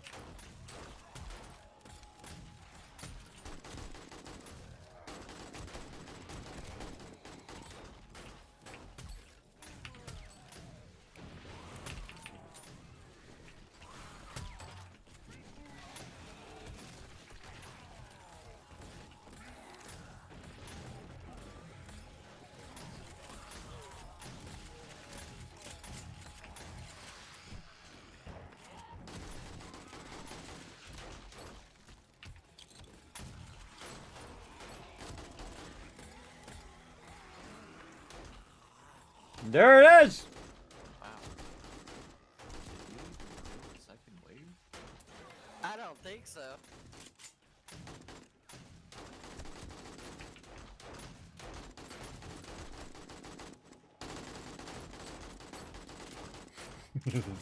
That poor last person, man, leaned into that one. Woo! Ha-ha! Let's see some GGs in the chat, everybody. I went through that turret armor. Holy I'm mackerel! glad we had those. Yeah, man, that was a much tougher day 28 than I remember. Wow! Look at all this loot out here. Look at our base, Kismet Killbox again for the win. Let's see those GGs. Yeah, and of course my team crushing it. As they do. Ooh, you know, even took my steel ones out in the inner part there too. Watch this. We're gonna get a beaker now. Kismet, look in some of these though for it. Oh, I hear somebody. I want you to look at some. Well, I'll let Rotisserie G open them all first to get Well, the higher look. actually, what my theory is that you're in medicines, so if you do it, then you're more likely to get what we need. It's a theory. All right, well, I'm gonna try it. Be nice when we test.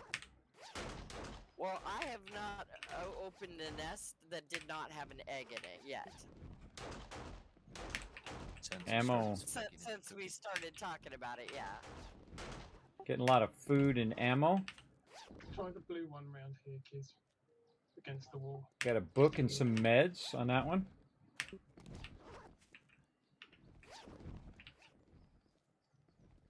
Yeah, mostly food, ammo, and stuff on the yellow ones, and like general loot. Blue one against the wall there. Try that. Nope, but I did get the blood pack. Blood pack there. Yeah. Nope. Sorry.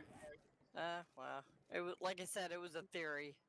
Well, I think it does. I think the blue ones were giving me medical stuff because I got 2 blood bags, a bunch of a couple painkillers, recog, stuff like that. I mean, I also got a bunch of food too, but I think actually if I looted the blue ones. Yeah, I think you might need to loot like a red one to have a chance for the beaker. Oh But you yeah, still tier got 3. more meds than other stuff. I got food when I opened my bag, the one bag I opened. Oh, I Yeah, see another. It sounds like kids was getting more medical. Yeah, I see another blue one over there. I'll come over and try that blue one. Drop all this stuff in the drop box.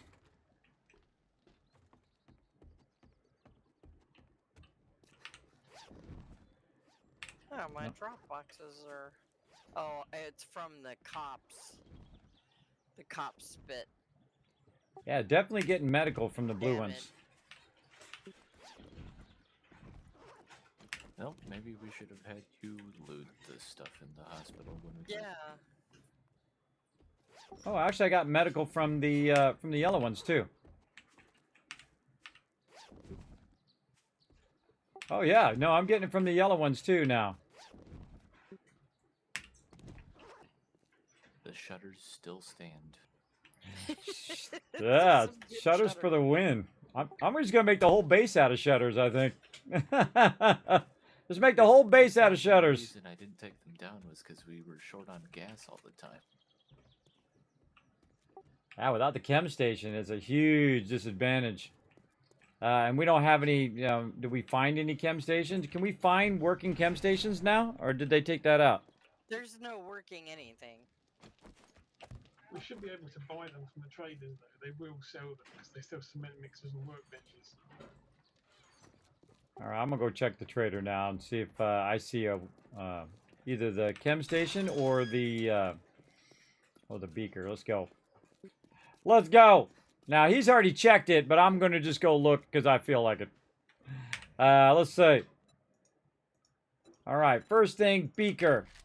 No, you got beer. And then what is it? Chem station. Nope. Nope. That's a bummer. That's a bummer. Let's see. Man, I like the books are pretty cheap. They're only 300. That's not too bad. Water filters, definitely get a bunch of those in the beginning. That's a good point, too. Trader Jen would be most likely for the beaker. Oh, yeah, right. Maybe, yeah, each vendor has the unique stuff. Yeah, they kind of did that with them. Just get the fuck out of here. That guy's got a bad attitude.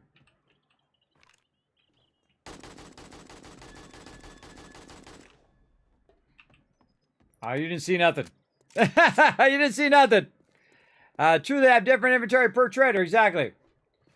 So do we have Trader Jen, or we haven't discovered her yet, right? No, we haven't had one yet. And that's why we have to do the quest, right? So that it takes us from one trader to the next trader to the next trader, because it says now you have the next trader quest like I have, right? Yeah, because like I've got Wrecked and Hugh and the one that's right outside us, so. Right. So the more we do those quests, the more different traders we find with the different type of loot. Which actually, I really like that. I like that idea. Very cool. So we only got to tier 2. You can also just come across the traders through exploring. Yeah. Yeah, that's true. All right, that's it. We did it. We kicked butt. Traders don't seem to be on main roads necessarily anymore. Yeah. Well, that was one of the greatest starts ever, I think. Incredible. Kind of sad to let it go, but gonna let it go, and maybe we'll get even something cooler next time. That was an incredible start, everybody, because I started right next to the major city. Once again, I'll probably be an hour late. No worries. So we're gonna play again, everybody. We're gonna play Monday and Tuesday. There we go, brain. 10 p.m. and then we'll may or may not play on the next couple Saturdays because I'll be traveling, and then if I do, I'll let you guys know via social media, my Discord. But just count that July 1st will be like our first kind of real start of the server. Hopefully, we'll be stable by then. Hopefully. Can we play on our own now, our own worlds? The second it goes public, you can. You still can't play under the agreement of the streamer weekend. So, well, oh, there's a horde coming in, southeast. Get them.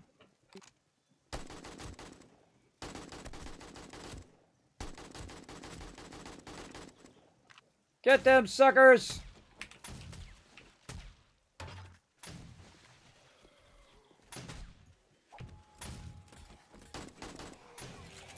He's lucky PvP's not on, otherwise I'd have headshotted someone by now.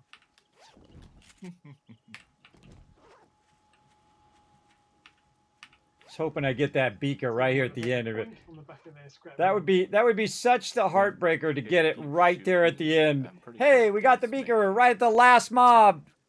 News tomorrow we can play. Well, there you go. I asked him.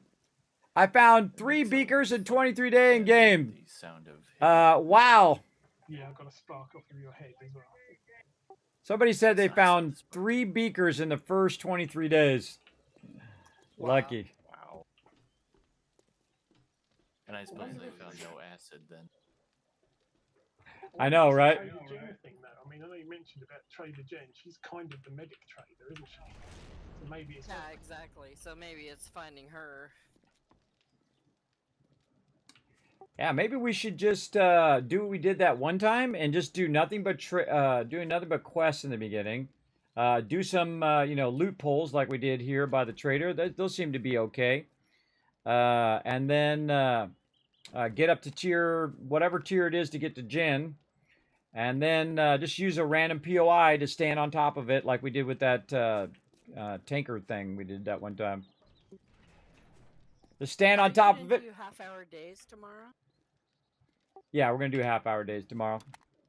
Because otherwise, the Horde Night takes forever to come up, and people are like, "Hey man, I gotta go. I'm too tired." Well, I mean, I'm not going to be on this week. I'll be on Thursday, but I guess you're probably going to be doing other stuff then. Otherwise, it's just going to be Saturday nights for me at the moment. Yeah, I'm gonna be from Thursday until 10 days after that. On the 25th, I'll be gone, and then I'll be back on the 26th. But I'm gonna have a bunch of stuff to do, so I'll really be back on the 27th on Tuesday. So yeah, and then the next time we're gonna play 7 days after that would be July 1st. So that'd be that Saturday. So basically 2 weeks from this Saturday. That's cool. I mean, I work Sunday night to Wednesday night, so normally it's Thursdays and Saturdays that I can join in. Okay, good to know. Good to know. But yeah, we'll probably just be playing 7 days on Saturdays. This way everybody can get in, and then for those who don't have to work on Sunday, we go a little longer, and then for those who do, got to go do their thing. Appreciate everybody coming in, man. That was a fun weekend. You guys have a great night.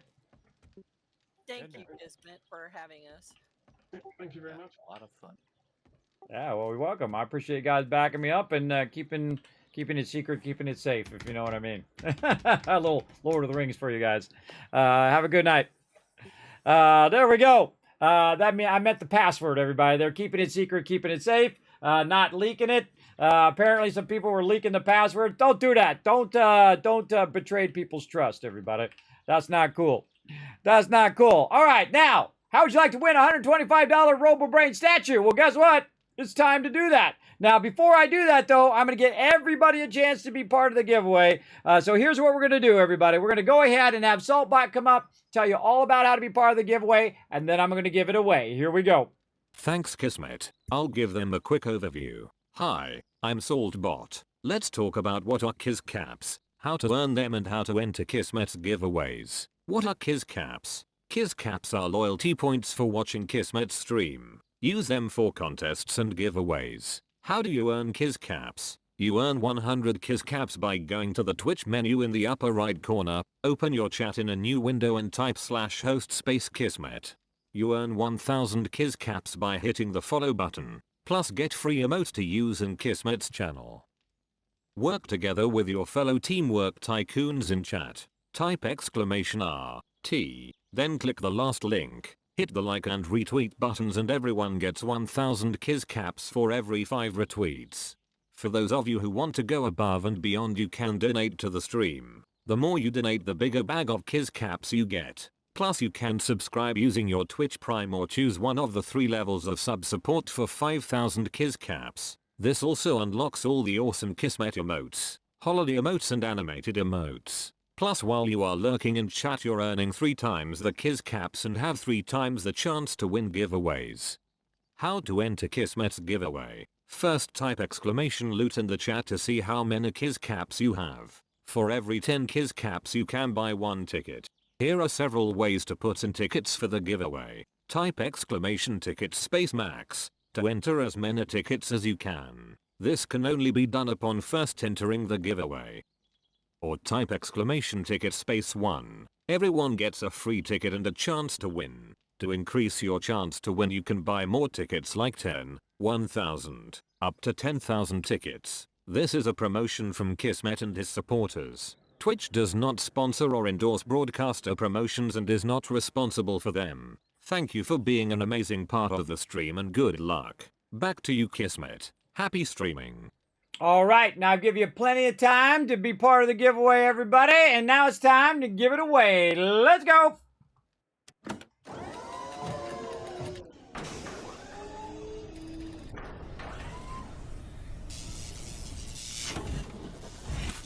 All right, everybody, close the giveaway. Here we go. And the count of 3, everybody. This is your chance. Whoa, Kidney Killer, 7 years, 4 days, and 14 hours of that follow. Appreciate you supporting the stream all this time, Kidney Killer. Let's get all you guys here. Welcome to my office, by the way, for you've never been to my overseer's office, or I'm in an alien spaceship.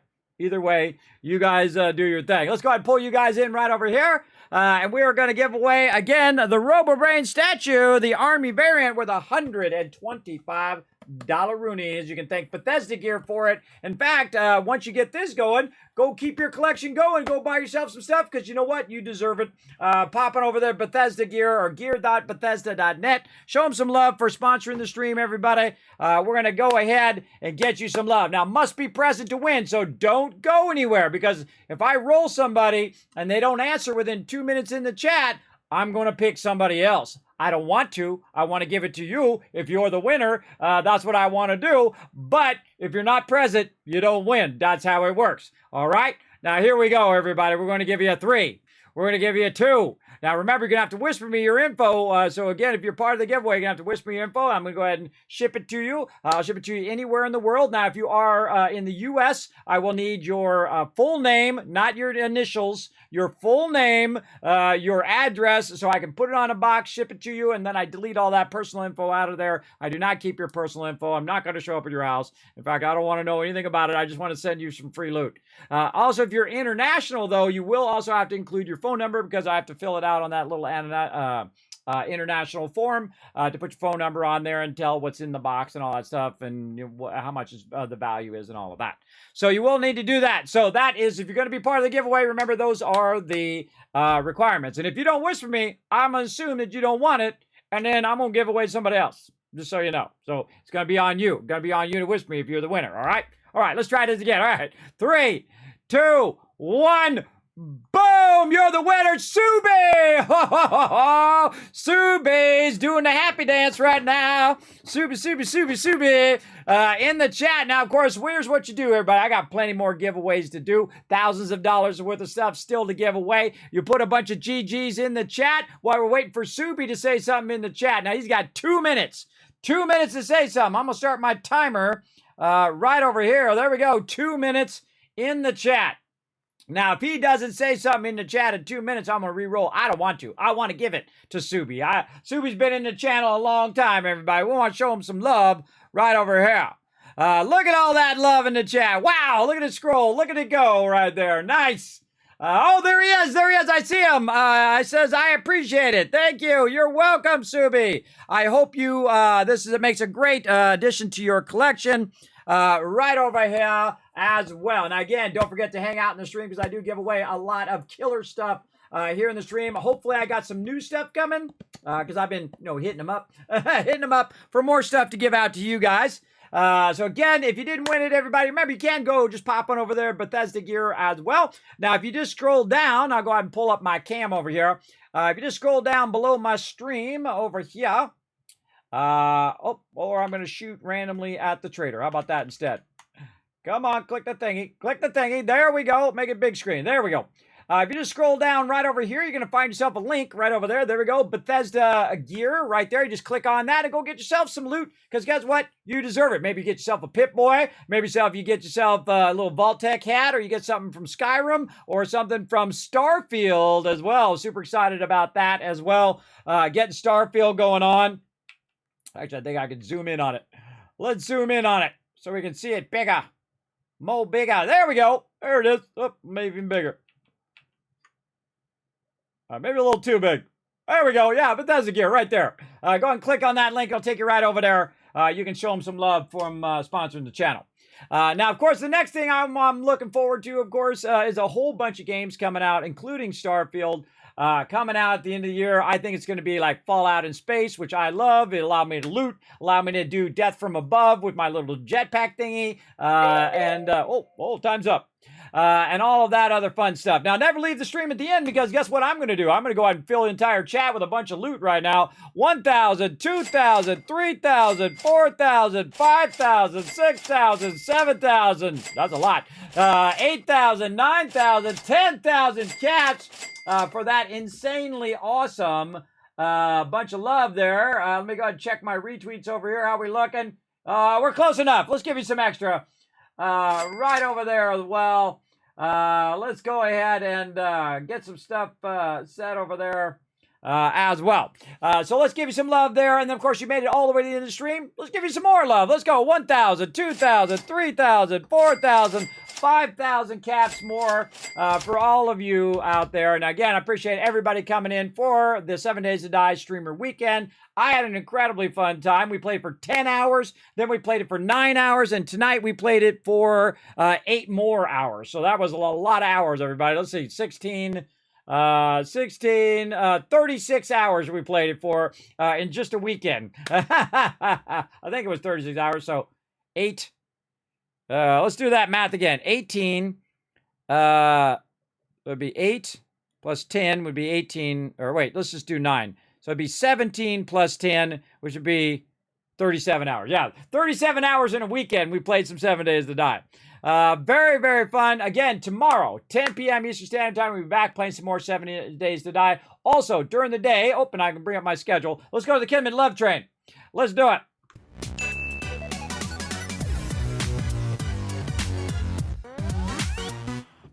All right, Subi. Also, don't forget to go ahead and whisper me. I'm going to say hi in the chat. Oh, let me roll out my, roll you guys out. You got you right there.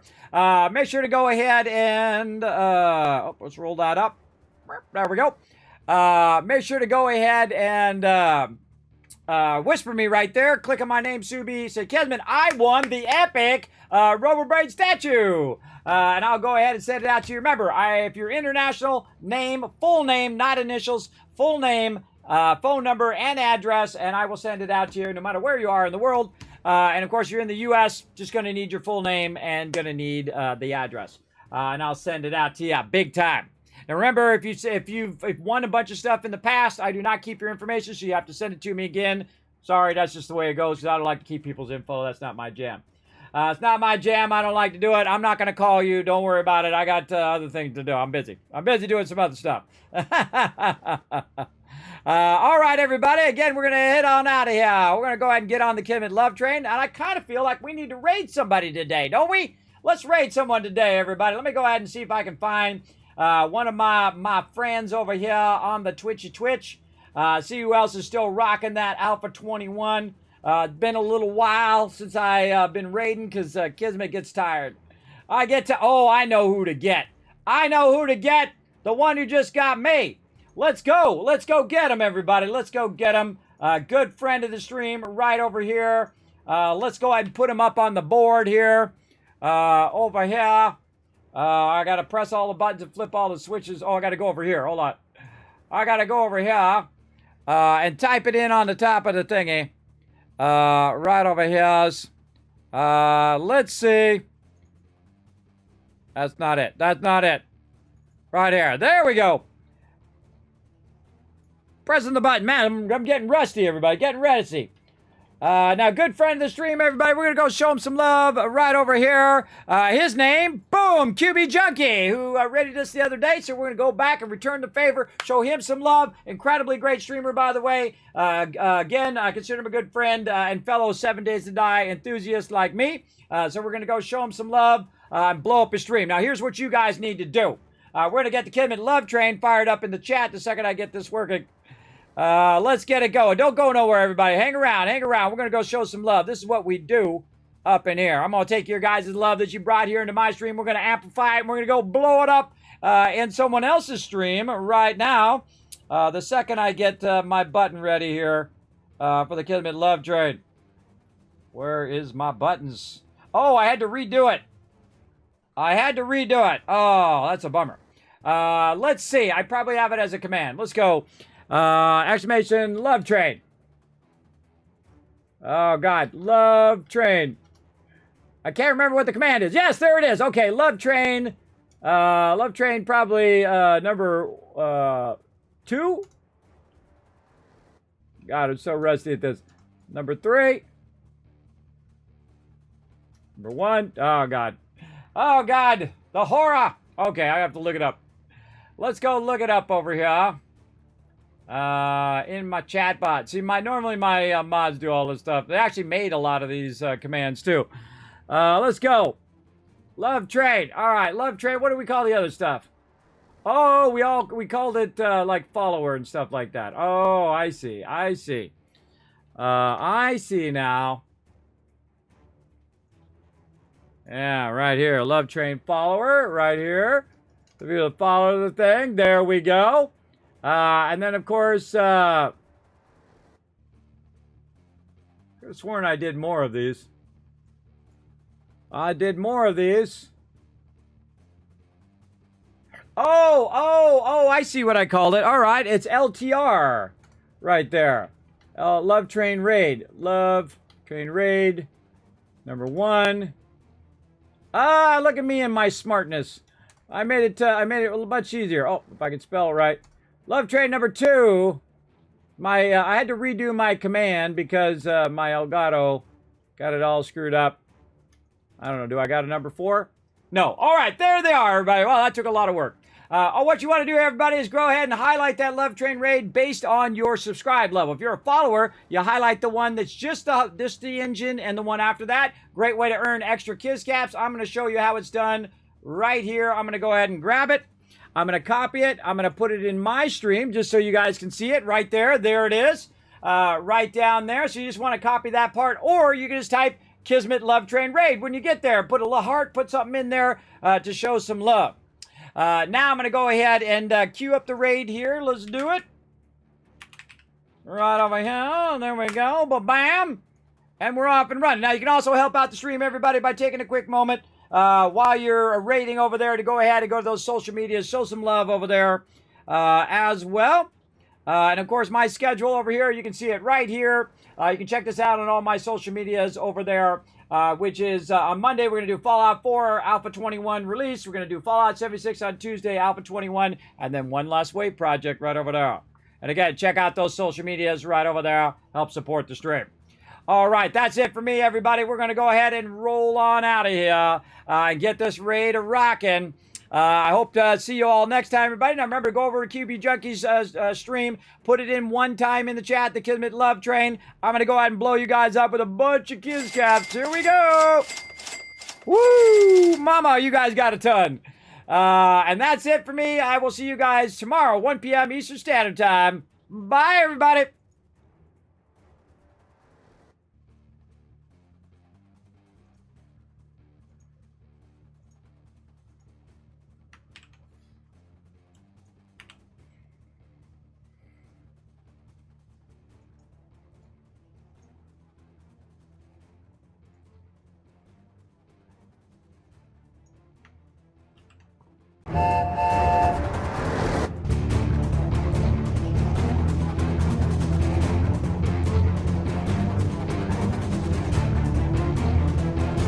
Hi, this is Norbert. Thanks for watching.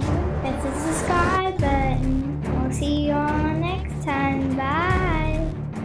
Hey, thanks for watching this video. Help support more videos just like this one and keep the Kismet Love Train a-going by dropping by my Patreon and showing your support. Big thanks going out to Resident Spike, Rotisserie G, JC Hunter, AMZ, Carlos, Jeremiah, the Notorious TDK, and Scriplin.